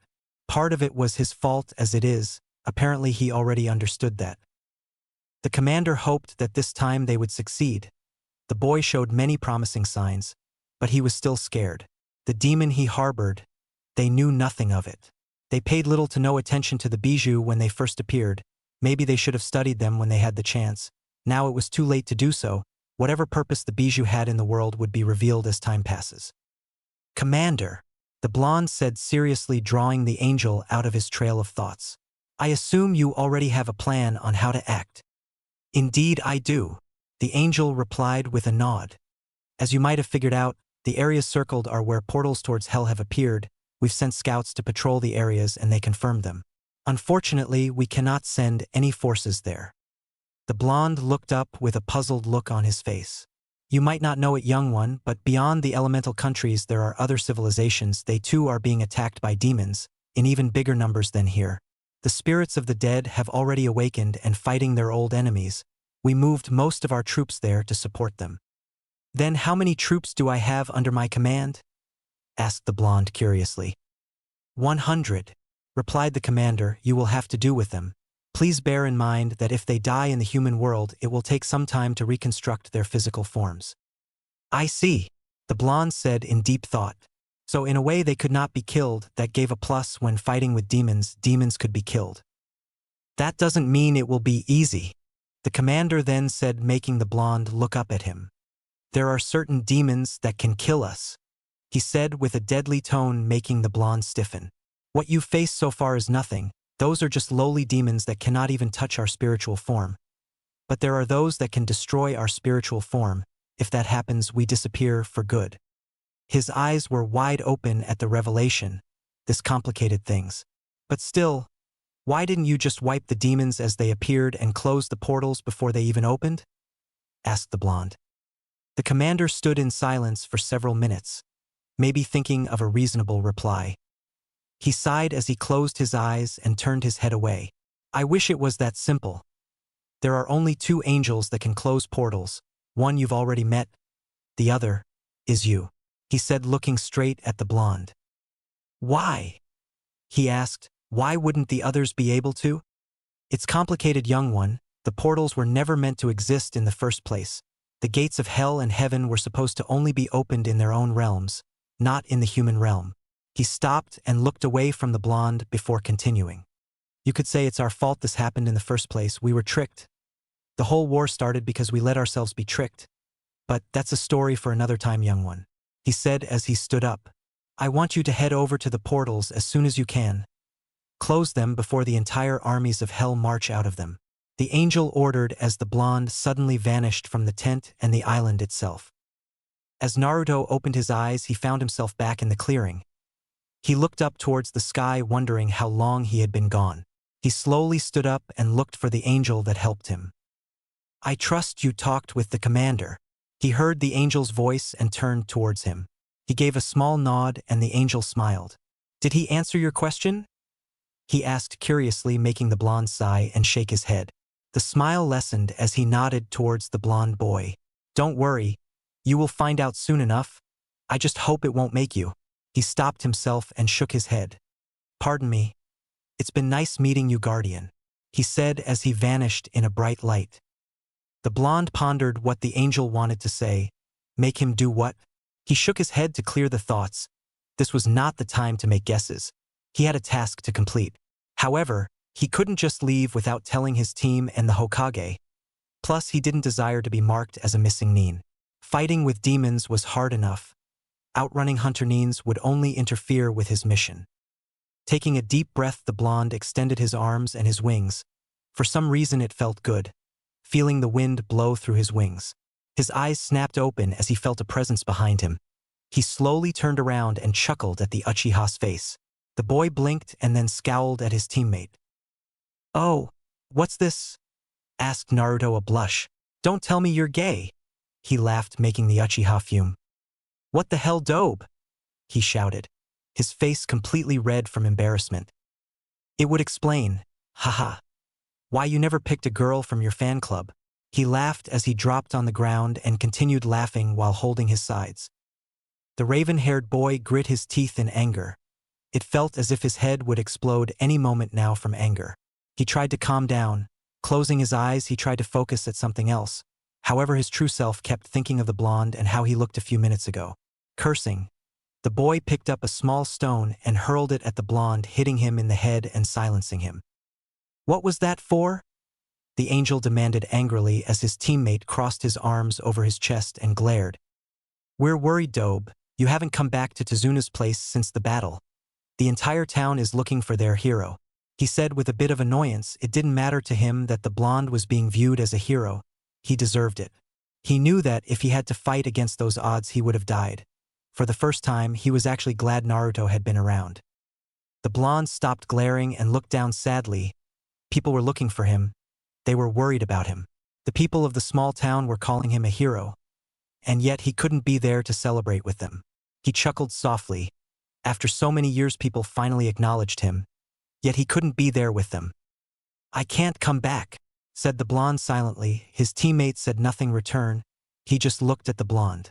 He didn't really understand why the blonde couldn't return. Tazuna and the rest of Team 7 already knew that he was an angel. It was then that he realized the shock they experienced when they found out the truth about the blonde, when they realized he was fighting demons on the bridge. They all panicked. He knew Sakura had been shaking and having nightmares all night. At one point, she was even afraid of Naruto for some strange reason. Even if he wouldn't admit it, he was scared as well. The thought alone made him tremble. "Sasuke?" the blonde asked as he took a step towards his teammate. The boy in question raised his head and looked at the blonde. "Why are you crying?" he asked as the Uchiha's eyes widened. He quickly brought his hand up to his eyes and wiped them. He was indeed crying. I don't know," he replied truthfully. "You're afraid," the blonde said, making Sasuke's eyes widen. "Either of me, or of what you saw 2 days ago. But that's the truth." Sasuke couldn't deny it. Even now, when he thought about the battle at the bridge, even now it sent chills down his spine. They never trained you for that in the academy. He was prepared to take away someone's life, but he was not prepared to fight an army from hell. "Sasuke," he heard Naruto as he felt a hand on his shoulder. He looked up at the angel before him. He was sure this was not Naruto, not anymore. The power radiating from him, the way he talked and walked.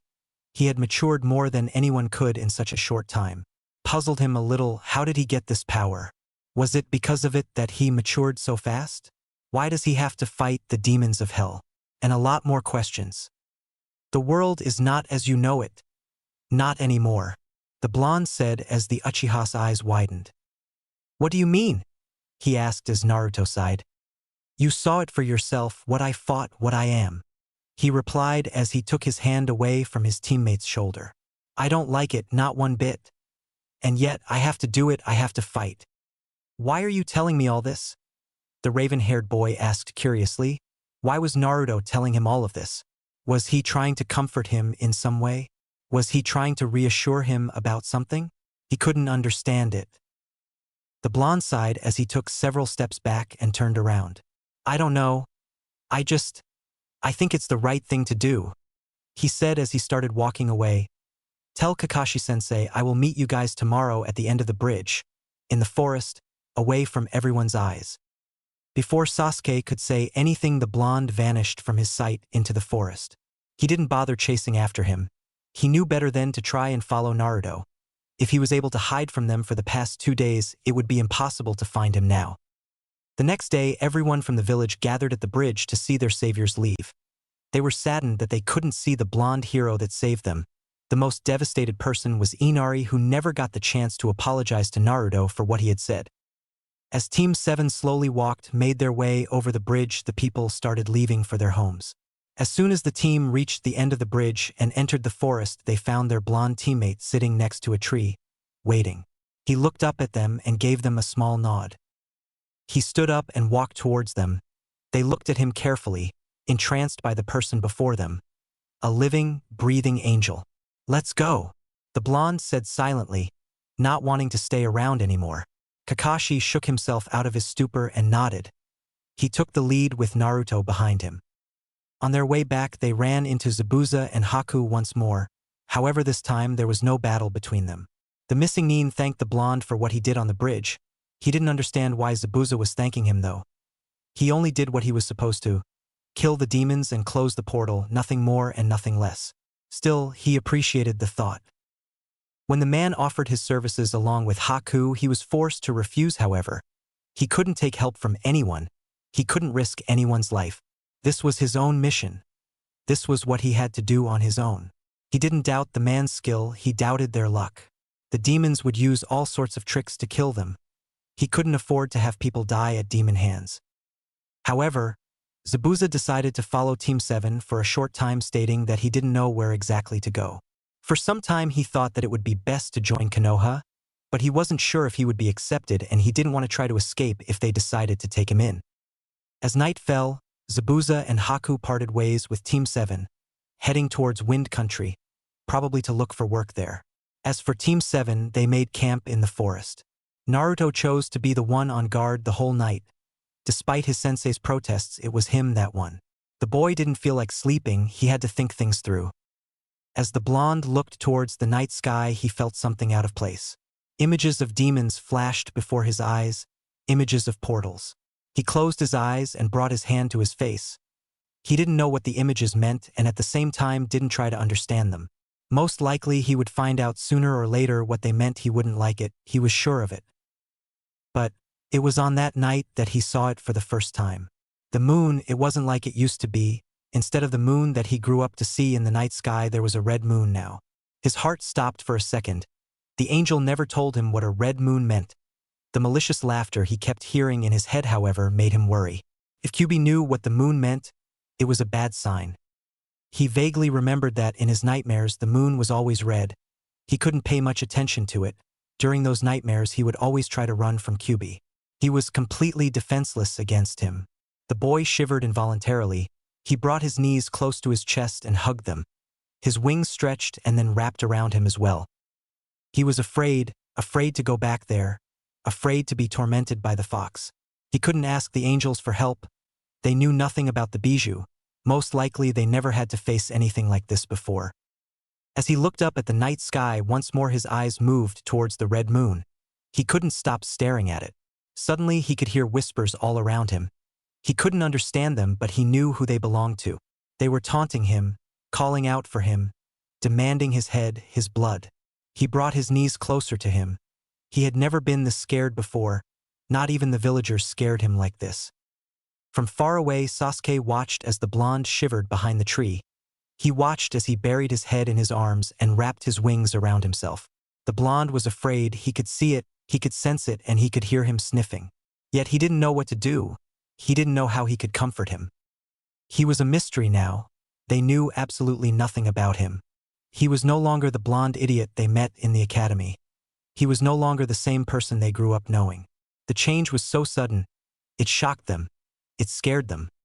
As morning came, Kakashi was the first to get up. The first thing he did was check on Naruto. The boy in question was sitting in a tree, looking at the road. It was like he was in some sort of trance. It bothered Kakashi a bit. Since he couldn't see his eyes, he couldn't read his emotions. "Naruto," the jounin called out as the boy turned his head towards him. "Everything all right?" he asked and smiled as the blonde nodded. "Come down and eat." Naruto nodded as he jumped down from the tree and landed gracefully on the ground. He walked towards the camp and sat down next to his sensei. The two looked at the sleeping forms of Sasuke and Sakura in silence. Kakashi was wondering if he should wake them up, while Naruto was wondering what the two thought about him, if they still considered him a friend. Being awake all night made the blonde think about a lot of things. He realized he never asked his teammates what they thought about him. He was happy when they started getting along. He didn't want to lose that friendship he had gained. "Naruto, care to explain?" asked Kakashi as the blonde stood in complete silence. "What do you want me to explain?" he inquired as the jounin looked towards him. "Anything that you can. About yourself, about the demons, about what's happening in the elemental countries right now," he replied seriously. "Not now. There might be ears listening on us. Later," he said as the jounin sighed and nodded. "Better late than never." An hour later, Sasuke and Sakura started stirring up. The jounin greeted them with an eye smile and Naruto by raising his hand up. They couldn't see his face at all. Even though he was smiling underneath his cowl, they couldn't see him. Kakashi had asked him why he kept the cowl on. He didn't know what answer to give him. It felt like he wasn't allowed to reveal his face to anyone. It felt like he had to keep himself hidden under the cowl, to protect himself. He didn't understand where this feeling came from, and strangely, it didn't bother him. Team 7 ate their food in complete silence. From time to time, Sasuke and Sakura would look at the blonde as if they were expecting him to say something. But the blonde remained silent during the whole ordeal. "Kakashi," the blonde said once they were done eating. "It's best if you head with Sasuke and Sakura back to Konoha and then come back for me at night," he said as the other three looked at him in complete shock. Naruto, I can't leave you here alone, and why can't you come with us? He asked, not understanding the blonde's request. The only answer he gave them was by raising his wings upwards. The three looked at them, fascinated by them. Then they understood why Naruto didn't want to return with them during daylight. People would see him, he didn't want to be seen. For whatever reasons the blonde had, he didn't want to be seen by anyone in this form. Will you be all right, by yourself? Asked Sakura with concern evident in her voice. The blonde nodded. He had defeated a large army of demons after all. He doubted a pack of bandits or a shinobi would be able to take him down. I'll return shortly, replied Kakashi as he instructed the remainder of his team to pack their stuff and head out. The blonde watched as they left from atop a tree. He could see the Hokage monument in the distance. Konoha was close. He hoped that if any ninja would pass by they wouldn't notice him, or if they did, they wouldn't try to get any explanation out of him. Hours passed and nothing happened. The blonde could see traders moving towards the village. He could see ninjas jumping from tree to tree, either leaving or heading back into the village. Strangely, no one noticed him. He was glad. He didn't want to start explaining who he was and what he was doing here. However, during this whole time the feeling that he was being watched never left him. He couldn't put his finger on it. The fact that he was watched didn't scare him, yet it made his brain scream to be on guard no matter what. He was expecting something to attack him, but even as the sun set and the moon rose in the sky, nothing happened. His head snapped up as he felt his sensei approach. Jumping down from the tree, he landed in the clearing. They made camp and waited. A few seconds later Kakashi appeared in the clearing. He smiled, relieved that the blonde was all right. But slowly the smile vanished and a worried look appeared on his face. Naruto, did you notice anything strange last night? He asked seriously. The blonde tilted his head to the side, thinking what the Jounin wanted to hear. I kept hearing something about a red moon in the village today, the Jounin said, trying to refresh the blonde's memory. It worked. Naruto's eyes widened. People had seen the red moon. He hoped that only those involved with the demons would see it. Now he was even more intrigued by the phenomenon. Yes, replied the blonde. There was a red moon last night, but I have no idea what it means. He replied calmly as the Jounin sighed. He moved to the side and told his pupil to start moving. The two left the clearing and started making their way towards Konoha. You said you would explain. Kakashi started as the blonde nodded. I will try and explain what I can. But please, refrain from asking any questions whatsoever. Why is that? Inquired Kakashi. You don't want to answer any other questions. The blonde shook his head. It's not that. It's more like, I don't know if I am allowed to tell you all of this in the first place. He confessed to the Jounin. Even I answer to someone. Kakashi understood what the blonde meant by that. He didn't refer to the Hokage. Most likely he was referring to another angel, a leader of sorts. The Jounin settled for the answer that the blonde gave him and motioned for the blonde to start telling him what he could. With a deep sigh, the blonde started. As you know, all of this happened during graduation, when I stole the forbidden scroll. I took 2 jutsus from the very first page. Not even Gigi knew what they did or if there is a way to reverse it. He paused for a second. But I know what they did, I know what I have done. Without knowing, I condemned the entire planet to an ancient war between 2 powers that no mortal can defeat. You saw me battling those monsters on the bridge. Those are demons, believe it or not.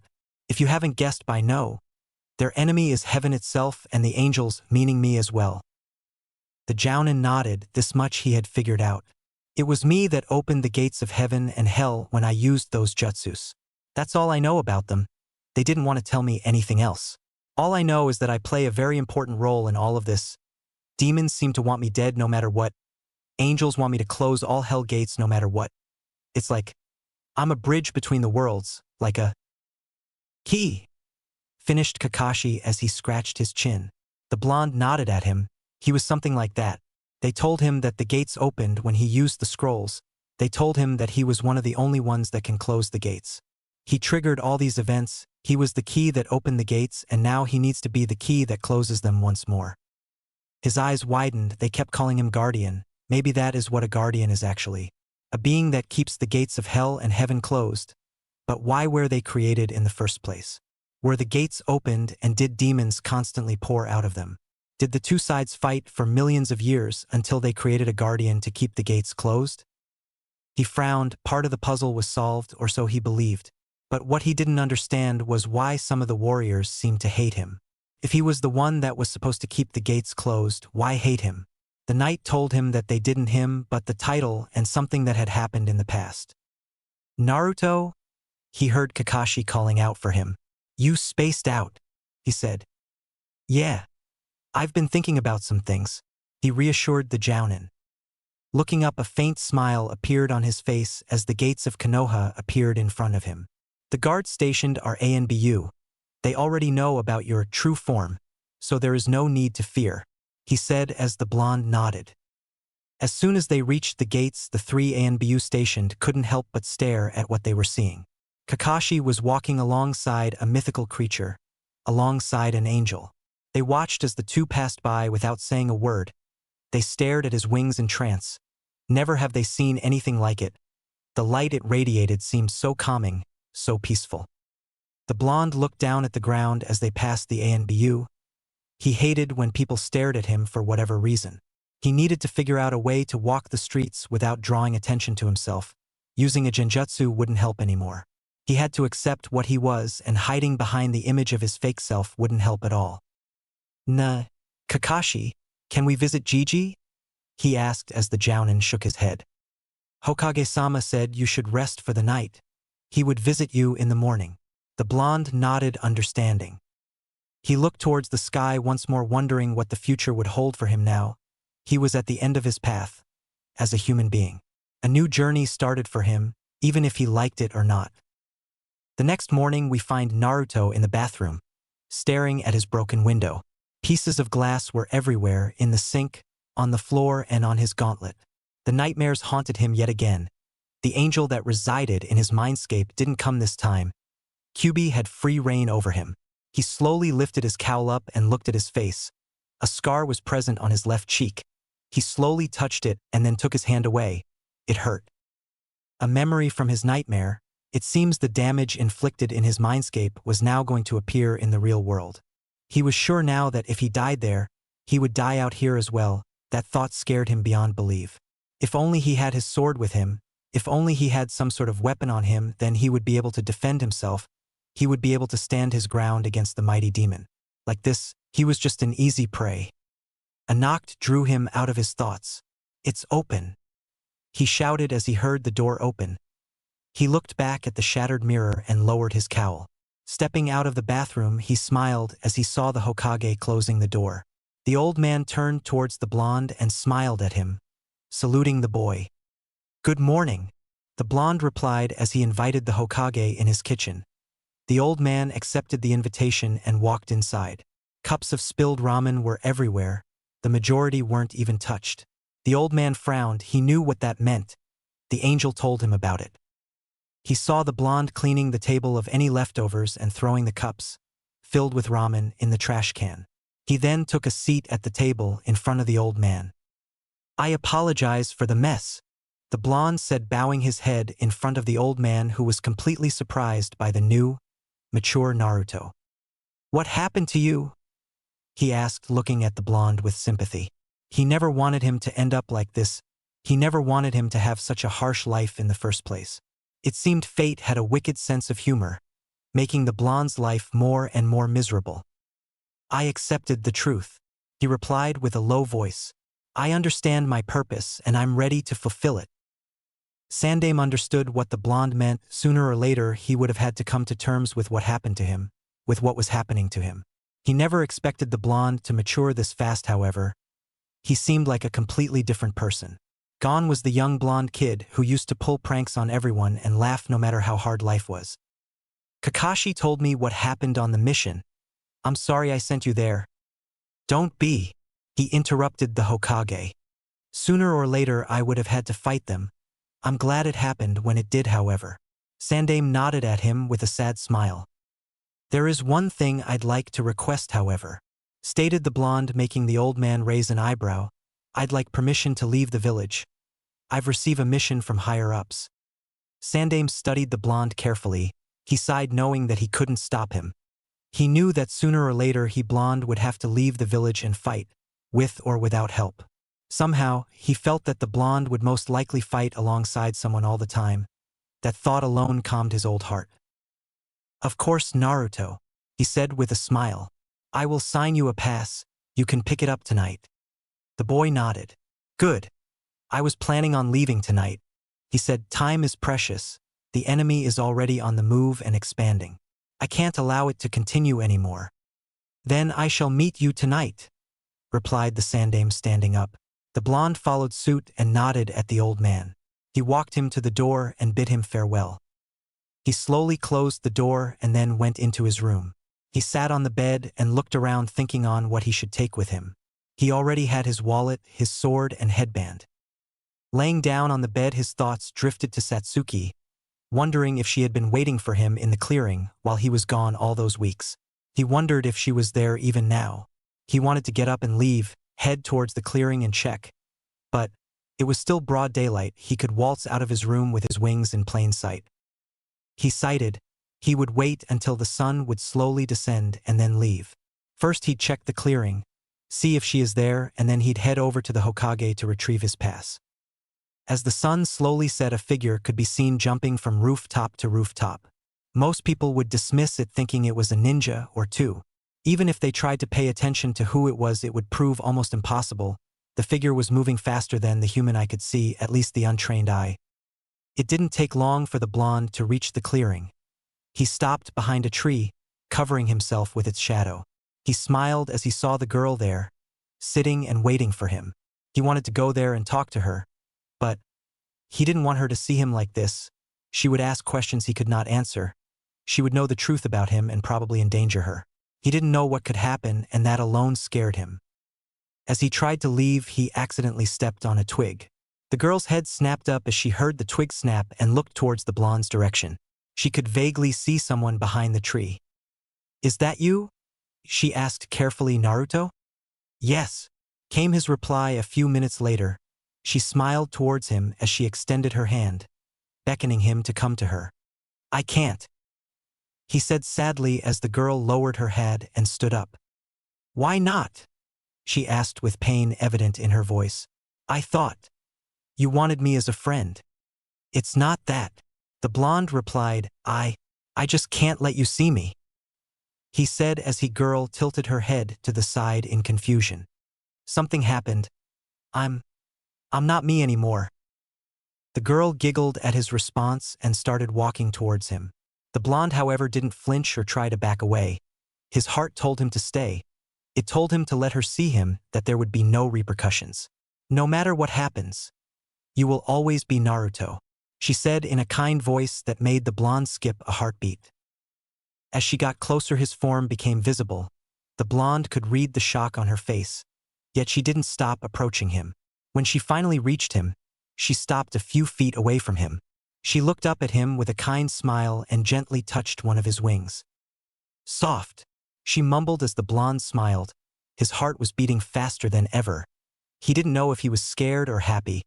It was an emotion that he couldn't understand. He had never felt it before. He started as she looked up. "Please, don't ask me what happened. I don't want to ask you that." She stopped him. "I don't want to know what happened. I told you. You will always be Naruto no matter what." Her words brought a bright smile to his face. Tears started forming as all his emotions, bottled up, were started to take over. He dropped on his knees, silently crying in joy. Joy that someone said that to him. Joy that someone would always consider him the same old Naruto no matter how much he would change in appearance.